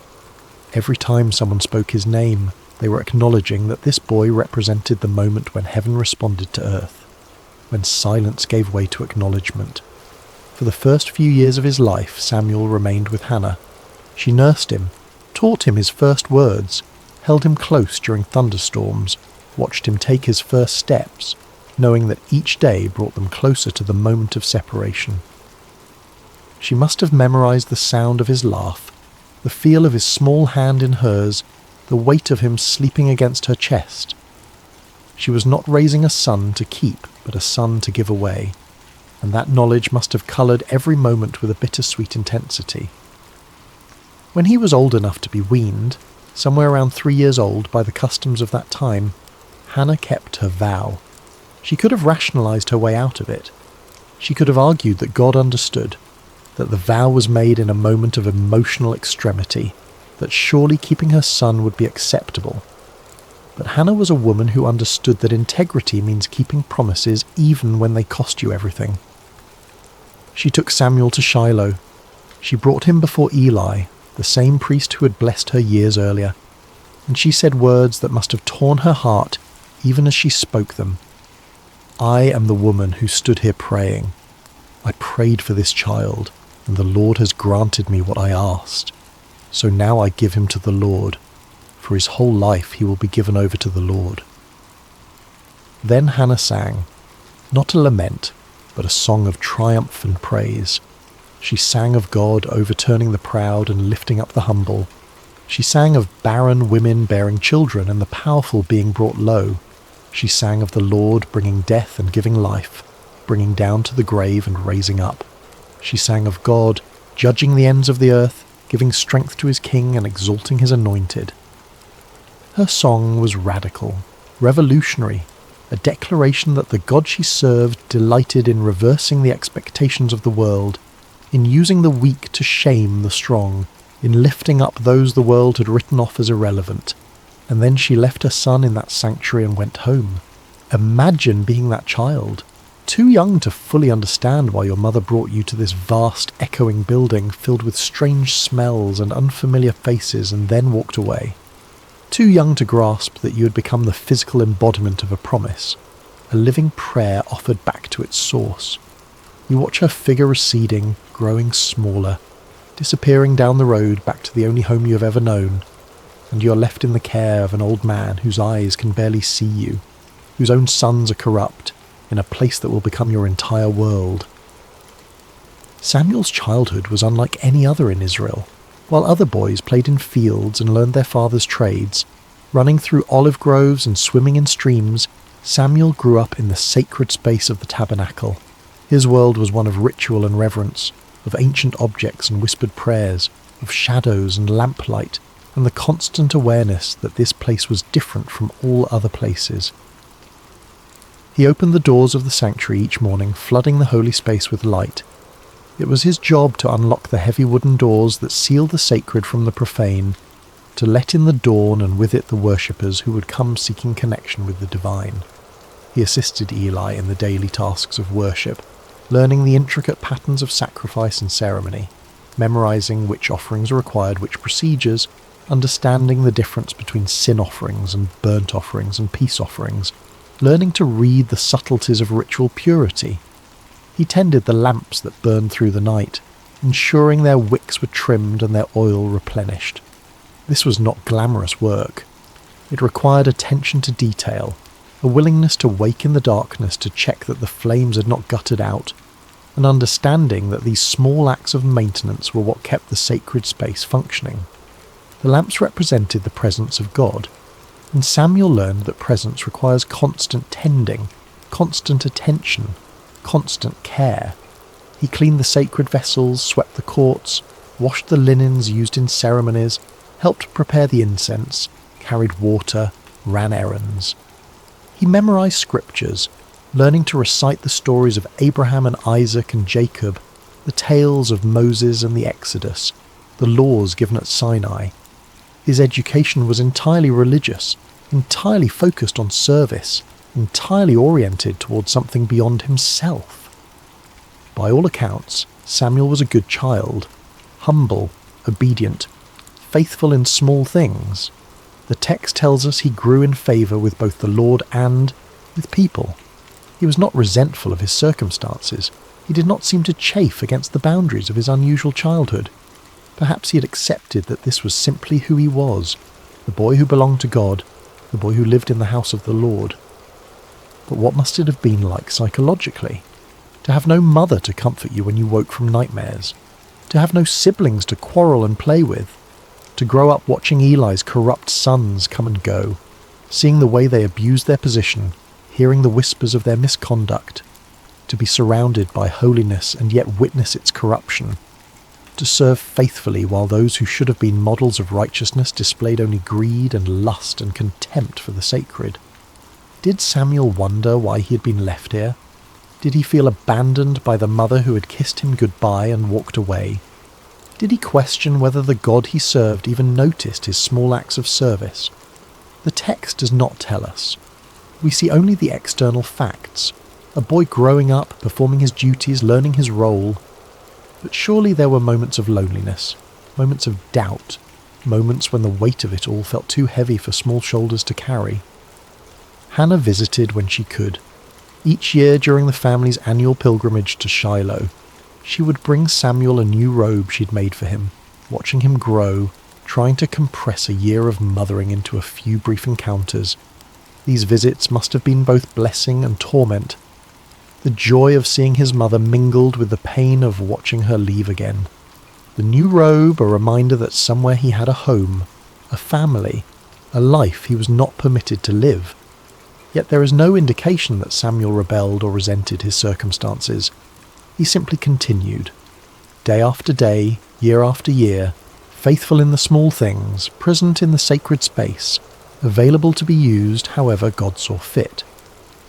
There was no indication in those early years that he would become anything more than a helpful assistant to an aging priest, that he would one day be the voice through which God spoke to an entire nation. But God, it seems, has a habit of preparing his instruments in obscurity before bringing them into the light. Samuel was being shaped by his circumstances, formed by his loneliness, refined by his faithfulness in tasks that no one celebrated. He was learning what it meant to serve without applause, to be obedient without immediate reward, to remain present even when presence felt like punishment. He was learning to listen in the silence. Chapter 2. The State of Israel at the Time.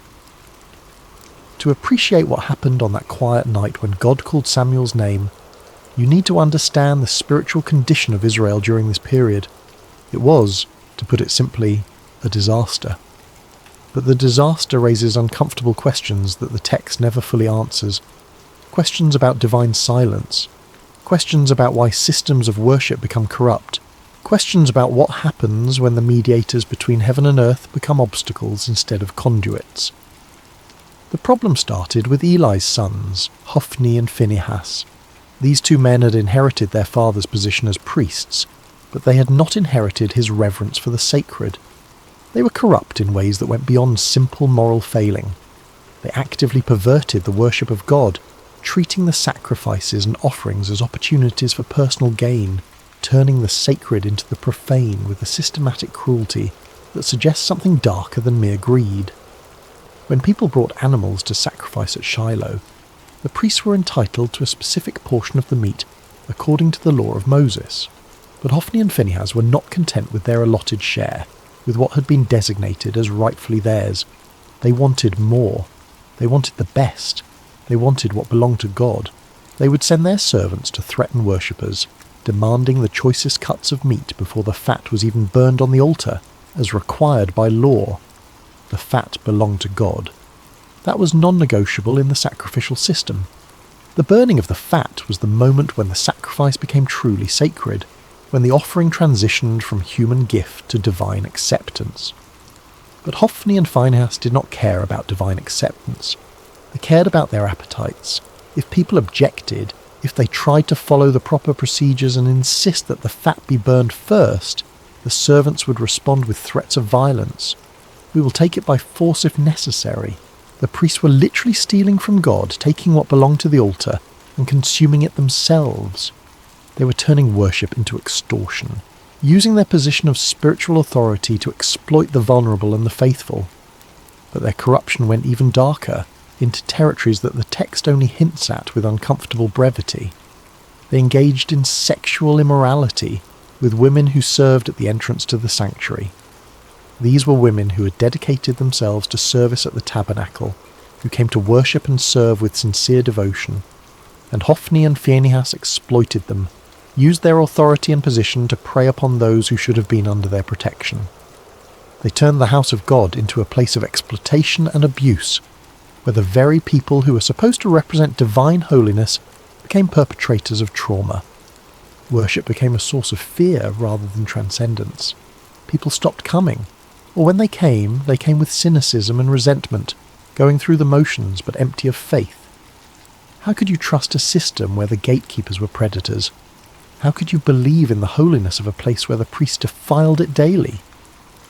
The sanctuary at Shiloh, which was meant to be the central hub of Israel's spiritual life, became instead a monument to religious corruption. Eli knew what his sons were doing. The text makes this painfully clear. People told him. They came with reports of misconduct, of abuse, of exploitation. He heard the rumours and saw the evidence. He was not ignorant. He was not blind to their crimes. And to his credit, he confronted them. But his rebukes were weak, almost apologetic, carrying no weight and no consequence. Why do you do such things? I hear reports from the people about your wicked deeds. If someone sins against another person, God may mediate. But if someone sins against the Lord, who will intercede? The words acknowledge the problem but offer no solution. There is no threat of removal from office, no stripping of authority, no punishment that might actually deter the behaviour. Just words, just disappointment, just a father hoping his wayward sons might suddenly develop a conscience they had never demonstrated. Hophni and Phinehas ignored their father and continued their corruption. Why wouldn't they? There were no consequences. Eli's position as high priest gave him the authority to remove them, to appoint others, to enforce standards. But he did nothing, and his inaction was itself a form of action, a choice that enabled the continued degradation of worship. The impact on Israel's spiritual life was catastrophic. The text records it with devastating simplicity. The people came to despise the offerings to the Lord. Think about what that means. The sacrificial system was the heart of Israel's covenant relationship with God. It was how sins were atoned for, how gratitude was expressed, how the community maintained its connection with the divine. And people were learning to despise it, to see it as corrupt and meaningless, to associate worship with exploitation rather than with holiness. Faith withered. Cynicism spread. A generation was growing up believing that God either did not care about corruption in his own house, or that he was powerless to stop it, or worse, that he did not exist at all, and the whole system was simply a mechanism for priestly power and exploitation. But perhaps the most devastating aspect of this era, the detail that haunts the narrative with its implications, was not the corruption of the priests. It was the silence of heaven. The scripture records it with haunting simplicity. In those days, the word of the Lord was rare. There were not many visions. Think about what that means. In a culture where prophets and priests were meant to be the conduits between God and humanity, the channel had gone quiet. God was not speaking. Or if he was, no one was hearing. Prophecies were scarce to the point of being legendary. Divine visions were so uncommon that when someone claimed to have received one, It was met with skepticism rather than expectation. But why? The text does not explain. It simply records the fact of divine silence as if it were weather, as if the absence of God's voice was as natural and unremarkable as a drought. But this raises uncomfortable questions. Had God withdrawn because of the corruption? Was the silence a form of judgment, a divine turning away from a people who had corrupted worship? Or had the people simply stopped listening? Had they become so cynical and so wounded by a religious hypocrisy that they could no longer hear what was being said? Or was there another possibility, one that the text does not explore but that hangs in the air like smoke? Perhaps the priests, who were supposed to be the mediators between God and people, had become such effective blockers of communication that divine messages simply could not get through. Perhaps Hophni and Phinehas were not just corrupt individuals, but symptoms of a systemic failure, a spiritual infrastructure that had collapsed under the weight of its own contradictions. Israel was spiritually adrift, navigating by dead reckoning through waters where the stars had gone dark. There were no prophets to consult, no clear word from God about how to proceed, no divine guidance about which way to turn, just the daily grind of existence, the hollow rituals performed without meaning, the slow death of a people's faith in the face of institutional betrayal. This was the world into which Samuel was growing up, a world where the representatives of God were corrupt, where worship had become hollow, where heaven seemed distant and disinterested. If you were a young person in that era, what would you believe about the divine? Would you expect God to speak? Would you even know what his voice sounded like? Would you be able to distinguish a divine call from your own imagination or from the voice of a very human priest?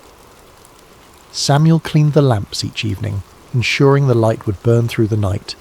It was a practical task, a maintenance duty, nothing spiritual about it. He trimmed the wicks, refilled the oil reservoirs, ensured the flames were steady. But in that small act, there was a symbol that perhaps Samuel himself did not fully understand. The lamp of God had not yet gone out. Somewhere in the darkness a light still burned, and into that darkness, cutting through the silence that had lasted for generations, a voice was about to break through. Chapter 3. The night God spoke. The night began like any other. Samuel had completed his duties for the day, working through the familiar routines that structured his life. The sanctuary was clean, the floors swept, the vessels washed and arranged in their proper places. The lamps were lit, their flames steady, casting dancing shadows across the ancient stones. The sacred space was prepared for the silence of the evening hours, for the long watch through darkness toward dawn. Eli, now elderly and nearly blind, his eyes grown dim from age and perhaps from seeing too much corruption without acting, had retired to his usual place. He moved slowly now, carefully, feeling his way along walls he had walked beside for decades. His sleeping area was separate but nearby, close enough that Samuel could hear him if he called, out in the night. Samuel lay down in his customary sleeping spot somewhere near the chamber where the Ark of the Covenant rested. The exact location is not specified in the text, but the implication is clear. He slept in proximity to the most sacred object in all of Israel, closer to the physical representation of God's presence than anyone else in the nation that night. The ark was the most sacred object in Israel, a gold-covered chest containing the tablets of the law, a jar of manna, and Aaron's staff that had budded. But more than its contents, the ark represented the very presence of God among his people. It was the throne of the invisible king, the place where heaven touched earth, the point of contact between the divine and the mortal. To sleep near it was to sleep in the shadow of holiness, though Samuel likely thought nothing of it. This was simply where he slept, as ordinary to him as any bedroom, as familiar as his own breathing. The lamp of God was still burning, casting flickering shadows across the stone walls. This detail matters more than it might initially seem. In the Jewish tradition, the lamp in the sanctuary, the menorah that burned with consecrated oil, was not allowed to go out until morning light made it unnecessary. It represented the presence of God, the light that persisted even in darkness, the hope that had not yet been extinguished. The phrase, "the lamp of God had not yet gone out," carries within it both promise and warning. Not yet, but it could. The light was still burning, but barely. The presence was still there, but fading. As long as the lamp burned, there was hope. As long as the light persisted against the encroaching darkness, God had not abandoned his dwelling place entirely. Samuel drifted into sleep, a boy exhausted from the honest labour of serving in the house of God. His breathing slowed, his muscles relaxed. He sank into that deep, dreamless sleep that comes from physical work and a clear conscience. The sanctuary around him settled into its nighttime sounds. The creak of cooling stone, the whisper of wind through high windows, the distant cry of a night bird, the soft flutter of the lamp flames, and then, in the darkness, cutting through the silence like a knife through cloth, he heard his name, Samuel. The voice was clear, distinct, personal. Not a shout that would echo through the halls, but not a whisper that could be mistaken for imagination either. It had the quality of someone standing nearby, speaking with intention and purpose, with the certainty that they would be heard. It was a voice that expected a response. Samuel's eyes snapped open. His heart leaped in his chest. There was no confusion, no moment of disorientation. He knew immediately that someone had called him. The voice had been too clear, too deliberate, too unmistakably directed at him. In the darkness, with the lamp casting its uncertain light, Samuel did what made perfect sense to a boy who had grown up serving under an elderly priest. Eli must need something. The old priest was nearly blind now, stumbling in the darkness. Perhaps he had dropped something. Perhaps he needed water. Perhaps he was unwell and required assistance. Samuel threw off whatever covering he used against the night chill and ran to where Eli slept. "Here I am. You called me?" The response was immediate, instinctive. "Here I am." Two words that would become the defining posture of Samuel's entire life. Not, "What do you want?" Not, "Can it wait until morning?" Just presence. Just availability. Here I am. Eli, pulled from sleep and confused, his mind foggy with the remnants of dreams, looked in the direction of Samuel's voice with eyes that could barely make out shapes in the darkness. "I did not call. Go back and lie down." Samuel returned to his place, perhaps a little puzzled, but not overly concerned.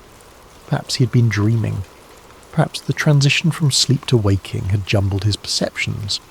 Perhaps the old man had called out in his sleep and forgotten. These things happen. The mind plays tricks in the boundary spaces between consciousness and unconsciousness. He lay back down, pulled his covering around him, and closed his eyes, willing himself back towards sleep. The sanctuary settled back into silence. The lamp continued its steady burning. Outside, the wind moved through the hills with a sound like breathing. Samuel's heartbeat slowed back to its resting rhythm. Samuel? Again. The same voice, the same clarity, the same undeniable sense that someone was speaking directly to him, calling him by name with purpose and intention. This was not imagination. This was not the remnant of a dream clinging to the edge of waking. This was not the echo of Eli's voice misheard in the darkness. Someone had called his name, clearly and deliberately, as real as the stone beneath him and the lamplight flickering against the walls. Once more, Samuel got up and went to Eli. His bare feet made soft sounds against the cold stone floor. His breathing was quicker now, his confusion deeper. If Eli had not called the first time, then who had? "Here I am. You called me." Eli, now more awake and perhaps slightly irritated at being disturbed a second time, sent him away again with a tone that suggested both confusion and mild frustration. "I did not call, my son. Go back and lie down." Samuel returned, but now there was a question forming in his mind that would not be silenced. If Eli was not calling him, then who was? Was someone playing a trick? Was there an intruder in the sanctuary hiding in the shadows, calling his name for some unknown purpose? but the voice had not seemed mischievous or threatening. It had been steady, certain, intimate, the kind of voice that knows you, that has the right to call your name. He lay back down, but this time sleep did not come easily. His eyes stayed open, staring into the darkness above him. His ears strained for any sound, any indication of who or what had spoken to him. The lamp flickered. A moth circled near its flame. Time stretched and compressed in that strange way it does when you are lying awake in the dark, unsure whether minutes or hours are passing. Samuel. The third time, Samuel abandoned any doubt or hesitation. Someone was calling him, and if it was not Eli, then perhaps the old priest was confused. Perhaps he was calling out without realizing it. Perhaps his dreams were speaking through him. Samuel got up once more, faster now, urgent, and went to Eli. He stood at the foot of the old priest's sleeping mat, his young face barely visible in the dim light that filtered in from the main chamber. "Here I am. You called me." And finally, after decades of serving in the sanctuary, after years of watching the word of the Lord become rare and vision scarce, after witnessing the corruption of his sons and the slow death of Israel's faith, Eli understood. The realization must have hit him like a physical blow. God was calling the boy, not the high priest, not the experienced religious leader, not the man who had served in this place for decades. The boy who cleaned the floors and tended the lamps and slept near the ark without fully comprehending what that meant. Eli's response is one of the most beautiful moments in the entire narrative. He could have been jealous, wounded by the divine bypassing, bitter that his years of service were being overlooked in favour of a child. He could have been defensive, questioning whether this was really happening, whether Samuel was perhaps confused or making things up. He could have claimed the voice for himself, insisted that any divine communication should come through proper channels, through the established hierarchy of priesthood. But instead, Eli became a teacher in the truest sense. He gave Samuel the gift of understanding and the words that would change everything. He put aside whatever personal feelings he might have had and focused entirely on helping Samuel navigate what was about to happen. "Go and lie down," Eli said, and you can hear in those words both resignation and hope, both the sadness of being passed over and the wonder that God was speaking again at all. And if he calls you, say, "Speak, Lord, for your servant is listening." Those words, "Speak, Lord, for your servant is listening," not "Who are you?" not "What do you want?" not "Prove yourself to me." Just openness, just availability, just the humble acknowledgement that if God is speaking, the only appropriate response is to listen. Samuel returned to his place one more time. He lay down in the darkness, the lamp of God still burning nearby, casting its uncertain light across ancient stones, and he waited. His heart must have been pounding so hard he could hear it in his ears. His mind must have been racing with questions and fears and wonder. What does the voice of God sound like? What will he say? Am I worthy to hear it? What if I do not understand? What if I get it wrong? The silence stretched. The lamp flickered. Outside, the night continued its slow progression toward dawn. And then, for the fourth time, the voice came.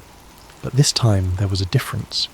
This time the name was repeated, spoken twice, with an intimacy and urgency that had not been there before. "Samuel! Samuel!" The repetition is significant. In Hebrew, when a name is called twice, it indicates intimacy, urgency, importance. Abraham, Abraham, Moses, Moses. Now Samuel, Samuel.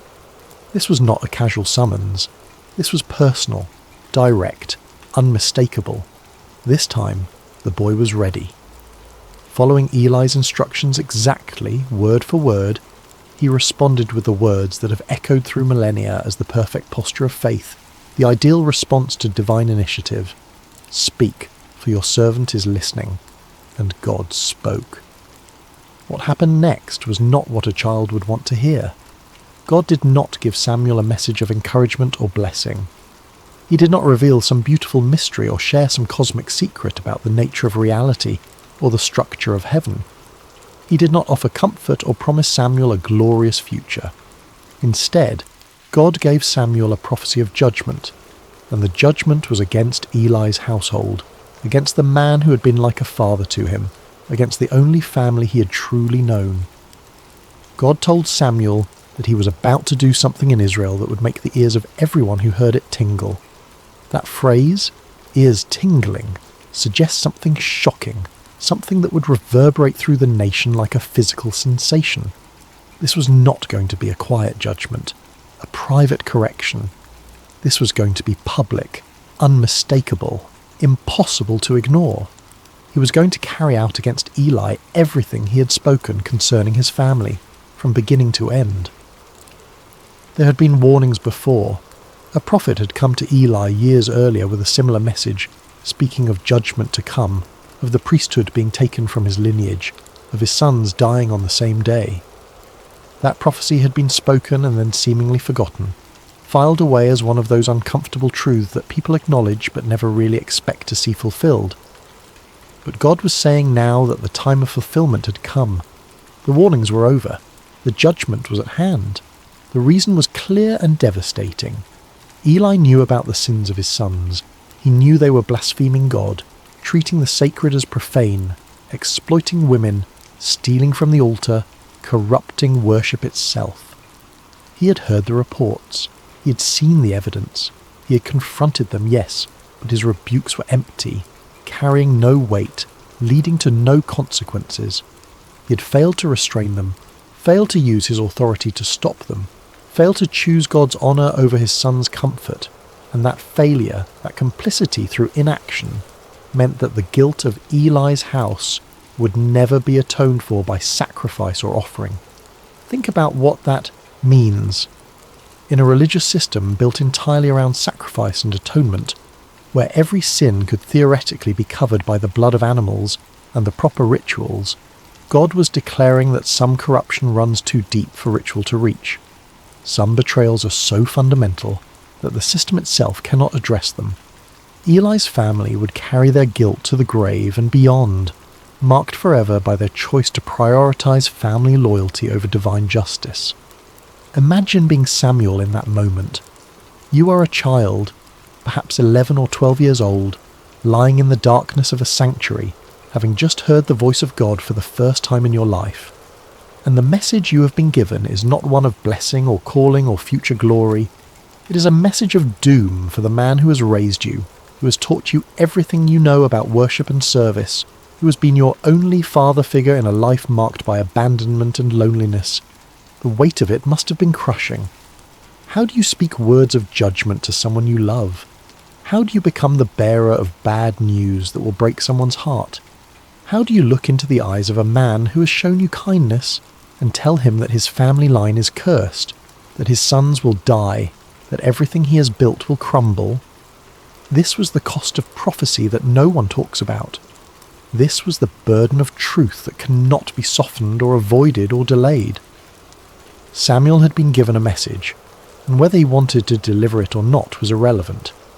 The truth had been spoken to him, and now he was responsible for speaking it to others. This is what it means to be a prophet.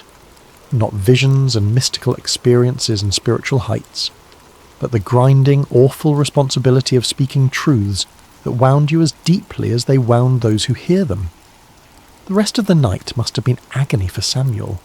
The text tells us he lay there until dawn, too afraid to tell Eli what he'd heard. He did not sleep. How could he? His mind must have raced through possibilities. Maybe he had misunderstood. Maybe there was a way to soften the message to make it less harsh. Maybe if he just kept quiet, the whole thing would fade like a dream, and he could go back to his simple life of tending lamps and sweeping floors. But deep down, he knew. The voice had been too clear. The message had been too specific. And God had not asked his opinion about whether this was a good idea or whether Samuel felt ready for such responsibility. The divine does not consult us about our readiness. It simply calls, and we must answer. Chapter 4. The Weight of the Message. As morning light began to filter into the sanctuary, pale and hesitant through the high windows, Samuel rose and went about his duties as usual. Muscle memory guided him through the familiar routines. He opened the doors of the house of the Lord, pushing aside the heavy wooden barriers that sealed the sacred from the profane, letting in the day, with all its ordinary demands. But everything felt different now. The air was heavier, pressing down on his shoulders like a physical weight. The silence was louder, filled with the words he carried but could not speak. He carried within him words that would change everything, and he was terrified to voice them. His hands shook as he performed his tasks. He fumbled with the lamp wicks, nearly spilling oil on the floor. He could not meet anyone's eyes. Every sound made him jump, expecting Eli to call for him, to demand the message, to force him to speak the unspeakable. Eli, however, knew something had happened. Years of serving in the sanctuary had given him an intuition about spiritual matters that his failing eyesight could not diminish. He could sense the change in Samuel, could feel the weight the boy was carrying. He called Samuel to him, his voice gentle but insistent, and when the boy came, reluctant and pale, the old priest asked him directly, "Samuel, my son, what was it he said to you? Please do not hide it from me." Then he added words that carried the weight of both authority and desperation. "May God deal with you, be it ever so severely if you hide from me anything he told you." It was an oath, a binding formula that made concealment impossible. Eli was not giving Samuel an easy out. He was demanding truth, however painful, however devastating. And in doing so, he was teaching Samuel one of the most important lessons of prophetic ministry: that truth matters more than comfort, that integrity requires speaking even when silence would be kinder. There is something deeply moving about this moment. Eli was giving Samuel permission to speak truth, even painful truth. He was not demanding a comfortable answer. He was not pressuring the boy to lie or soften the message. He was not using his position as high priest to intimidate or manipulate. He was simply asking for honesty, for the faithful delivery of whatever word had been given, regardless of personal cost. Samuel, to his credit, did not hold back. He told Eli everything, every word of the judgment, every detail of the coming consequences, every aspect of the doom pronounced against his house. He did not sugarcoat it. He did not try to make it easier to hear. He did not add comforting caveats or suggest ways the judgment might be avoided. He simply delivered the message as it had been given to him, faithful to both God and to Eli in his refusal to distort the truth. The words must have felt like stones in his mouth, each one heavy and sharp. He would have watched Eli's face as he spoke, looking for signs of anger or rejection or denial. But what he saw instead was something he had not expected. Eli's response is remarkable in its humility and resignation. He did not rage against the pronouncement. He did not question Samuel's experience or suggest the boy had misunderstood or imagined things. He did not blame Samuel for being the messenger or accuse him of disloyalty or ingratitude. He simply said, with a weariness that spoke of years of knowing this moment would come, "He is the Lord. Let him do what is good in his eyes." There is defeat in those words, yes, but there is also acceptance, a kind of peace that comes from finally having the truth spoken aloud, from no longer living in the shadow of unacknowledged reality. Eli had known for years that his sons were corrupt. He had known that his failure to stop them was a kind of complicity, a betrayal of his calling and his God. The judgment was not a surprise. It was an inevitability finally spoken aloud, a truth that had been hovering unspoken in the air for years finally given voice and substance. And perhaps in some way, Eli was relieved that the silence had been broken, even if the words spoken were words of judgment. Perhaps there is a relief that comes from knowing, from having certainty, even when that certainty is terrible. Perhaps after years of wondering when the hammer would fall, there was a strange comfort in finally hearing it fall, in knowing the shape of the future even when that future was dark. What Samuel learned that night and that morning was something most of us spend a lifetime avoiding. That truth is not always comfortable, that faithfulness sometimes means delivering hard words, and that love does not require us to hide reality from those we care about. Samuel could have lied to Eli. He could have softened the message or claimed he did not remember the details, or suggested that perhaps he had misunderstood what God was saying, but he chose honesty. and in doing so he established the pattern that would define his entire ministry. He would be a prophet who spoke the word of the Lord without compromise, without concern for how it would be received, without fear of the consequences.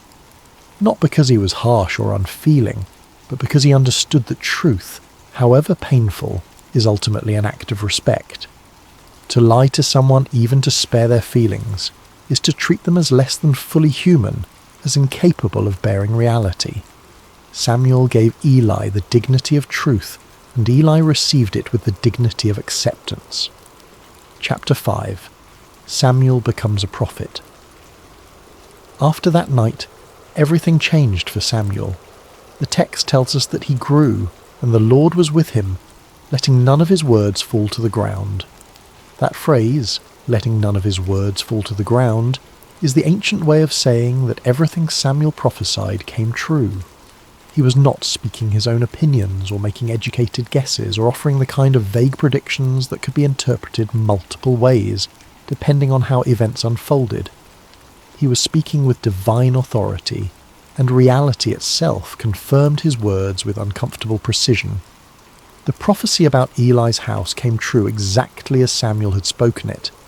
The details are grim and worth recounting because they establish Samuel's credibility as a true prophet in a time when false prophets were common and people had grown cynical about divine communication. Israel went to war against the Philistines, their perennial enemy. In the first battle, the Israelites were defeated and thousands of soldiers died. In desperation, the elders decided to bring the Ark of the Covenant from Shiloh to the battlefield, believing that God's physical presence would guarantee victory. Hophni and Phinehas accompanied the Ark, treating it like a magical talisman rather than the throne of the living God. The Israelites shouted when the Ark arrived, a roar so loud that the ground shook. The Philistines were terrified at first, knowing the stories of what the God of Israel had done to Egypt. But they fought anyway, and in the battle that followed, Israel was utterly defeated.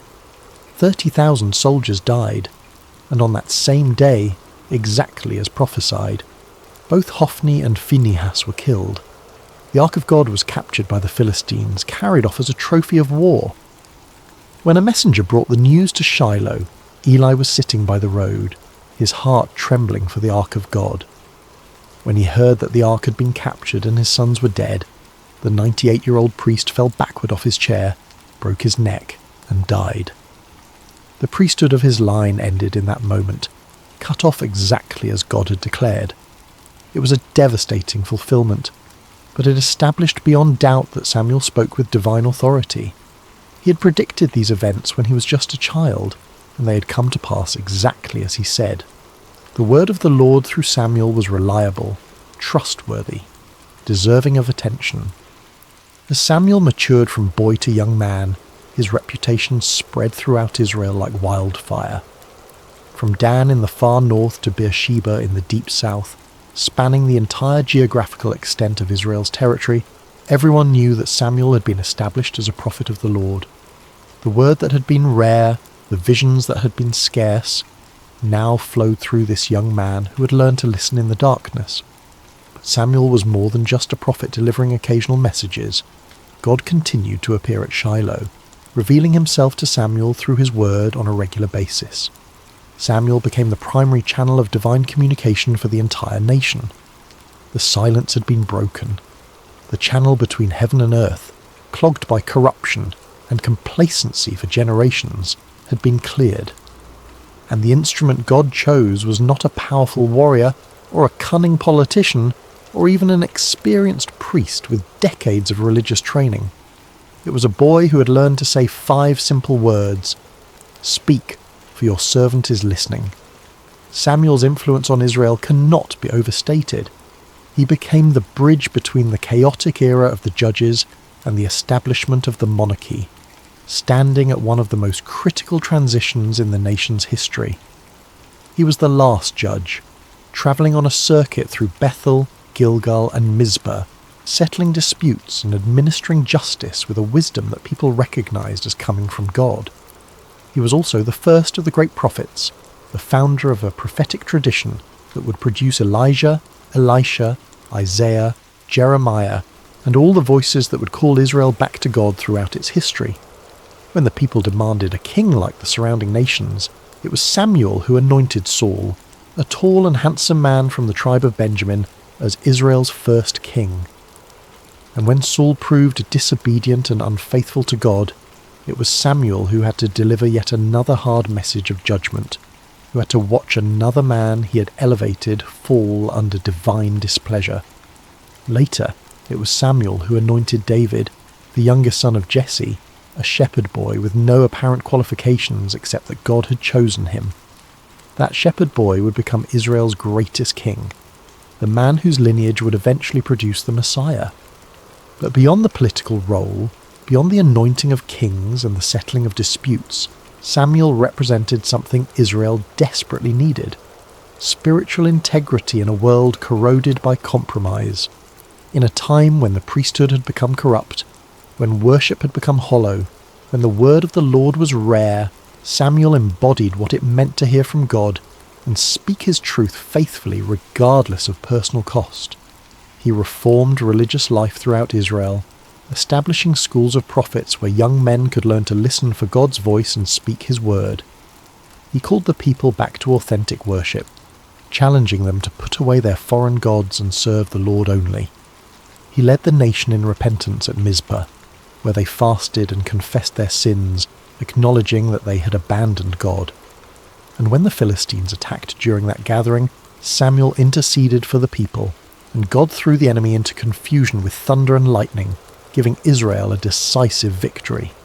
Samuel demonstrated that God had not abandoned his people, that the silence had been circumstantial rather than permanent, that divine presence and power were still available to those who would seek them with integrity. The boy who once cleaned floors and trimmed lamp wicks became the conscience of a nation. The child who slept near the ark became the voice through which God spoke to kings and commoners alike. His authority came not from position, or political power, or military might, but from the simple fact that he had learned to listen and had the courage to speak what he heard, even when speaking cost him dearly. Chapter 6. The Legacy of the Story. So what do we take from this ancient narrative? What does it mean for us, centuries removed from oil lamps and tabernacles and sleeping near the Ark of the Covenant? And perhaps more intriguingly, what questions does this story raise that it never fully answers? First, there is the theme of listening. God can speak in quiet places, in ordinary moments, when we least expect it. Samuel was not performing some elaborate spiritual ritual when God called his name. He was not fasting on a mountain. He was not in a trance or a vision quest. He was sleeping, exhausted from a day of mundane labour. He was simply present in a sacred space, available to be awakened. How often do we miss the voice of the divine because we are too busy, too distracted, too convinced that revelation only comes in spectacular packages? We wait for burning bushes and angelic visitations, for dramatic signs and unmistakable interventions, while the still small voice speaks in the darkness and we mistake it for our imagination, or for human conversation, or for nothing at all. Samuel teaches us that sometimes the most profound moments arrive softly, in the space between waking and sleeping, in the darkness when our defences are down and our minds are quiet enough to hear what has always been speaking. But this raises uncomfortable questions. How many times has that voice spoken and we have ignored it? How many times have we attributed divine communication to coincidence or psychology or wish fulfillment because we have lost the ability to recognize it for what it is? Second, there is the theme of obedience. Samuel's first response when he heard his name was immediate and complete. Here I am. No hesitation, no calculation, no weighing of options or considering whether this was a good time, just presence and availability. Not, what do you want, but here I am. Not, let me think about it, but immediate response. Later, when Eli gave him the words to use, Samuel followed the instruction exactly. He did not improvise or try to improve on the formula or insert his own personality into the exchange. He simply said what he had been taught to say: "Speak, for your servant is listening." Obedience in this story is not about blind submission to authority. It is about being teachable, about recognizing when someone knows more than you do, about trusting guidance even when you do not fully understand where it is leading. But there is something deeper here, something that troubles the waters of easy interpretation. Samuel was obedient to a voice he had never heard before, to a presence he could not see, based entirely on the instruction of a priest whose own family was corrupt, and whose judgment had been compromised by his failure to discipline his sons. What made Samuel so certain that this was God speaking and not some other voice? What internal compass guided him toward trust when skepticism would have been equally reasonable? Third, there is the theme of humility. Samuel's greatness began in small acts of service. He was faithful in opening doors, in cleaning, in tending lamps, in all the unglamorous work that keeps a sacred space functioning. He did not despise the small things, or consider himself above menial tasks. He swept floors with the same attention he later brought to anointing kings.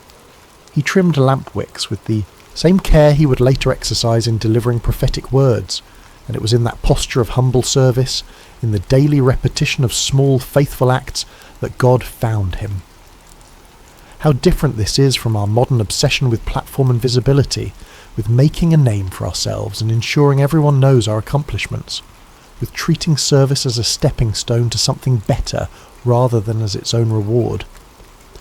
Samuel reminds us that true influence is built in obscurity, that character is formed in the small decisions no one sees, that greatness is the fruit of faithfulness in little things rather than the result of ambitious self-promotion. But again, there is a mystery here. Why Samuel? What was it about this particular boy that made him suitable for this calling?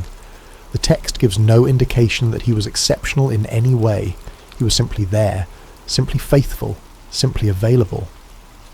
Which raises the question, are there others who are equally faithful, equally available, who never heard their name called? Is divine calling arbitrary, or is there some hidden criteria that determines who hears the voice and who does not? Fourth, there is the theme of responsibility. Sometimes truth is hard but necessary. Samuel's first message from God was a message of judgment, and he had to deliver it to someone he loved. This is the cost of being a conduit for truth. You do not get to choose which messages are convenient and which are difficult. You do not get to edit reality to make it more palatable. You do not get to withhold hard truths, because speaking them might damage relationships or cost you social capital. If you are going to be a voice for something beyond yourself, whether you call that voice God or conscience or truth, or simply what is, you have to be willing to speak even when the words cut you as deeply as they cut those who hear them. Samuel could have spared Eli. He could have lied or softened the message or claimed he did not remember the details. But he chose the harder path of honesty, and in doing so he honoured both Eli and himself. Yet this raises ethical questions that the narrative does not resolve. What is the balance between truth and compassion? When does speaking hard truths become cruelty disguised as honesty? Samuel was a child delivering a message he did not create and could not change. But what about us, when the truths we must speak are filtered through our own perceptions and biases and limited understanding? How do we know when to speak and when to remain silent? Fifth, there is the theme of hope. The lamp of God had not yet gone out. Even in the darkest period of Israel's spiritual life, when the priesthood was corrupt and the word of the Lord was rare and the nation was spiritually adrift, there was still a light burning somewhere in the darkness. God had not abandoned his people. He was simply waiting for someone who would listen, someone who would respond, someone who would be faithful with what was given to them. Samuel represents the truth that it is never too late for renewal, that no matter how far things have fallen, no matter how corrupt the systems or how cynical the people, there is always the possibility of a voice in the darkness calling us back to what matters. The light may be flickering, the wick may be nearly consumed, the oil may be running low, but as long as there is any light at all, there is hope for rekindling, for replenishment, for the dawn that follows even the longest night. But this optimistic reading sits uncomfortably with the historical reality. The lamp did eventually go out. The sanctuary at Shiloh was destroyed. The ark was captured and never returned to that place. The line of Eli ended in blood and disgrace. Samuel's calling did not prevent disaster. It only narrated it before it happened. So what kind of a hope is this?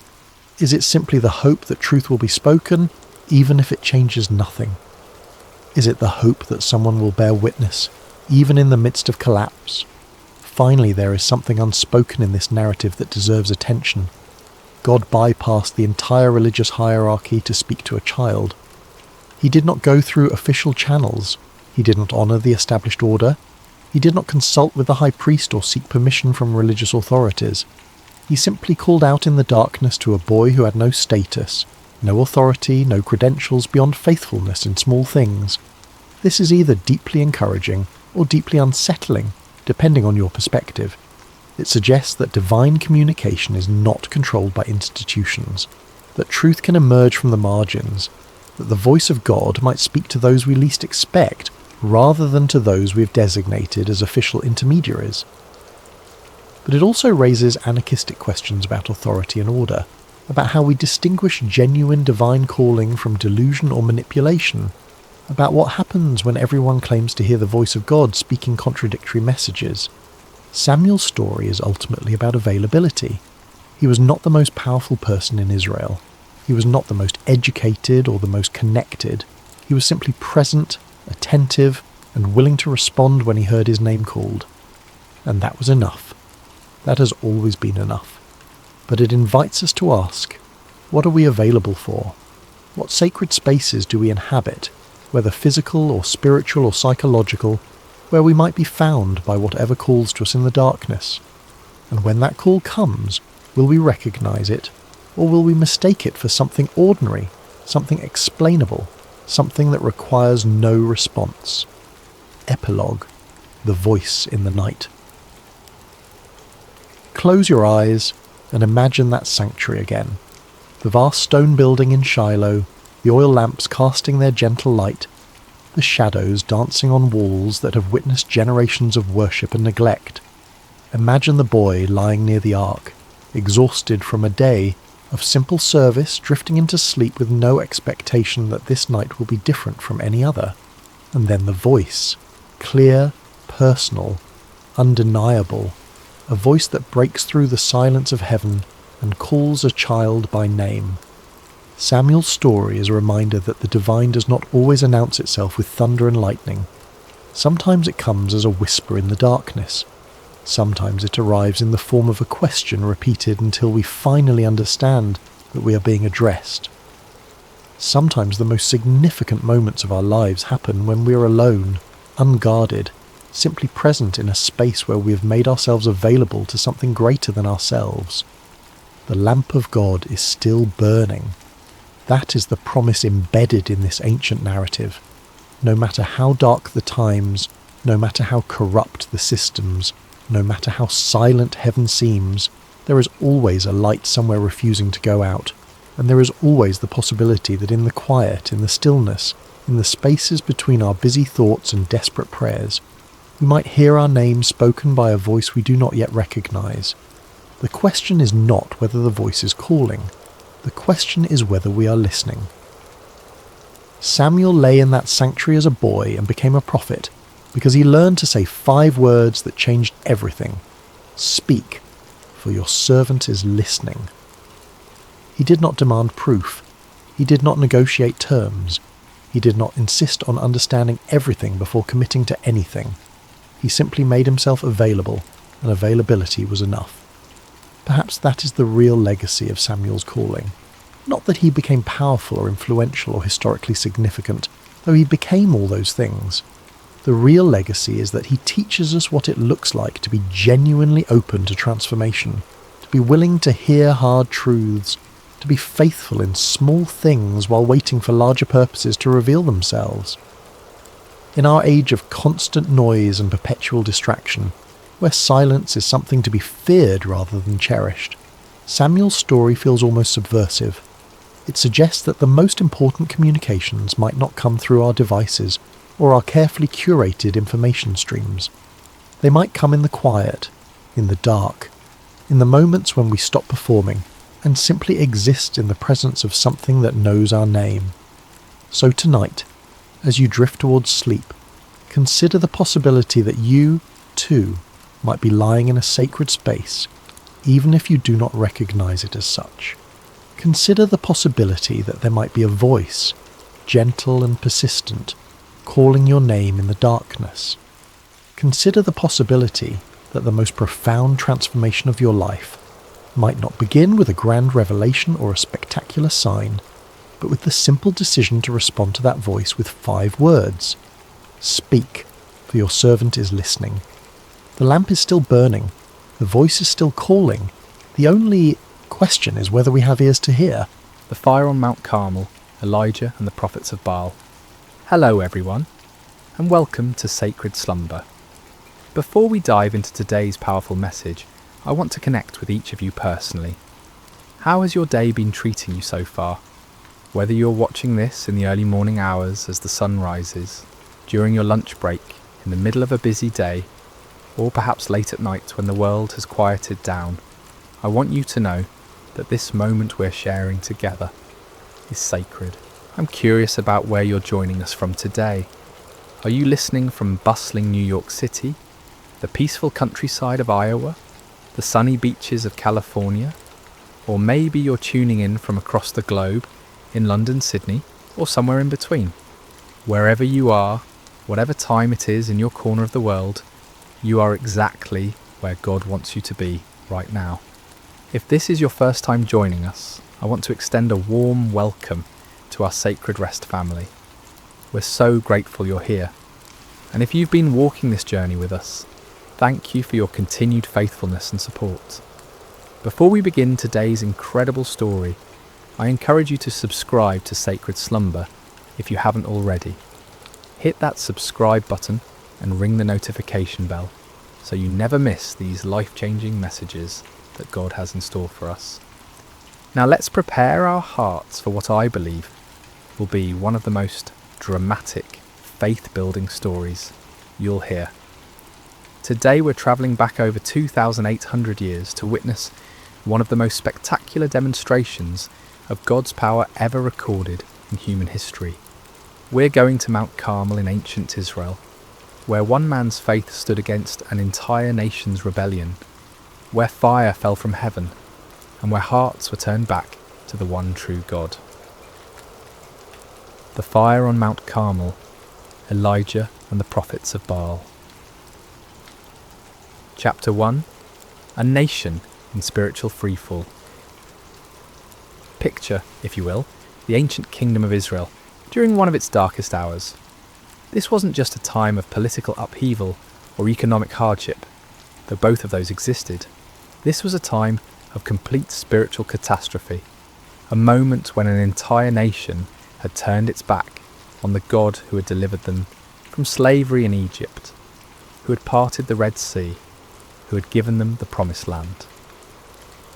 King Ahab sat on the throne of Israel, and beside him ruled Queen Jezebel, a woman whose very name has become synonymous with wickedness and manipulation.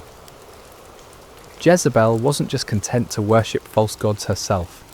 She was determined to drag the entire nation of Israel down with her into the depths of idolatry and spiritual darkness. Under their reign, temples to Baal began sprouting up across the landscape like poisonous mushrooms after a storm. Baal was the Canaanite storm god, supposedly the controller of rain and fertility, the giver of crops and abundance. The people were drawn to him because they believed he could provide what they desperately needed: prosperity, security, and success. Sound familiar? In our modern world, we may not bow down to statues of Baal, but how many of us have made idols out of our careers, our bank accounts, our social media followers, or our pursuit of comfort and pleasure? The heart of humanity hasn't changed much in nearly 3,000 years. But Jezebel wasn't satisfied with just building temples. She launched a systematic persecution campaign against the prophets of the Lord. These faithful men and women of God were hunted down like criminals. Some were executed, others were forced to hide in caves and secret places, living in constant fear for their lives.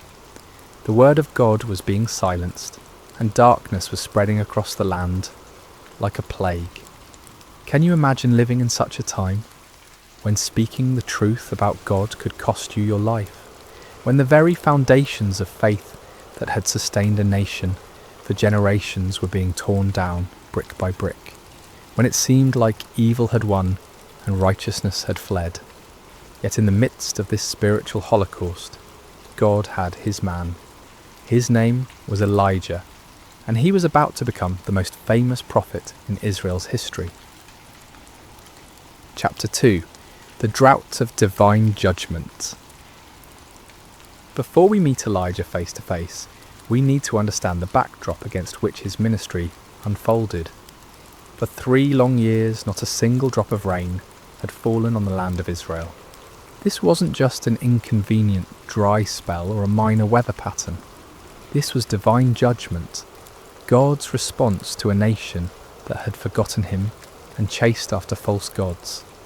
The drought was devastating in ways that are hard for us to fully comprehend in our modern world of grocery stores and water systems. Rivers that had flowed for centuries dried up to cracked mud.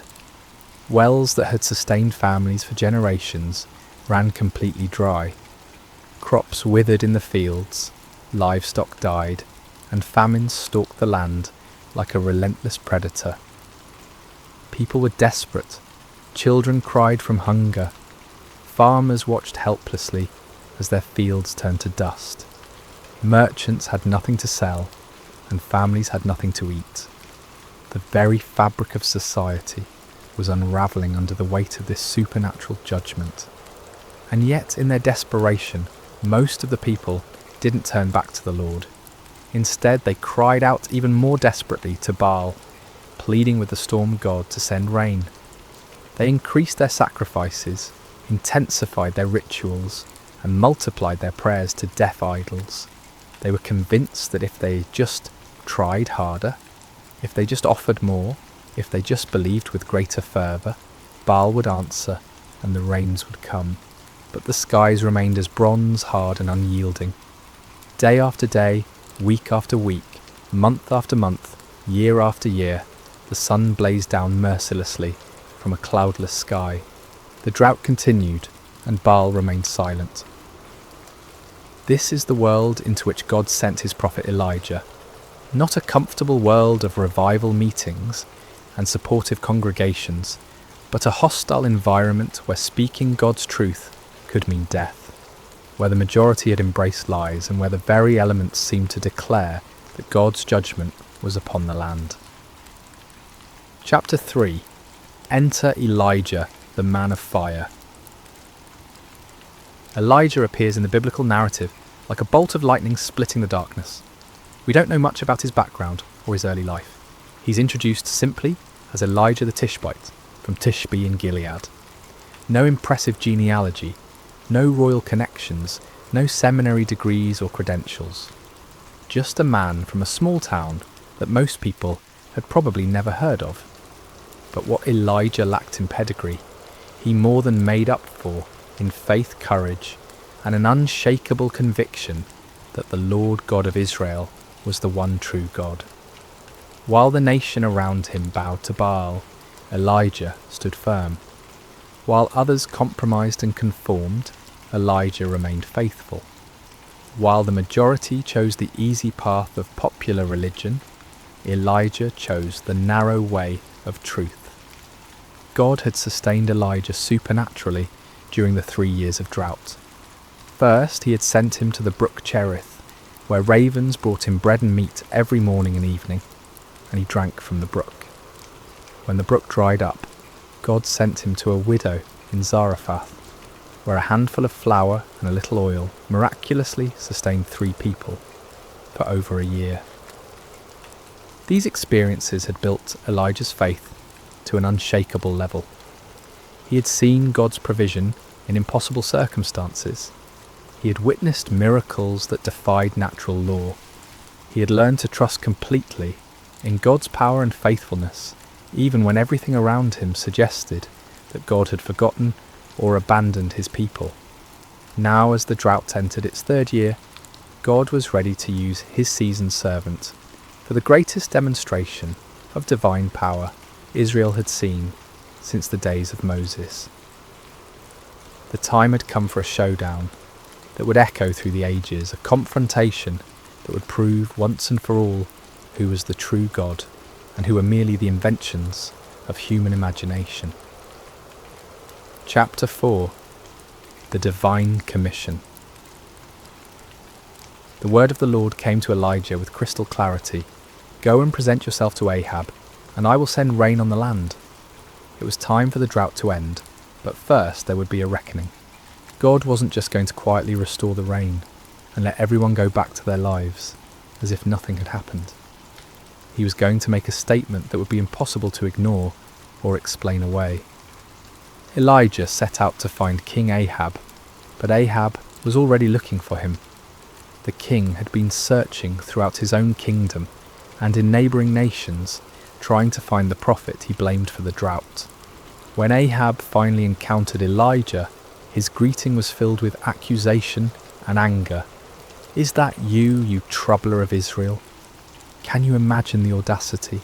Here was a king who had led his nation into idolatry, who had allowed his wife to murder God's prophets, who had built temples to false gods throughout the land, and he had the nerve to call God's faithful prophet a troublemaker. It's a perfect example of how sin blinds us to our own responsibility and causes us to blame others for the consequences of our own choices. But Elijah didn't back down. With the boldness that comes from knowing you're standing on the side of truth, he fired back. I have not made trouble for Israel, but you and your father's family have. You have abandoned the Lord's commands and have followed the Baals. This wasn't just a theological debate or a polite disagreement about religious preferences. This was a confrontation between the kingdom of God and the kingdom of darkness, between truth and deception, between the power of the Almighty and the impotence of human-made idols. Chapter 5. The challenge issued. Elijah then issued a challenge that would go down in history as one of the most dramatic moments in all of Scripture. Now summon the people from all over Israel to meet me on Mount Carmel, and bring the 450 prophets of Baal and the 400 prophets of Asherah who eat at Jezebel's table. Mount Carmel was the perfect location for this showdown. Rising about 1,800 feet above sea level, it offered a commanding view of the surrounding countryside and could accommodate the massive crowd that would gather. More importantly, Mount Carmel was considered sacred to Baal worship. The Canaanites believed it was one of Baal's favourite dwelling places. By choosing this location, Elijah was essentially challenging Baal on his home turf. The terms of the contest were elegantly simple. Get 2 bulls for us. Let Baal's prophets choose one for themselves, and let them cut it into pieces and put it on the wood, but not set fire to it. I will prepare the other bull and put it on the wood, but not set fire to it. Then you call on the name of your God, and I will call on the name of the Lord. The God who answers by fire, he is God. It was brilliant in its simplicity. No complicated rituals, no ambiguous signs that could be interpreted different ways, no room for trickery or deception. Fire from heaven would be the ultimate proof. The God who could send fire to consume the sacrifice would be proven to be the true God. The people's response revealed both their spiritual confusion and their deep hunger for truth. What you say is good. They were tired of the uncertainty, tired of not knowing which God to trust, tired of the drought and the suffering. They wanted a clear answer, and Elijah's challenge offered exactly that. Chapter 6. The prophets of Baal take the stage. As dawn broke over Mount Carmel, an incredible scene began to unfold. Hundreds of prophets of Baal gathered around their altar, dressed in their ceremonial robes, carrying their ritual instruments, confident in their God's ability to answer their call. After all, they outnumbered Elijah 450 to 1. They had the backing of the royal court. They had been the religious establishment for years. Surely their God would not fail them now, especially not on his sacred mountain. They began their ritual early in the morning with great enthusiasm and confidence. "Baal, answer us," they cried, their voices echoing across the mountainside. They danced around their altar with wild abandon, their movements becoming more and more frenzied as they worked themselves into a religious fervour. This wasn't a quiet, dignified ceremony. This was raw, primal religion at its most intense. They leaped and shouted, they waved their arms and beat their chests. They called upon their God with every fibre of their being. The sound of their voices, the pounding of their feet, the clashing of their instruments created a cacophony that could be heard for miles around. But as the morning wore on and became noon, something became increasingly obvious. Nobody was answering. The sky remained clear and cloudless. No fire fell from heaven. No voice spoke from the heavens.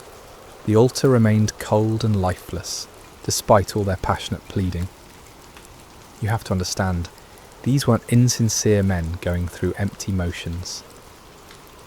These prophets genuinely believed in Baal. They had devoted their lives to serving him. They had staked their reputations, their careers, and their very identities on the belief that he was real and powerful. The failure of their God to respond wasn't just embarrassing, it was devastating to everything they had built their lives upon. Chapter 7. Elijah's Divine Sarcasm. As the noon sun blazed overhead and the prophets of Baal continued their increasingly desperate rituals, Elijah decided it was time for some divine commentary. With a wit that was both cutting and brilliant, he began to mock their futile efforts. "Shout louder! Surely he is a god. Perhaps he is deep in thought, or busy, or travelling. Maybe he is sleeping and must be awakened." Can you imagine the scene? Here's Elijah, one man against 450, calmly watching their frantic efforts and offering helpful suggestions for why their God might not be responding. The sarcasm was devastating because it highlighted the absurdity of their situation. If Baal was truly the almighty storm god they claimed he was, why would he need to be awakened? Why would he be too busy or distracted to answer his devoted followers in their hour of greatest need? But Elijah's mockery served a deeper purpose than just humiliating the false prophets. He was exposing the fundamental weakness of all false gods. They are not truly there. They cannot hear because they have no ears. They cannot speak because they have no voice. They cannot act because they have no power. They are creations of human imagination, given form by human hands, but possessing no divine substance. The prophets of Baal, stung by Elijah's taunts and desperate to prove their God's reality, intensified their efforts to an almost unbelievable degree. They began to cut themselves with swords and spears, following their religious traditions until their blood flowed freely. This wasn't just symbolic, this was literal self-mutilation in the name of religious devotion. From noon until evening, they continued this horrific display, their voices growing hoarse from shouting, their bodies weakened by loss of blood, their spirits crushed by the growing realization that their God was not going to answer. The contrast couldn't have been more stark. On one side, frantic activity and desperate self-harm producing nothing. On the other side, one man waiting calmly for his turn, confident in his God's ability to act. Chapter 8. Elijah prepares his altar. As evening approached and the prophets of Baal finally exhausted themselves in defeat, Elijah stepped forward to take his turn. But before he called upon the Lord, he had some important work to do. "Come here to me," he called to all the people. This wasn't going to be a private ceremony or a mystical ritual performed in secret. Everything Elijah was about to do would be in full view of hundreds or perhaps thousands of witnesses. There would be no opportunity for trickery, no possibility of deception, no room for doubt about what actually happened. The first thing Elijah did was repair the altar of the Lord that had been torn down. This altar represented the nation's covenant relationship with God, a relationship that had been broken by years of idolatry and rebellion. By repairing it, Elijah was symbolically calling the nation back to their true identity as God's chosen people. He took 12 stones, one for each of the tribes of Israel, even though the kingdom had been divided for generations. In God's eyes, his people were still one nation, still his chosen ones, still the objects of his covenant love, despite their unfaithfulness. Each stone was a reminder of God's promises to Abraham, Isaac and Jacob, promises that remained in effect despite the people's rebellion. With these 12 stones, Elijah built an altar in the name of the Lord. Then he dug a trench around it, large enough to hold about 15 litres of water. This wasn't just for dramatic effect, it was about to serve a very important purpose in demonstrating that what was about to happen could only be attributed to divine intervention. Chapter 9. The Ultimate Act of Faith. What Elijah did next was so audacious, so seemingly foolish, that it takes your breath away. Remember, this was in the 3rd year of a devastating drought. Water was more precious than gold. People were dying of thirst. Every drop was carefully conserved and rationed.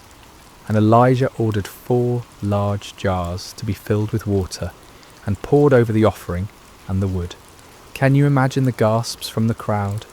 Can you picture the shock on people's faces as they watched precious, life-giving water being poured out lavishly over an altar? Some in the crowd probably thought Elijah had lost his mind. Others might have been angry at what seemed like a wasteful display. But Elijah wasn't finished. "Do it again," he said.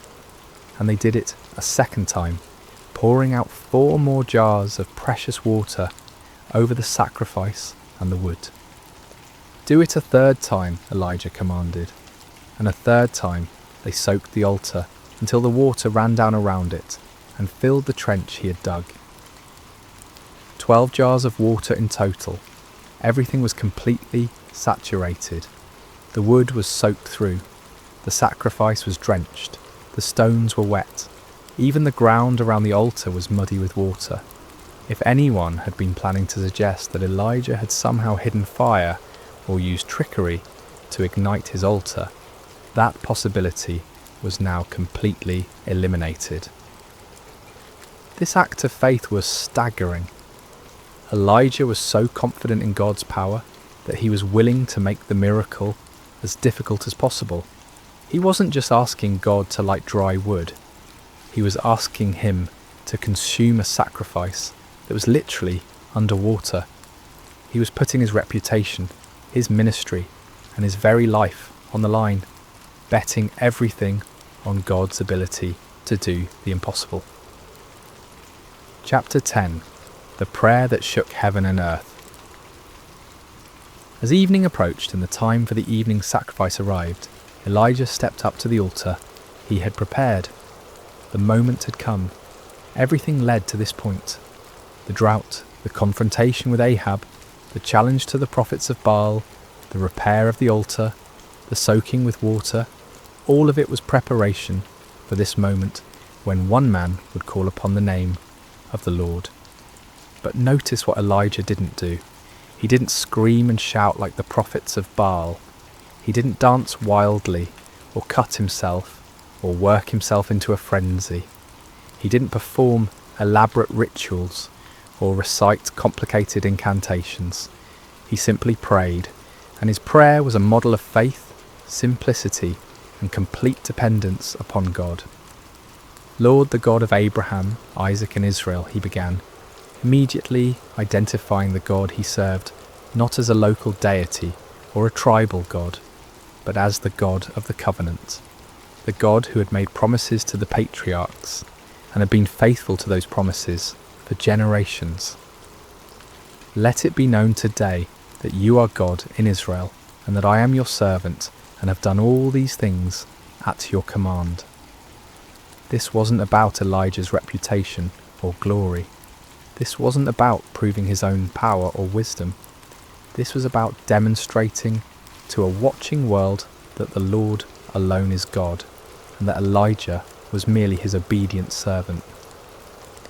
"Answer me, Lord, answer me, so these people will know that you, Lord, are God, and that you are turning their hearts back again." The purpose of the miracle wasn't to show off or to defeat enemies, but to turn hearts back to God. This was an act of divine love, a desperate attempt to rescue a nation from the spiritual destruction they had brought upon themselves. The prayer was short, simple, and powerful. No theatrical performance, no manipulation of emotions, no attempt to work up faith through human effort. Just a straightforward request from a faithful servant to his all-powerful God. Chapter 11. Fire falls from heaven.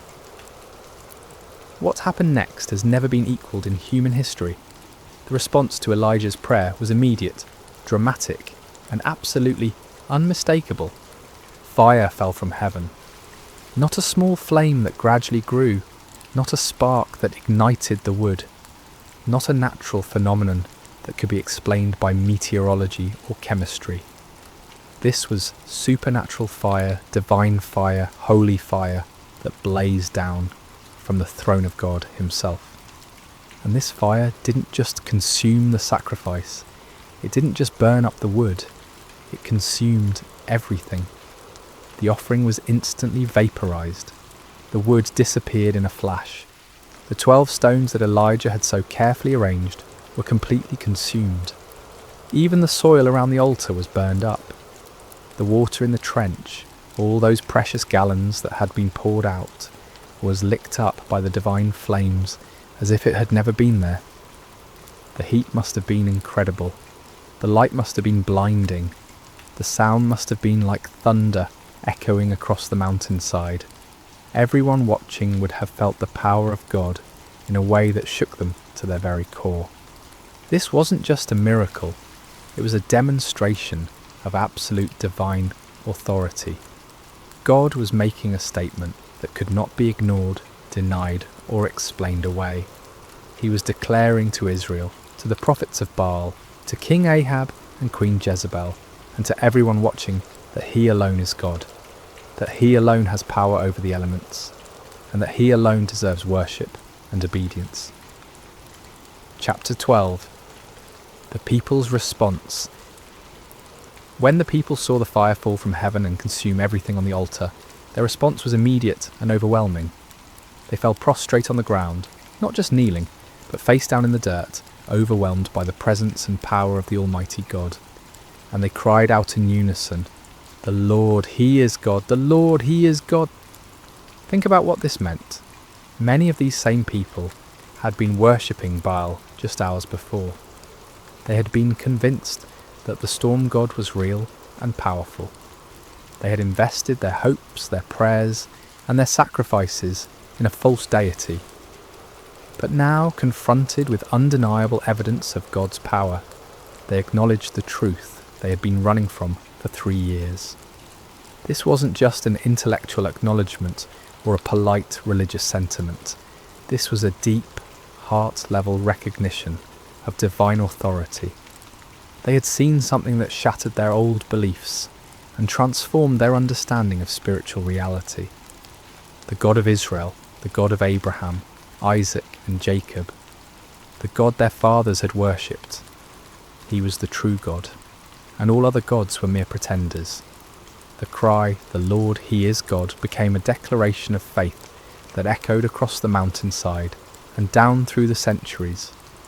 It was a moment of national awakening, a turning point when an entire people group remembered who they were and whose they were. Chapter 13. Justice and Restoration. But the story didn't end with the people's declaration of faith. God's justice demanded that those who had led the nation astray face the consequences of their deception. Under Elijah's direction, the people seized the 450 prophets of Baal who had spent the day proving the powerlessness of their God. This might seem harsh to our modern sensibilities, but we need to understand the context. These men had been leading an entire nation away from the true God. They had been accomplices in the persecution and murder of God's true prophets. They had been teaching lies in the name of religion, deceiving people who were desperately seeking spiritual truth. Their deception had contributed to the spiritual darkness that had brought God's judgment upon the land. Justice was swift and final. All 450 prophets of Baal were executed, removing the source of false teaching that had poisoned the nation's spiritual life. With the false prophets dealt with and the people's hearts turned back to God, it was time for the next phase of God's plan, the restoration of his blessing upon the land. Chapter 14. The sound of abundant rain. Elijah said to Ahab, "Go, eat and drink, for there is the sound of a heavy rain." This statement is remarkable for several reasons. First, there wasn't a cloud in the sky. The weather conditions were identical to what they had been for 3 years. Hot, dry, and utterly cloudless. But Elijah had the faith to hear the sound of rain that existed only in the promise of God.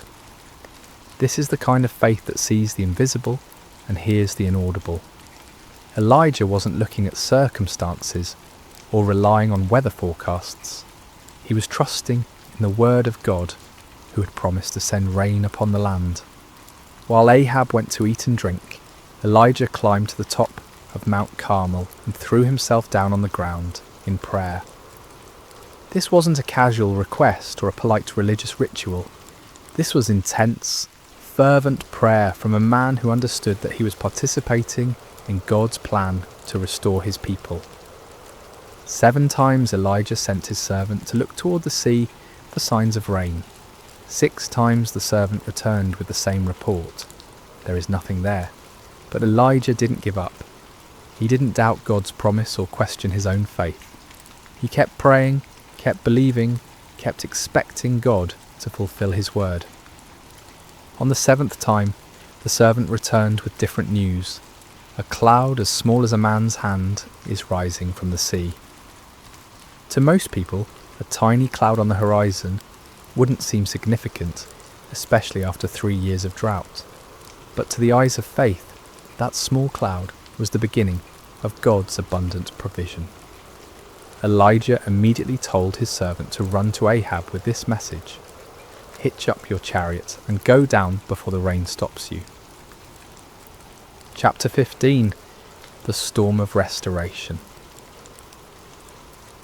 What followed was one of the most dramatic weather changes in recorded history. The tiny cloud that had appeared on the horizon quickly grew and multiplied. The sky, which had been clear blue for 3 years, suddenly turned black with storm clouds. The wind began to blow with increasing intensity, and then the rain began to fall. But this wasn't a gentle shower or a light drizzle. This was a torrential downpour, a deluge that made up for 3 years of drought in a matter of hours. The rain came down in sheets so heavy that visibility was reduced to just a few feet. The ground, which had been hard as concrete from years of drought, couldn't absorb the water fast enough, and soon rivers of rainwater were flowing down every hillside and through every valley. It was as if God was saying, "You thought I had forgotten how to send rain? You believed that Baal was the god of storms? Let me show you what real divine power looks like." The storm was so intense that King Ahab, travelling in his royal chariot, had difficulty making the journey back to his palace in Jezreel. But here's one of the most amazing details of the entire story. The power of the Lord came on Elijah, and tucking his cloak into his belt, he ran ahead of Ahab's chariot all the way to Jezreel. Picture this scene. A middle-aged prophet who had just spent an entire day in intense spiritual warfare, who had just called down fire from heaven and orchestrated the execution of 450 false prophets who had just prayed intensely for rain. This same man was given supernatural strength to outrun a horse-drawn chariot for about 17 miles through a driving rainstorm. This wasn't natural human endurance. This was divine empowerment, God's way of putting an exclamation point on the entire day's events. Even in the storm, even in the exhaustion that should have followed such an intense spiritual battle, God's power was sufficient to carry his faithful servant. Chapter 16. Lessons for today.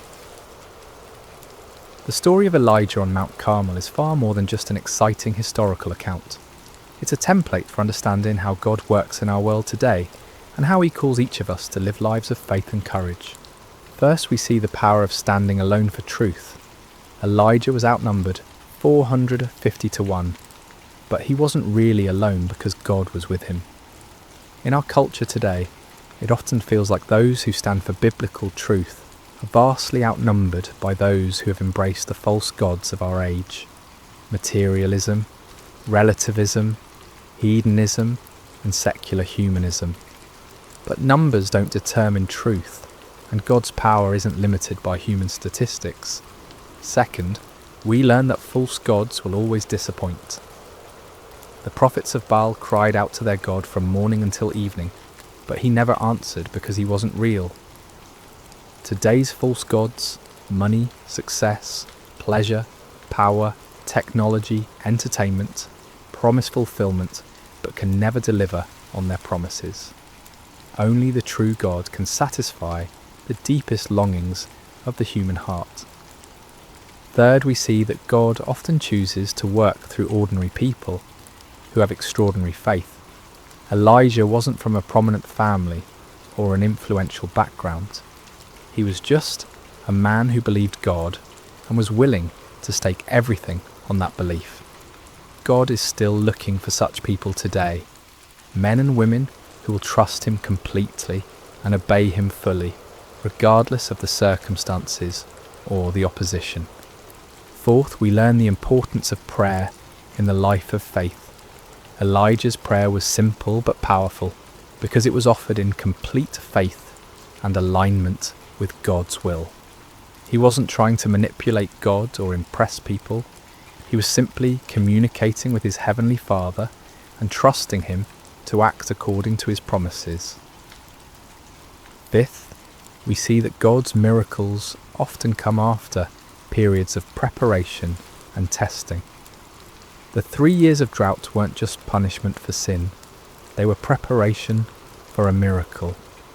God was setting the stage for a demonstration of his power that would be undeniable and unforgettable. Sometimes what looks like delay in our lives is actually divine preparation for something greater than we could imagine. Conclusion. Where is your Mount Carmel? As we conclude this incredible story, I want to ask you a personal question. Where is your Mount Carmel? What situation in your life is calling for a clear demonstration of God's power and faithfulness? What false gods have you been trusting instead of the one true God?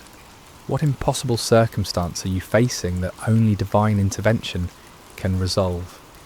Maybe you're facing a financial crisis that seems hopeless and you need God to provide for your needs in supernatural ways. Perhaps you're dealing with a health challenge that has left doctors puzzled, and you need the great physician to demonstrate his healing power. It could be that you're struggling with a relationship that seems beyond repair, and you need the God of restoration to work a miracle in your marriage or family. Or maybe your Mount Carmel is more internal. Maybe you've been worshipping the false gods of success, approval, comfort, or control, and you need to experience the reality of God's presence and power in a fresh way. Maybe you've been trying to live the Christian life in your own strength, and you need to discover what it means to depend completely on God's power rather than your own abilities. The same God who answered Elijah's prayer with fire from heaven is still on the throne today. He still hears the prayers of his people. He still demonstrates his power in impossible situations. He still turns hearts back to himself and brings restoration where there has been devastation. But like Elijah, we must be willing to stake everything on God's faithfulness. We must be prepared to stand alone if necessary, to trust when circumstances seem impossible, to pray with faith rather than doubt, and to give God the opportunity to show his power in ways that will leave no doubt about his reality and love. The fire that fell on Mount Carmel that day wasn't just about proving that the Lord is God, though it certainly did that. It was about a loving Father reaching out to his wayward children, demonstrating his power not to destroy them but to draw them back to himself. It was about restoration, redemption, and the kind of love that will go to any lengths to rescue those who are precious to him. That same love is reaching out to you today. That same power is available to you in your situation. That same God who answered Elijah is waiting to answer your prayers and demonstrate his faithfulness in your life. The question isn't whether God is able. The question is whether you're willing to trust him completely, to step out in faith even when the odds seem impossible, and to give him the opportunity to show his power in your Mount Carmel moment. So I challenge you today, don't settle for the false gods of our culture. Don't be satisfied with a powerless religion that looks good on the surface but lacks the reality of divine presence. Cry out like the people on Mount Carmel, "The Lord, he is God. The Lord, he is God." And then watch as the fire of his presence transforms your impossible situation into a testimony of his faithfulness and power. The same God who sent fire from heaven is ready to move in your life today. Are you ready to trust him completely and see what he will do? Remember to subscribe to Sacred Rest for more life-changing messages like this one. Until next time, may you know the reality of God's presence and power in every area of your life. God bless you. Hello there, dear friend. Before we begin this peaceful journey together, I want to know a little about you. How has your day been? Whether it's been filled with joy or challenges, busy moments or quiet pauses, you're exactly where you need to be right now. What time is it where you are in the world? Are you settling in for the night, taking a midday rest, or perhaps greeting the early morning hours? Wherever you are, from the bustling cities of New York to the quiet countryside of England, from the mountains of Colorado to the shores of Australia, you're welcome here in this sacred space. If this story brings you peace, I'd love for you to subscribe to Sacred Slumber, where we gather each week to find rest in timeless tales of faith, hope, and gentle grace. Now, let's begin. Take a deep breath with me. Let your shoulders soften, your jaw relax, and your heart settle into this moment. Whether morning light is streaming through your window, afternoon shadows are dancing on the walls, or midnight quiet surrounds you like a gentle blanket, let us walk together through a story of gentle strength and unseen grace. We're about to enter a time long ago during the days of the judges in ancient Israel. It was a time of chaos and uncertainty, when everyone did what was right in their own eyes. But this is not a story of chaos. This is a story of peace, of quiet faithfulness, of love that chooses to remain when it would be easier to leave. This is the story of Ruth, a young woman whose loyalty would echo through generations and whose humble heart would become part of the greatest story ever told. So close your eyes if you wish, breathe slowly, and let us journey together to the ancient land of Moab, where our story begins beside still waters of the soul. In the rolling hills of Moab, where the morning mist clung to the barley fields like a gentle prayer, lived a young woman named Ruth. She had married into a Hebrew family who had come to Moab during a time of famine in their homeland of Bethlehem. Her husband's name was Mahlon, and his mother was Naomi, a woman whose very name meant pleasant, and whose heart had once been full of joy. But sorrow has a way of finding us, even in the most peaceful places. First, Naomi's husband Elimelech died, leaving her alone with her 2 sons in a foreign land. The boys had grown into men and married Moabite women, Ruth and her sister-in-law Orpah. For 10 years they lived together, and Ruth learned to love not just her husband, but his faith, his God, and especially his mother, who had welcomed her with open arms. Then tragedy struck again, swift and merciless. Both Mahlon and his brother Chilion died, leaving 3 widows to face an uncertain world alone. In those days, a woman without a husband or sons had little hope of survival. They were vulnerable, forgotten, with no one to provide for them or protect them. Naomi sat in her small house, looking at the 2 young women who had become like daughters to her. The silence was heavy with grief, but also with decision. She had heard news from Bethlehem that the famine there had ended, that the Lord had visited his people and given them bread. Her heart longed for home, for the familiar hills of Judah, for the place where she had known happiness before sorrow came calling. "My daughters," she said softly, her voice worn thin by weeping, "I must return to my people. But you are young. You have your whole lives ahead of you. Go back to your mother's houses. May the Lord deal kindly with you, as you have dealt with the dead and with me." She kissed them both, and they wept together. How can you say goodbye to someone who has been your family, your comfort, your companion through the darkest days? Orpah, after much tears and embracing, finally agreed to return to her people and her gods. It was the practical choice, the safe choice, the choice that made sense to everyone around them. But Ruth clung to Naomi with a determination that surprised them all. When Naomi urged her again to follow her sister-in-law, Ruth spoke words that would echo through history, words that came from the deepest place in her heart. "Do not urge me to leave you or to return from following you. For where you go, I will go, and where you lodge, I will lodge. Your people shall be my people, and your God my God. Where you die, I will die, and there will I be buried. May the Lord do so to me, and more also, if anything but death parts me from you." There was something in Ruth's voice that told Naomi this was not a decision made in the heat of emotion, but a choice carved in stone, written in the very fibre of her being. This young Moabite woman was choosing love over security, faithfulness over comfort, an unknown future over a predictable past. And so they began the long journey from Moab to Bethlehem, 2 women with nothing but the clothes on their backs and the strength of their love for each other. They walked through valleys where wildflowers nodded in the breeze, past streams that sang ancient songs, under skies that seemed to stretch endlessly toward hope. As they travelled, Ruth would gather berries and herbs along the way, always making sure Naomi had enough to eat.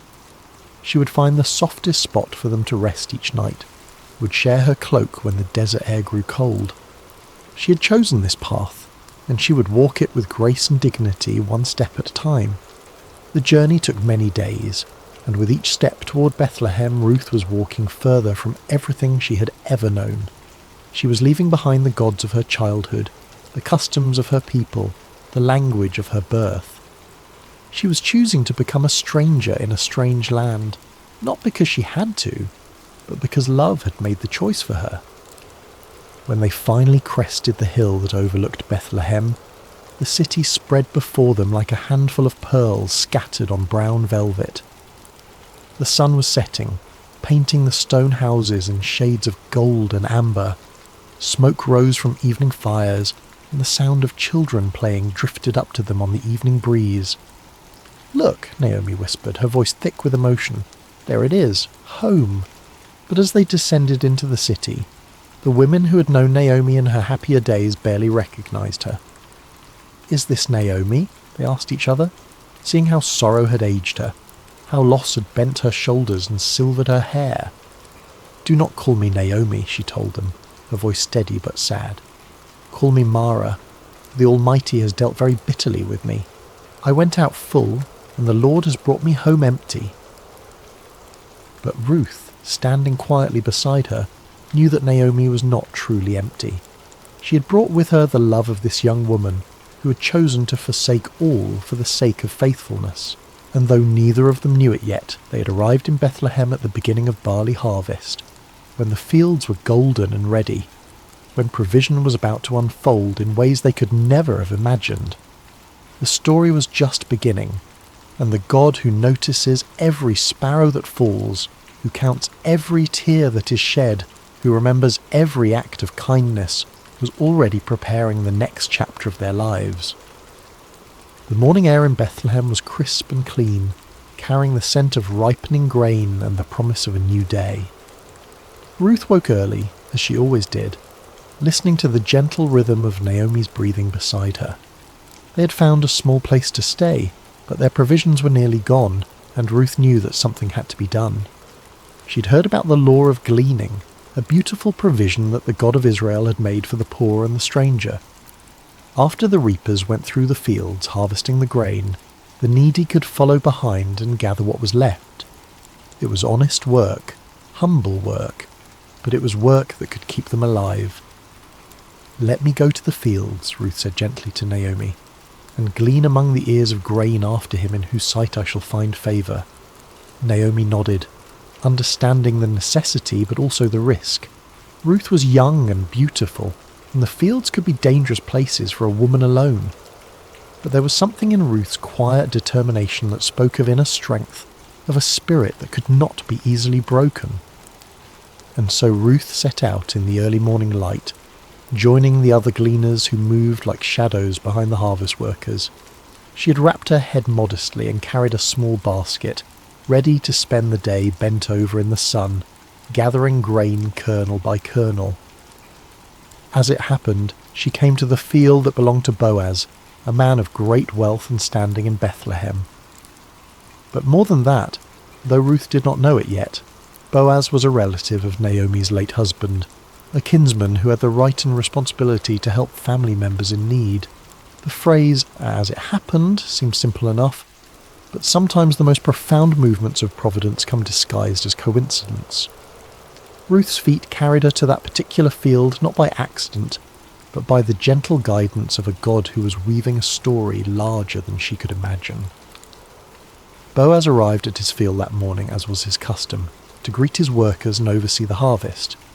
He was a man in his middle years, with kind eyes and calloused hands that spoke of honest work. When he saw his reapers, he called out, "The Lord be with you," and they responded, "The Lord bless you." It was more than a greeting. It was a glimpse into the heart of a man who knew that all good things come from above. But his attention was caught by a young woman he had never seen before, working quietly at the edge of his field. She moved with grace and dignity, even in the humbling work of gleaning.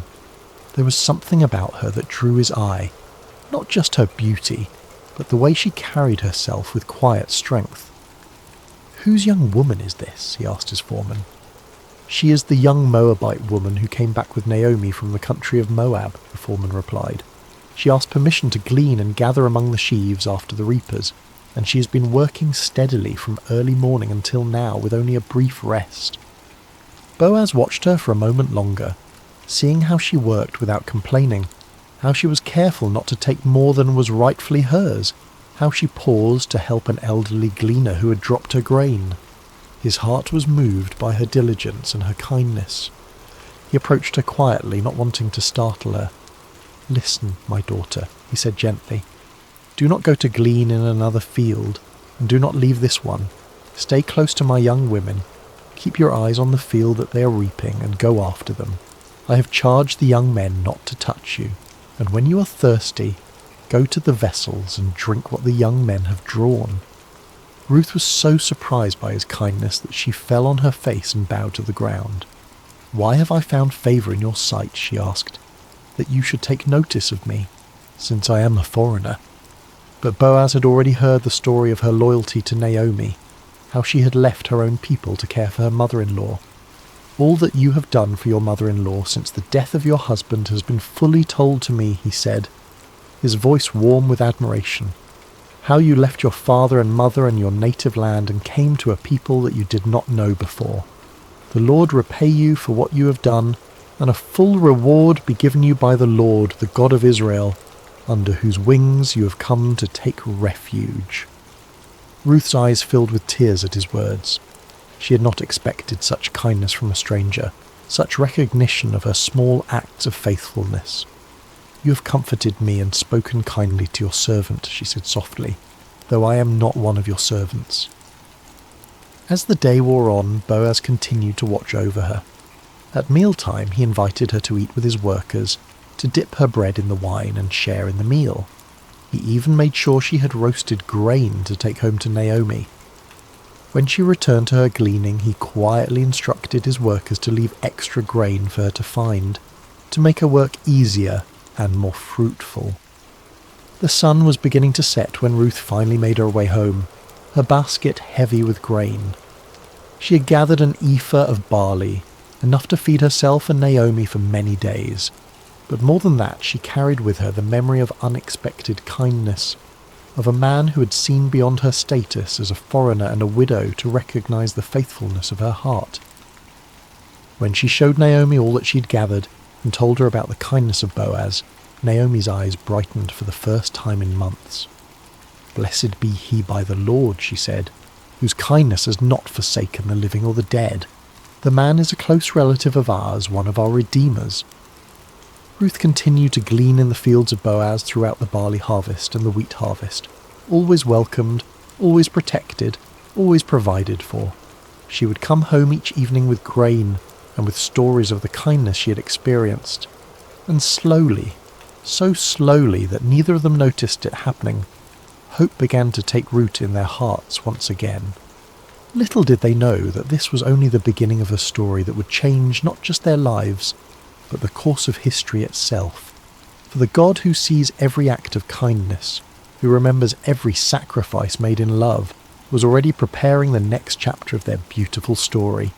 The harvest season was drawing to a close, and the grain had been gathered from the fields and brought to the threshing floor.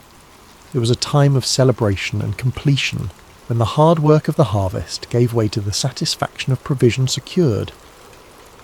The air was filled with the sound of winnowing, as the grain was separated from the chaff in the evening breeze. Naomi had been watching the growing affection between Ruth and Boaz with the wisdom of a woman who had lived long enough to recognize the hand of God in everyday circumstances. She had seen how Boaz's eyes followed Ruth, how he spoke to her with special gentleness, how he made sure she was always provided for and protected. And she had seen how Ruth, despite her natural reserve, had begun to smile more often, how she spoke Boaz's name with a special warmth. One evening, as they sat together in their small dwelling, Naomi took Ruth's hands in hers. "My daughter," she said softly, "should I not seek rest for you, that it may be well with you? Is not Boaz our kinsman, with whose young women you were? See, he is winnowing barley tonight at the threshing floor." Ruth listened carefully as Naomi explained the custom of the kinsman redeemer, how a close relative had the right and responsibility to marry a widow to preserve the family line and inheritance. It was not just about marriage, but about redemption, about restoring what had been lost, about ensuring that the names of the dead were not forgotten. "Wash therefore and anoint yourself," Naomi continued, "and put on your cloak and go down to the threshing floor. But do not make yourself known to the man until he has finished eating and drinking. But when he lies down, observe the place where he lies.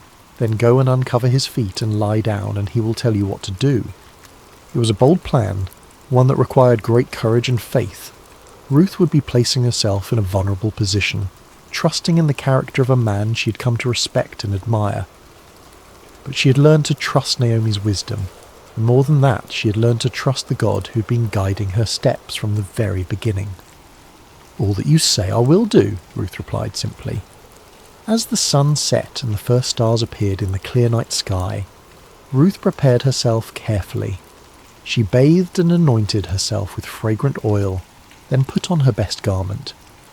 But this was not about seduction or manipulation. This was about approaching a good man with dignity and respect, trusting in his honour and in the customs that governed their society. The threshing floor was a place of hard work and celebration, where the grain was separated from the chaff and the harvest was completed. By the time Ruth arrived, the work was done, and the men had eaten and drunk and told stories under the stars. The atmosphere was one of contentment and satisfaction, of work well done and provision secured. Ruth waited in the shadows, watching as Boaz finished his meal and settled down to sleep beside the heap of grain. It was his responsibility to guard the grain through the night, to ensure that nothing was stolen or damaged. The night was warm and peaceful, filled with the sounds of crickets and the gentle rustle of the evening breeze. When all was quiet and Boaz was sleeping peacefully, Ruth approached with silent steps. Her heart was beating fast, but her movements were sure and deliberate. She gently uncovered his feet and lay down, then waited in the darkness for him to wake. It was midnight when Boaz stirred, suddenly aware of someone at his feet. He was startled but not afraid, turning carefully to see who was there. In the dim starlight he could make out the form of a woman, and he recognized her immediately. "Who are you?" he asked softly. "I am Ruth, your servant," she replied, her voice steady despite her racing heart. "Spread your wing over your servant, for you are a redeemer." It was a beautiful way of asking for his protection and provision, using the imagery of a bird sheltering her young under her wing. She was asking him to fulfill the role of kinsman redeemer, to marry her and restore the inheritance of her late husband. Boaz was deeply moved by her words, by the trust she had placed in him, by the way she had approached him with such dignity and grace. "May you be blessed by the Lord, my daughter," he said warmly. "You have made this last kindness greater than the first in that you have not gone after young men, whether poor or rich." He was older than Ruth, a man of substance and position, and he was amazed that she would choose him over the many young men who would have been eager to marry such a beautiful and virtuous woman. Her choice spoke of wisdom and character, of a heart that valued kindness and faithfulness over youth and passion. "And now, my daughter, do not fear," he continued. "I will do for you all that you ask, for all my fellow townsmen know that you are a worthy woman. And now it is true that I am a redeemer. Yet there is a redeemer nearer than I." There was another relative who had the first right of redemption, and Boaz was too honourable to proceed without giving that man the opportunity to fulfil his duty. "Remain tonight," he said gently, "and in the morning if he will redeem you, good, let him do it. But if he is not willing to redeem you, then, as the Lord lives, I will redeem you. Lie down until the morning." Ruth lay down again at his feet, comforted by his words and his promise. She had taken a great risk in coming to him, but she had found in Boaz a man of integrity and honour, someone who would do what was right even when it was difficult. When the morning came, before anyone else was stirring, Boaz quietly measured out 6 measures of barley and helped Ruth arrange it in her cloak. "Do not go back to your mother-in-law empty-handed," he said with a smile. Then he sent her on her way before anyone could see her and misunderstand her presence there. Ruth returned home with her heart full of hope and her arms full of grain. When Naomi saw her coming, she knew immediately that something significant had happened. "How did you fare, my daughter?" she asked eagerly. Ruth told her everything that had happened, every word that had been spoken, every kindness that had been shown. When she finished, Naomi smiled with satisfaction. "Wait, my daughter," she said, "until you learn how the matter turns out, for the man will not rest but will settle the matter today." And so they waited, 2 women who had learned that sometimes the greatest acts of faith happen in the quiet moments, when we trust in the goodness of others and in the providence of God. The next chapter of their story was about to unfold, and with it the fulfillment of promises they had hardly dared to hope for. The morning sun was just beginning to warm the stones of Bethlehem when Boaz made his way to the city gate. This was where the elders gathered, where business was conducted, where legal matters were settled according to the ancient customs of Israel. His heart was full of purpose as he took his seat and waited for the other redeemer to pass by. He didn't have to wait long. Soon he saw the man approaching, and Boaz called out to him by name. "Come over, friend, and sit down here." The man, curious about what business Boaz might have with him, came and sat down. Then Boaz gathered 10 of the city elders to serve as witnesses, for what he was about to do would affect not just 2 people, but entire family lines and inheritances. "Naomi, who has come back from the country of Moab," Boaz began, his voice carrying clearly in the morning air, "is selling the parcel of land that belonged to our relative Elimelech. So I thought I would tell you of it and say, buy it in the presence of those sitting here and in the presence of the elders of my people. If you will redeem it, but if you will not, tell me, that I may know, for there is no one besides you to redeem it, and I come after you." The other man considered this carefully. A piece of land was valuable, an investment that could bring profit and increase his holdings. "I will redeem it," he said confidently. But Boaz was not finished. "The day you buy the field from the hand of Naomi, you also acquire Ruth the Moabite, the widow of the dead, in order to perpetuate the name of the dead in his inheritance." Suddenly the proposition became more complicated. To marry Ruth would mean that any children born to them would be considered the heirs of her first husband, not his own. The land would eventually pass to them, not to his existing family line. What had seemed like a good business deal now became a sacrifice that would cost him more than he was willing to pay. "I cannot redeem it for myself," he said, backing away from the commitment, "lest I impair my own inheritance. You take my right of redemption, for I cannot redeem it." It was exactly what Boaz had hoped to hear. According to the custom of the time, the man removed his sandal and gave it to Boaz as a sign that he was transferring his right of redemption. The sandal was a symbol of walking in someone else's place, of taking on their responsibilities and privileges. Boaz accepted the sandal and turned to address the elders and all the people who had gathered to witness this transaction. "You are witnesses this day that I have bought from the hand of Naomi all that belonged to Elimelech and all that belonged to Chilion and to Mahlon. Also Ruth the Moabite, the widow of Mahlon, I have acquired to be my wife, to perpetuate the name of the dead in his inheritance, that the name of the dead may not be cut off from among his brothers and from the gate of his native place. You are witnesses this day." The crowd erupted in celebration and blessing. "We are witnesses," they called out joyfully. "May the Lord make the woman who is coming into your house like Rachel and Leah, who together built up the house of Israel. May you act worthily in Ephrathah and be renowned in Bethlehem, and may your house be like the house of Perez, whom Tamar bore to Judah, because of the offspring that the Lord will give you by this young woman." It was a beautiful blessing, invoking the names of the great matriarchs of Israel and expressing the hope that Ruth would become equally honoured in the history of God's people, and how prophetic those words would prove to be. Meanwhile, Ruth and Naomi had been waiting at home, their hearts full of anticipation and hope.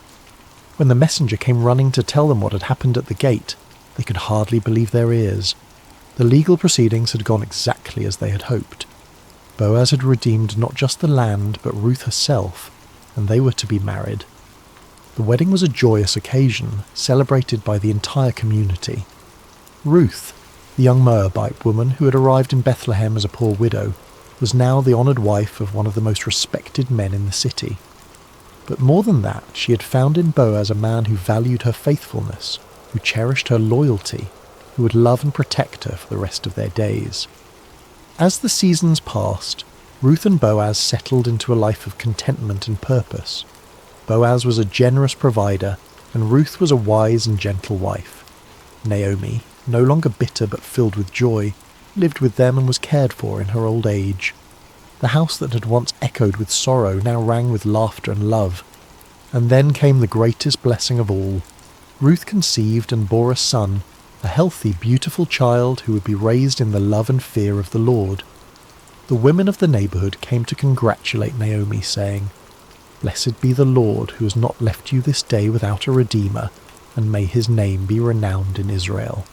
He shall be to you a restorer of life and a nourisher of your old age, for your daughter-in-law who loves you, who is better to you than 7 sons, has given birth to him." They named the child Obed, which means servant or worshipper, and Naomi took him on her lap and became his nurse. The child brought healing to her broken heart, restoration to her empty life, and joy to her golden years. But the story doesn't end there. Little Obed grew up to become the father of Jesse, who became the father of David, the great king of Israel, and through David's line would come the Messiah, the Saviour of the world. Ruth, the foreign woman who had chosen loyalty over security, faith over fear, had become part of the most important family tree in all of human history. In the genealogy of Jesus Christ, recorded in the Gospel of Matthew, we find these words: Boaz the father of Obed by Ruth, and Obed the father of Jesse, and Jesse the father of David the king. A Moabite woman's name is written forever in the lineage of the Son of God, a testament to the truth that God's grace knows no boundaries, that his love extends to all who seek refuge under his wings. Ruth's story teaches us that faithfulness in small things leads to blessing in great things, that loyalty and love are never wasted, that God can take our deepest sorrows and weave them into his greatest joys. She reminds us that sometimes the most profound acts of faith happen not in grand gestures, but in quiet decisions to remain faithful, to keep loving, to keep trusting, even when we cannot see the end of the story. As we come to the end of Ruth's story, let us pause beside these still waters and reflect on the gentle truths that flow through this ancient tale. Like a quiet stream that shapes the landscape over time, Ruth's life teaches us lessons that can transform our own journey of faith. Ruth's story shows us the profound power of remaining faithful, even in seasons of pain and uncertainty. When Naomi urged her to return to her people and her gods, Ruth could have chosen the easier path, the path that made sense to everyone around her. Instead, she chose love. She chose to remain loyal to a woman who had shown her kindness, to a faith that had captured her heart, to a God she was still learning to trust. Her famous words, "Where you go, I will go, and where you lodge, I will lodge. Your people shall be my people, and your God my God," were not spoken in a moment of emotional impulse, but from a deep well of commitment that had been growing in her heart over years of walking with Naomi. In our own lives, we face moments when loyalty is tested, when it would be easier to walk away from relationships, commitments, or callings that have become difficult. Ruth's example reminds us that some of the most beautiful chapters of our lives are written in the ink of faithful love, even when that love costs us something precious. Have you ever chosen love when it would have been easier to walk away? Perhaps you stayed with a friend through a difficult season, remained committed to a calling when it became challenging, or continued to love someone even when they couldn't love you back in the same way. These quiet acts of loyalty are never wasted. They shape us into people of depth and character, and they often open doors to blessings we never could have imagined. One of the most beautiful aspects of Ruth's story is how rarely God's name is mentioned, yet his presence is evident in every chapter. The phrase, "as it happened," appears when Ruth comes to Boaz's field, but we understand that this was no accident. It was divine providence working through ordinary circumstances to bring about extraordinary results. God's guidance in Ruth's life came not through burning bushes or angelic visitations, but through the kindness of a stranger, the wisdom of a mother-in-law, and the legal proceedings at a city gate. He worked through the natural rhythms of harvest and gleaning, through cultural customs and family relationships, through the everyday decisions of people who are simply trying to do what was right. This reminds us that God's hand is often most visible in hindsight, in the moments when we look back and see how perfectly things came together, how doors opened at just the right time, how people entered our lives precisely when we needed them most. The God who numbers our days and knows our needs is constantly at work in the ordinary moments of our lives, weaving together circumstances and relationships for our good and his glory. Can you see moments in your own life where something just happened at the perfect time? Perhaps you met a lifelong friend in an unexpected place, discovered an opportunity through a chance conversation, or found help arriving just when you needed it most. These are not coincidences, but glimpses of a loving God who is intimately involved in the details of our lives. Ruth's story is ultimately about transformation, about how God can take our deepest losses and weave them into his greatest purposes. She began as a young widow in a foreign land, with no prospects and no security. She was an outsider, a foreigner, someone who by all human standards had little to offer the grand story of God's people. Yet her simple acts of faithfulness, her quiet loyalty, her willingness to work humbly in the fields, positioned her to become part of the royal lineage of David and ultimately of Jesus Christ. Her name is recorded forever in the genealogy of the Messiah, a testament to the truth that no one is too small, too foreign, or too broken to be used by God for his purposes. Ruth's transformation from widow to wife, from foreigner to family member, from poverty to provision, reminds us that our current circumstances do not define our future possibilities. The God who saw potential in a Moabite gleaner sees potential in each of us, regardless of our background, our mistakes, or our limitations. No matter where you come from, no matter what losses you have experienced, no matter how ordinary your life may seem, your story can become part of something bigger. Your faithfulness in small things, your acts of love and loyalty, your willingness to trust God even when you cannot see the whole picture. These are the threads that God uses to weave his magnificent tapestry of grace. Perhaps you are in a season of loss right now, wondering if your pain has any purpose, if your faithfulness matters, if your small acts of love make any difference.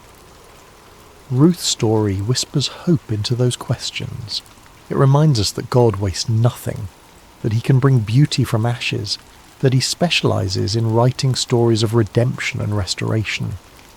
The title of Ruth's story, Beside Still Waters, comes from the 23rd Psalm, where David writes about the Good Shepherd, who leads his sheep beside still waters and restores their souls. Ruth's life exemplifies this truth. In the midst of chaos and uncertainty, she found peace in her commitment to love and faithfulness. In the midst of loss and grief, she discovered that God's provision was always enough for each day. Her story teaches us that peace is not the absence of problems, but the presence of God in our problems. It is not found in perfect circumstances, but in perfect trust. Ruth faced real challenges, real losses, real fears, but she faced them with a spirit of quiet faith and humble obedience. The still waters of God's peace are available to us in every season of life. They flow not from our circumstances, but from our relationship with the one who is the source of all peace. When we, like Ruth, choose to trust in God's goodness, even when we cannot see his plan, when we choose to remain faithful even when the path is unclear, we find ourselves beside still waters where our souls can be restored. As you drift toward rest tonight, may you carry with you the gentle strength of Ruth's example. May you know that even in quiet places, even in fields of sorrow, even in long roads and sleepless nights, grace is never far away. The God who saw Ruth's faithfulness, who provided for her needs, who wove her story into his greater plan, is the same God who sees you tonight. Your acts of loyalty may seem small, but they matter. Your faithfulness in ordinary moments is building something beautiful. Your willingness to trust when you cannot see the whole picture is positioning you for blessings you cannot yet imagine. Rest now in the peace that comes from knowing you are held by a love that will never let you go, guided by a wisdom that sees the end from the beginning, and called into a story that is bigger and more beautiful than you can possibly imagine. May you sleep beside still waters, where your soul can be restored, your strength can be renewed, and your hope can be refreshed for whatever tomorrow may bring. The God who led Ruth from loss to legacy, from sorrow to joy, from emptiness to fullness is leading you too, and his plans for you are good. Sweet dreams, dear friend. May you wake tomorrow with the quiet confidence that comes from knowing you are deeply loved, perfectly guided, and part of a story that extends far beyond what you can see.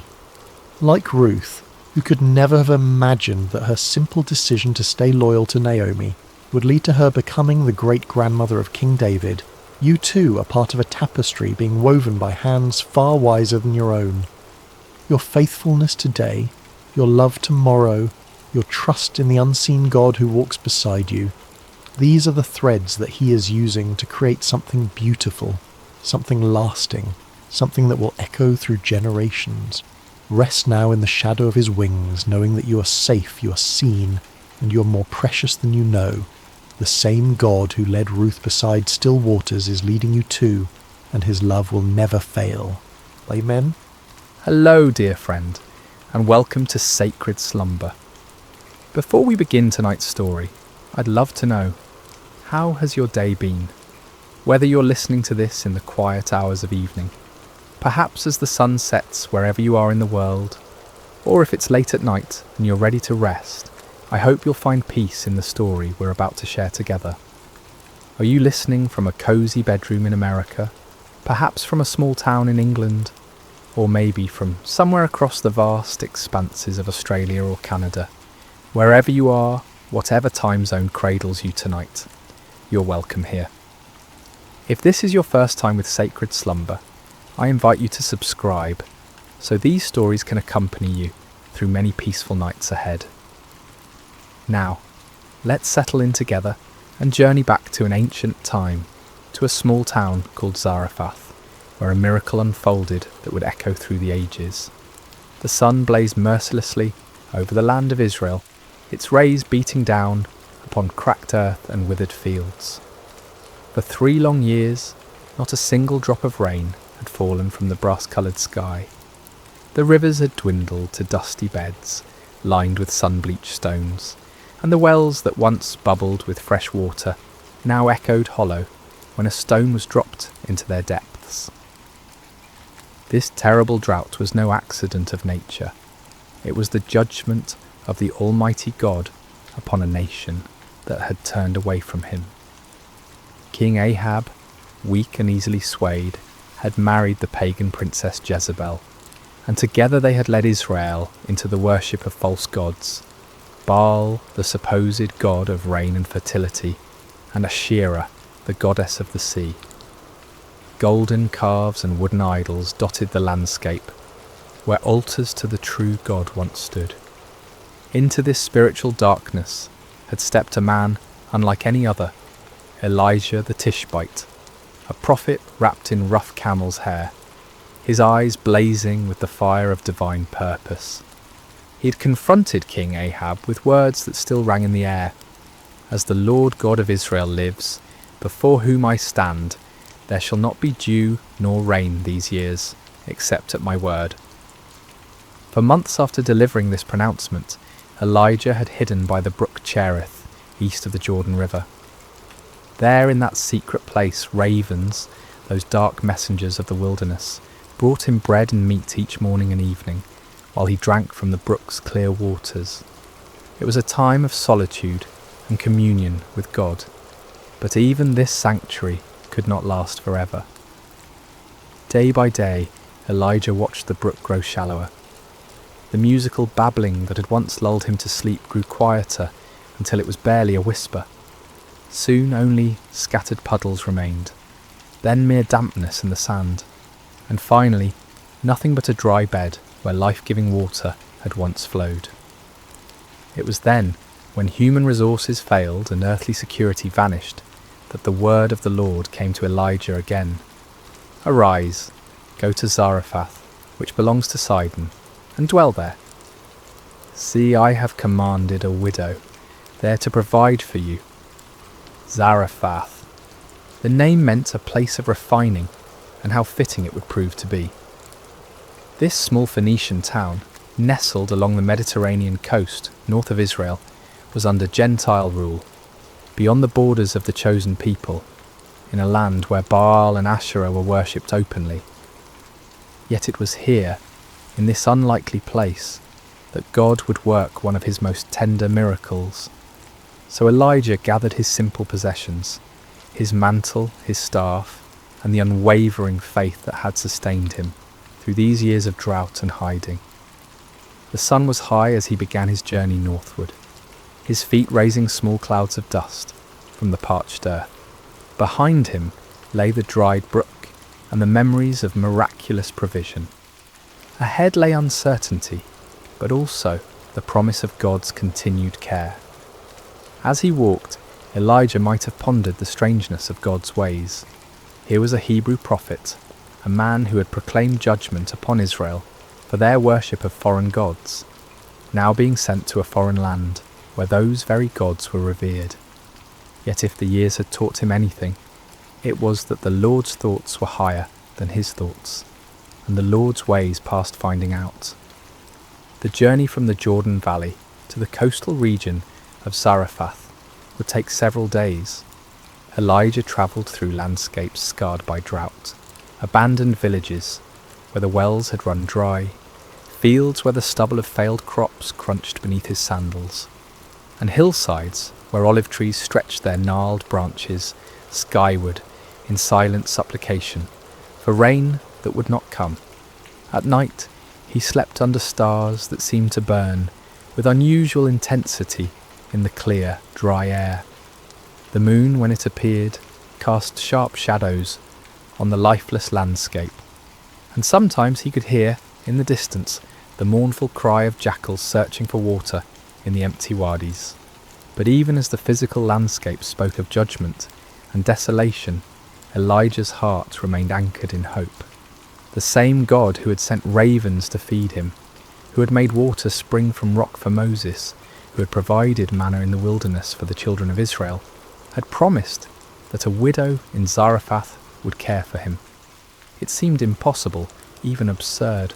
What widow in this time of famine would have enough to share? Yet Elijah had learned that impossibility was often the very stage upon which God chose to display his glory.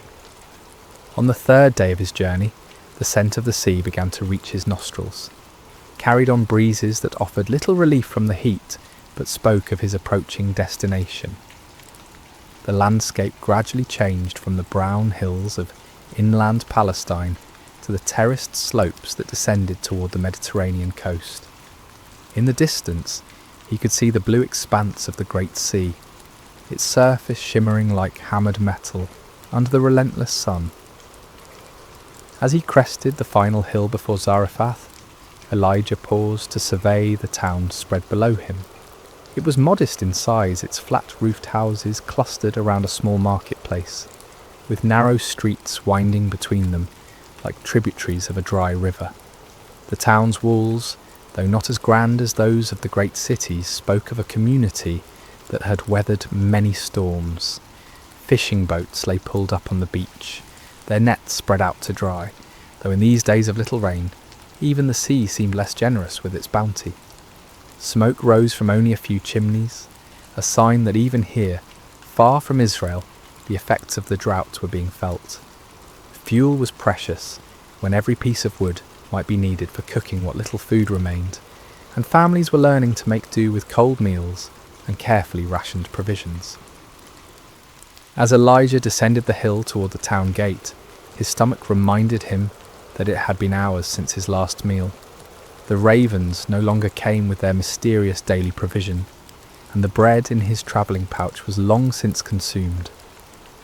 For the first time in months, the prophet experienced the gnawing uncertainty that had become the constant companion of countless families throughout the region. But even as hunger and weariness pressed upon him, Elijah's step remained steady. Somewhere in this foreign town was a widow whom God had prepared to be his instrument of provision. The prophet did not know her name, her face, or her circumstances. He knew only that the Lord had spoken, and that was enough. The sun was now approaching its zenith as Elijah neared the gates of Zarephath, his shadow a small dark pool at his feet. Soon, very soon, he would meet the woman through whom God intended to demonstrate that his care extends beyond all human boundaries, his provision beyond all human understanding, and his power beyond even the finality of death itself. The stage was set for a miracle that would begin with a simple request for water and a piece of bread, but would culminate in wonders that neither the prophet nor the widow could have imagined. In this place of refining, in this encounter between a Hebrew man of God and a Gentile woman of faith, the character of the Almighty would be revealed in ways both tender and magnificent. The gates of Zarephath stood open in the midday heat, their wooden beams weathered and worn by countless seasons of sun and storm. As Elijah approached, he could see that the usual bustle of a town entrance was notably absent. No merchants haggled over goods, no children played in the dust, no elders sat in the shade discussing the affairs of the day. The drought and its accompanying famine had drained the life from this place, leaving behind only the essential movements of survival. Elijah's throat was parched from his long journey, and his lips were cracked from the dry air. Each step sent small puffs of dust up from the hard-packed earth, and the prophet found himself scanning the area, hopefully for any sign of a well or fountain. His eyes, accustomed to the blazing light of the Palestinian sun, squinted as he tried to make out the details of his surroundings. It was then that he noticed her, just outside the town gates near a grove of scraggly olive trees that had somehow managed to survive the prolonged drought. A woman was bent over, methodically gathering fallen sticks and dead branches. Her movements were slow and deliberate, speaking not of laziness but of the careful conservation of energy that comes from prolonged hunger. Her clothing, once perhaps a deep blue or brown, had faded to the nondescript colour of dust and wear, patched in several places with fabric that didn't quite match.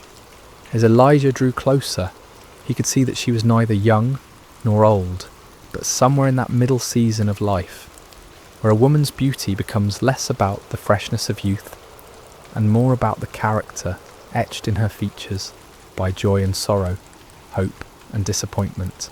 Her dark hair, streaked with premature grey that spoke of hardship born before its time, was partially covered by a worn headscarf that had slipped back as she worked.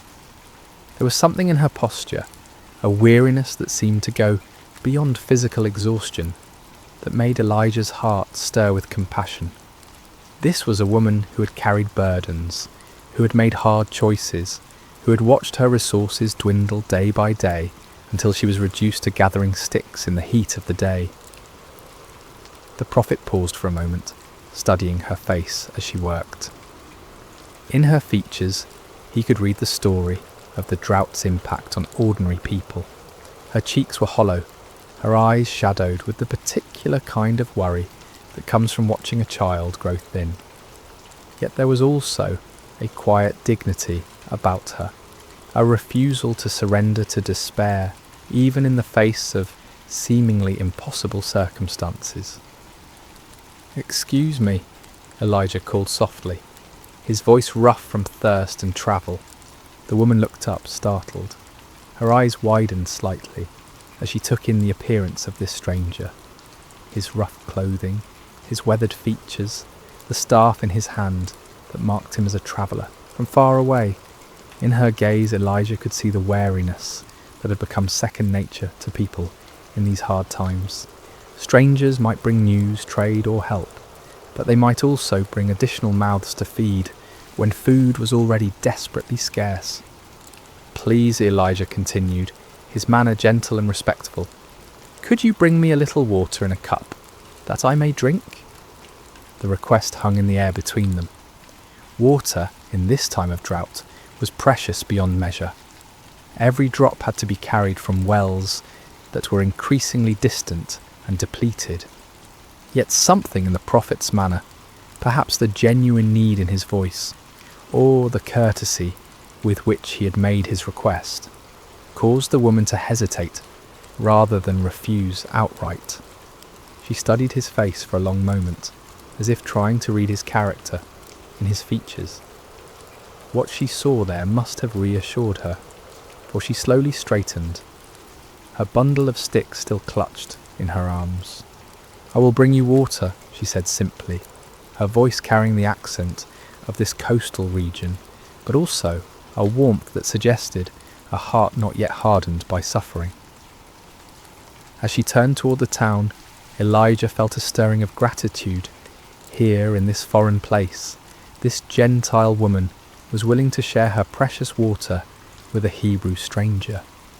It was a small act of kindness, but in a world grown harsh with want, small kindnesses took on the weight of great acts of mercy.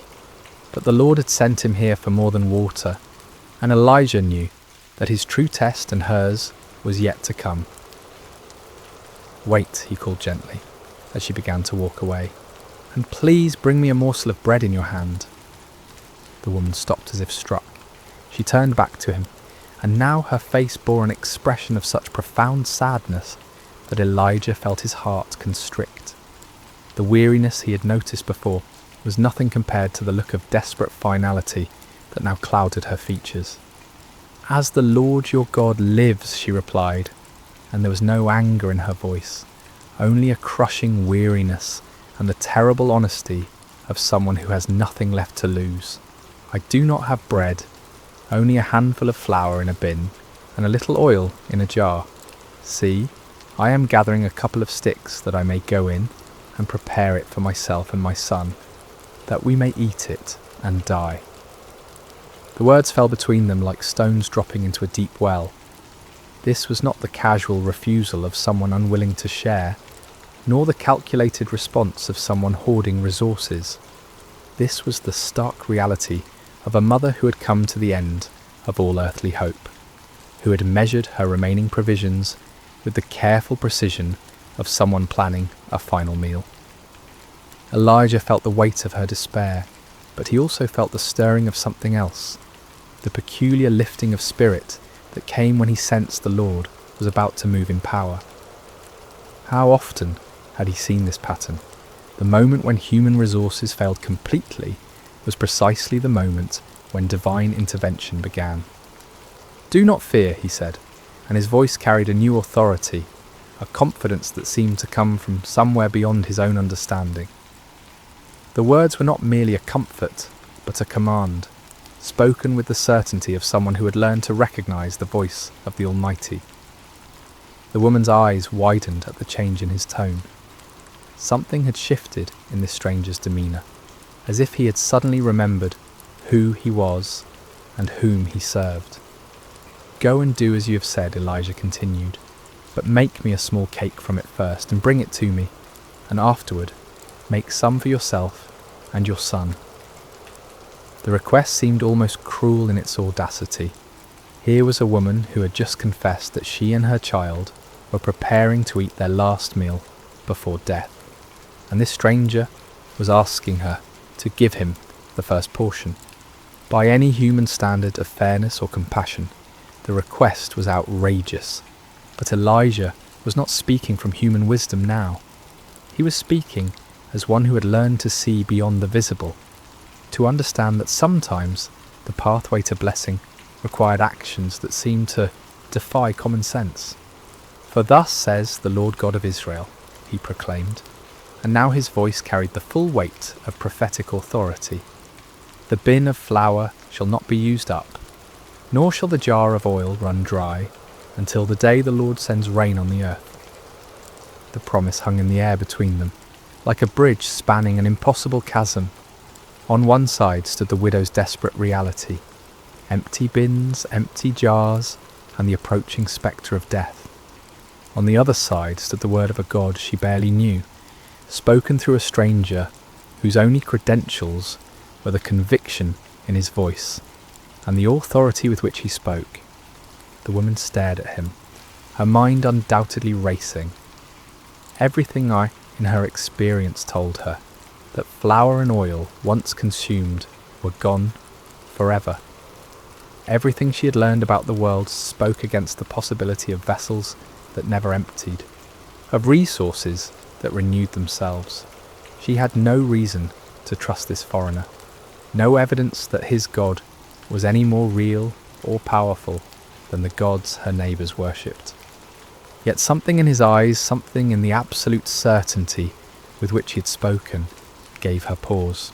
She had lived long enough to recognise truth when she heard it, even when that truth seemed to contradict everything she thought she knew about the world. The choice before her was stark and simple, yet it carried implications that reached far beyond the immediate moment. She could refuse, clinging to what little she had, and eat her final meal with her son in the privacy of her own home. Or she could trust stepping out in faith toward a promise that seemed too wonderful to believe, risking the immediate needs of her child on the word of a stranger's God. As she stood there in the dusty street of Zarephath, with her bundle of sticks still clutched in her arms, and the prophet's words echoing in her mind, the widow found herself at one of those crossroads that define a life. Her next decision would determine not only whether she and her son lived or died, but whether they would become part of a story that would be told for generations to come. A story of faith rewarded, of divine provision, and of the God who sees beyond the boundaries that divide nations and peoples. The sun beat down upon them both as she weighed her choice, but in that moment of decision, neither the heat nor the hunger nor the desperate circumstances seemed to matter. All that mattered was whether she would choose to believe that the impossible might, just possibly, be true. The widow stood motionless for what seemed like an eternity, though in reality it was perhaps only the span of a few heartbeats. In that suspended moment, the entire universe seemed to be waiting for her decision. The very air around them felt charged with possibility, as if creation itself was holding its breath to see whether faith would triumph over fear, whether hope would overcome the stark mathematics of survival. Elijah watched her face carefully, seeing the battle that raged within her soul. He had delivered the word of the Lord as he had been commanded, but now the choice was hers alone to make. The prophet knew from long experience that God's miracles often hinged not on human understanding, but on human obedience, not on the ability to see how a promise might be fulfilled, but on the willingness to act as if it already had been. The woman's eyes moved from Elijah's face to the bundle of sticks in her arms, then toward the town gates where her small home awaited, where her son was undoubtedly waiting for her return, probably listening for the sound of her footsteps that would signal the beginning of their final meal together. She thought of his thin face, his two bright eyes that spoke of a child who had learned too young what it meant to be hungry, and her heart clenched with the fierce protectiveness of motherhood. Yet something else stirred within her as well, a memory perhaps of stories she had heard as a child about the God of the Hebrews, the one who was said to part seas and rain bread from heaven. Or perhaps it was simpler than that, nothing more than the recognition that she'd already lost everything that could be lost, and in that place of complete surrender there was a strange kind of freedom. "I will do as you have said," she whispered finally, her voice so quiet that Elijah had to lean forward to hear her words. The decision, once made, seemed to infuse her with new energy. She straightened her shoulders, adjusted her grip on the bundle of sticks, and began walking toward the town gates with a purpose that had been absent from her movements before. Elijah followed at a respectful distance, marvelling at the courage it must have taken for her to choose trust over terror, faith over the apparent facts of her situation. The narrow streets of Zarephath were largely empty in the heat of midday, but the few people they encountered looked at the odd pair with curiosity.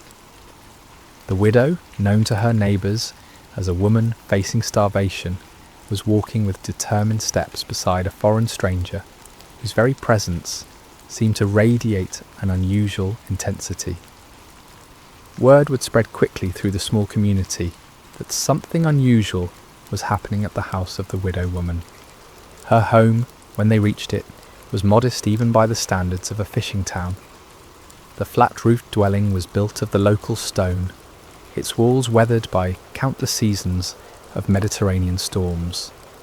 A small courtyard in front contained an outdoor oven that had seen little use in recent weeks, its stones cold and covered with a fine layer of dust. A few clay pots stood in the shade, and a wooden door, worn smooth by years of use, led into the main room of the house. As they approached, the door opened and a boy appeared, perhaps 10 or 11 years old, with his mother's dark eyes and hair. His frame was thin in the way that spoke of prolonged hunger, but his face lit up with genuine joy at seeing his mother return. That joy dimmed slightly as he noticed a stranger accompanying her, replaced by the cautious curiosity of a child who had learned to be wary of unexpected changes in routine. "Mother?" he said, his voice carrying a question that encompassed much more than the single word could express. The widow reached out and touched her son's face gently, a gesture that spoke of infinite tenderness and perhaps also of farewell. "This is Elijah, a prophet of the Lord God of Israel," she said simply. "We're going to prepare food and he will eat with us." The boy's eyes widened. In their current circumstances, sharing food with anyone, even a guest, represented an act of generosity that bordered on the impossible. Yet he had learned to trust his mother's judgment, and if she said this man would eat with them, then somehow it would be so. Inside, the house was cool and dim, a welcome relief from the blazing heat outside. The main room served as both living area and kitchen, with sleeping quarters in a small adjoining chamber. Clay storage jars lined one wall, most of them standing empty like silent witnesses to the family's dwindling resources. Only 2 containers held anything of value. A small bin that contained the handful of flour the widow had mentioned, and an equally small jar that held the last precious drops of oil. The widow set down her bundle of sticks and began the familiar ritual of preparing a fire. She arranged the wood carefully in the outdoor oven, knowing that every stick must count, every flame must serve its purpose. As she worked, Elijah and the boy watched in respectful silence, each lost in his own thoughts about what was about to unfold. When the fire was burning steadily, the widow went to retrieve her flour and oil. She opened the bin and looked inside, seeing the meagre handful of grain that represented all that stood between her family and starvation. For a moment her resolve wavered. The practical voice of experience whispered that she was being foolish, that she was about to sacrifice her child's last meal on the word of a stranger. But then she remembered the authority in Elijah's voice when he had spoken his promise, the absolute certainty that had rung in his words like a bell struck in a clear mountain air. She had heard many people speak in her lifetime, merchants making promises they wouldn't keep, neighbours offering help they couldn't deliver, officials making proclamations that meant nothing. This had been different. This had carried the weight of truth spoken by someone who knew the one who held the universe in his hands. With steady hands, she measured out the flour, not all of it, but enough to make a small loaf, as Elijah had requested. She added the precious oil, drop by careful drop, then water from their dwindling supply. As she kneaded the dough, she found herself praying to the God of Israel, a God she knew only by reputation, but whom she was now trusting with everything she held dear. The bread baked quickly in the hot oven, filling the small courtyard with an aroma that made all their mouths water and their stomachs clench with longing. When it was finished, golden brown and still steaming, the widow placed it on a wooden plate and carried it to where Elijah sat waiting. "Here," she said simply, offering him the bread that might well be the last her household would ever eat. Elijah received the loaf with the gravity it deserved, understanding that he held in his hands not just food, but an act of faith that would echo through eternity. He broke it carefully, offering portions to both the widow and her son before taking any for himself. The bread was simple fare, coarse flour baked with skill born of necessity, but it tasted like the finest feast to 3 people who had known real hunger. As they ate, a comfortable silence settled over the small courtyard. The bread satisfied their immediate hunger, but more than that, it seemed to nourish something deeper. Hope, perhaps, or the peculiar peace that comes from taking a step of faith and finding solid ground beneath one's feet. When the meal was finished, the inevitable moment arrived. The widow rose to check her storage containers, knowing that according to every law of nature and economy, they should now be empty. The flour bin should contain nothing but dust and remnants, the oil jar nothing but the stained clay at its bottom. She opened the flour bin first, and her breath caught in her throat. Where she'd expected to find emptiness, there was flour, not the handful that had remained before, but the same amount that had been there that morning. Her hands trembled as she reached into the jar, running the grain through her fingers to assure herself that she was not dreaming. Next came the oil jar. She lifted it carefully, feeling its weight, hearing the liquid slosh against the sides. It was full as it had been when she had first measured out the precious oil for their bread. "Mother," her son whispered, seeing the wonder and disbelief that played across her features. "The word of the Lord is true," she breathed, her voice filled with awe. "The flour and oil have not diminished. They are just as they were before." From that day forward, the miracle continued. Each morning, the widow would wake expecting to find her containers empty, only to discover them filled with the same amounts they had held the day before. She would measure out flour for the day's bread, pour oil for cooking, and use what was needed to sustain her household and their guest. But each time she checked, morning, noon, and evening, the levels remained constant, as if invisible hands were replenishing what had been taken. Word of the miracle spread slowly through Zarephath. Neighbours who had expected to attend a funeral instead saw smoke rising daily from the widow's oven. They saw the boy playing in the courtyard with more energy than he had shown in months. They saw the foreign prophet living in their midst, his presence somehow bringing blessing rather than burden to the household that sheltered him. Some whispered that it was sorcery, others that the gods were showing favour to the widow for her kindness to strangers. But the widow herself knew better. She had witnessed firsthand the power of the God of Israel, the one who could multiply resources that seemed exhausted, who could bring abundance from scarcity, who could sustain life when death seemed certain. As weeks turned into months, the relationship between the widow, her son, and Elijah deepened into something like family. The prophet helped with daily tasks, told stories of his journeys and the wonders he had witnessed, and taught them both about the nature and character of the God he served. The boy, who had never known a father's presence, began to look up to Elijah with the mixture of respect and affection that a son shows to a beloved elder. For his part, Elijah found in this simple household something he had rarely experienced in his years of prophetic ministry, the warmth of ordinary human fellowship. Here, far from the palaces and temples where he usually delivered his messages, he discovered the profound joy of seeing God's love expressed through daily provision, through the laughter of a child who was no longer hungry, through the grateful smile of a woman who had learned to trust in the impossible. The jar and jug that never emptied became more than just a miracle of physical provision. They became symbols of a deeper truth, that the God of Israel was not limited by human boundaries, that his love extended beyond the chosen people to encompass all who would trust in him, that his power was sufficient to meet every need of those who placed their faith in his promises.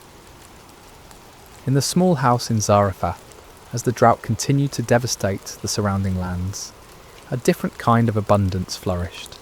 It was an abundance measured not just in flour and oil, but in faith rewarded, hope restored, and the quiet joy of lives sustained by the inexhaustible love of the Almighty.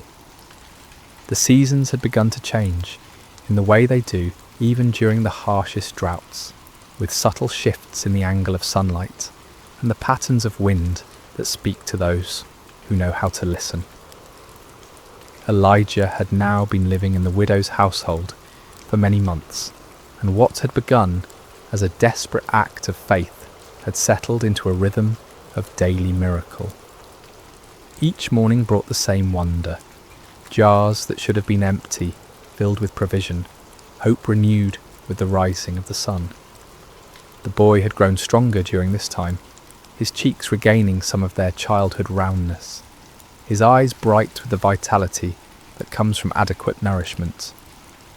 He had become Elijah's shadow, an eager student, hanging on every word the prophet spoke about the wonders of God, helping with small tasks around the house, and bringing a lightness to their days that reminded all of them what joy looked like. His laughter had become one of the most precious sounds in that small courtyard, pure and musical, the kind of laughter that makes adults remember what it felt like to see the world as a place of infinite possibility.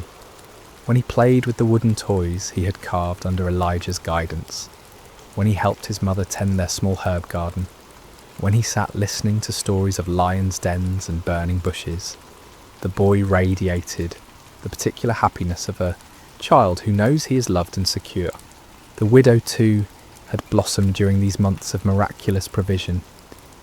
The constant worry that had carved lines around her eyes had softened, replaced by a quiet confidence that spoke of faith tested and proven true.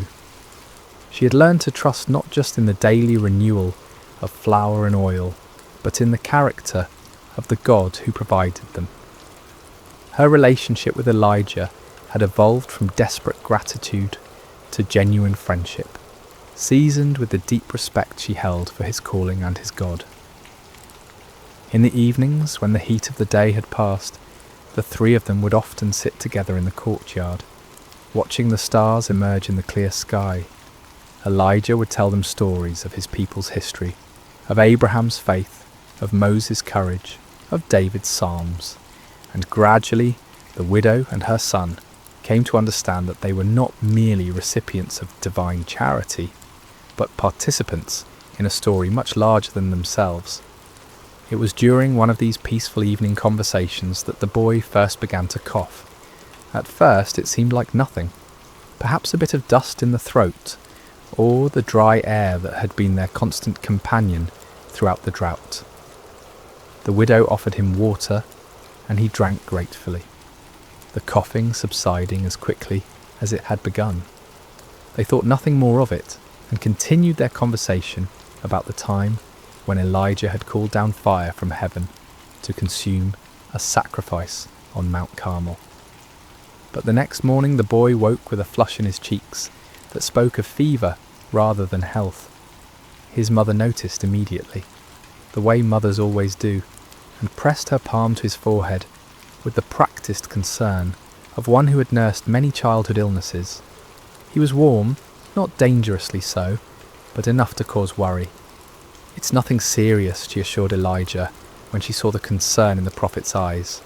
"Children often take fevers during the changing of seasons.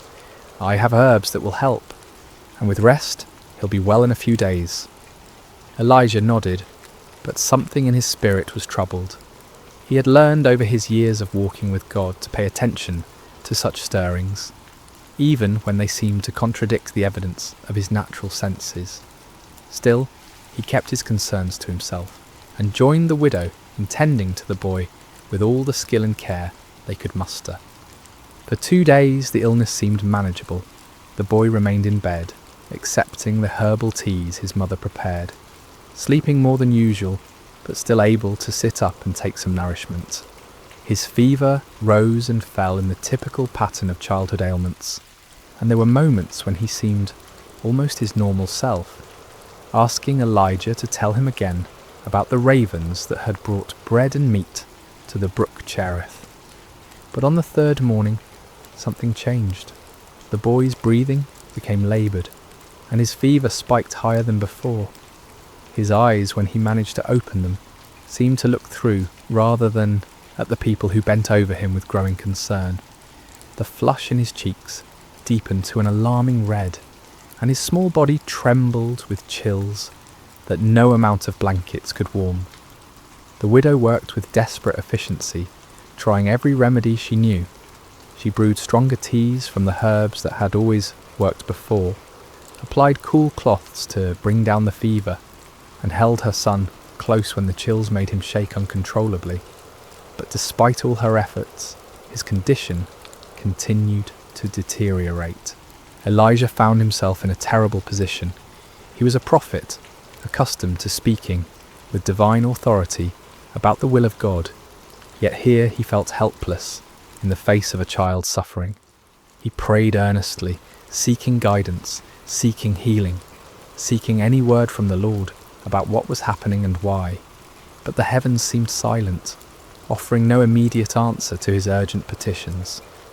By the fourth day, the boy could barely keep his eyes open. His breathing had become so shallow that both his mother and Elijah found themselves leaning close, just to assure themselves that he was still alive. The widow had not slept in 2 nights, maintaining a constant vigil beside her son's bed, and the strain was beginning to show in every line of her face. Perhaps, she said to Elijah, during one of the boy's brief periods of peaceful sleep, perhaps we should send for the physician from the next town. I know we have little to pay him with, but surely the physicians have no more power over this illness than we do, Elijah replied gently. This is not a sickness that earthly medicine can cure. The words hung between them, carrying implications that neither wanted to fully acknowledge. If earthly medicine could not help, if the herbs and treatments that had always worked before were proving useless, then they were facing something beyond the normal course of illness and recovery. They were facing the possibility that God might be calling this beloved child home. On the 5th morning, as the sun rose with its customary indifference to human suffering, the inevitable happened. The widow, who had dozed fitfully in her chair beside the bed, was awakened by a silence that was somehow more alarming than any sound could have been. She looked at her son and knew immediately that something fundamental had changed. His face, which had been flushed with fever, was now pale and still. His chest no longer rose and fell with the rhythm of breathing. The boy was gone. The widow's scream of anguish pierced the morning air, a sound so raw and primal that it seemed to tear through the very fabric of hope itself. She gathered her son's lifeless body into her arms, rocking back and forth as tears streamed down her face. "What have you done to me, O man of God?" she cried, turning to Elijah with eyes blazing with grief and accusation. "Have you come to bring my sin to remembrance and to kill my son?" The words struck Elijah like physical blows. Here was a woman who had trusted him, who had shared her last meal based on his promise, who had opened her home to him for months. And now, in the presence of God's prophet, her only child lay dead. Without a word, Elijah gently took the boy from his mother's arms. "Give me your son," he said quietly, and despite her grief, something in his tone made her release her hold on the child. Elijah carried the boy to the upper room where he had been staying, laying him carefully on the bed. Then he fell upon his face before God, crying out with all the passion of his prophetic calling. "O Lord my God, have you also brought tragedy on the widow with whom I lodge, by killing her son?" 3 times Elijah stretched himself upon the child, calling out each time, "O Lord my God, I pray, let this child's soul come back to him." The silence that followed seemed to stretch into eternity. Then, like the first breath of dawn, after the longest night, the boy's chest rose. His eyes fluttered open, clear and bright, and he looked up at Elijah with wonder. "Teacher?" he whispered, his voice weak but unmistakably alive. Elijah gathered the boy in his arms, his own eyes wet with tears of joy and gratitude. "Come," he said, "let us go to your mother." When the widow saw her son walking down the stairs, alive and whole, she fell to her knees. "Now by this I know that you are a man of God," she declared through her tears, "and that the word of the Lord in your mouth is the truth." The miracle at Zarephath teaches us profound truths that echo through the ages. First, we learn about faith in scarcity, how the widow, trusted God's promise, even when her cupboards were bare and death seemed certain. Her willingness to give from her need rather than her abundance shows us that God often asks us to step forward in faith before we can see how he will provide. Second, we see the power of obedience before understanding. The widow didn't need to comprehend how flour and oil could multiply. She simply needed to trust the word of the Lord and act upon it. Blessings flowed not because she understood the miracle, but because she believed in the one who promised it. Third, this story reveals God's care beyond all boundaries. Here was a Hebrew prophet ministered to by a Gentile widow, showing that God's love transcends nationality, culture, and religion.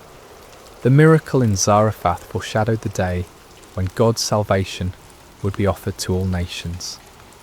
Finally, through Elijah's intercession for the dead boy, we glimpse God's ultimate power over life and death itself.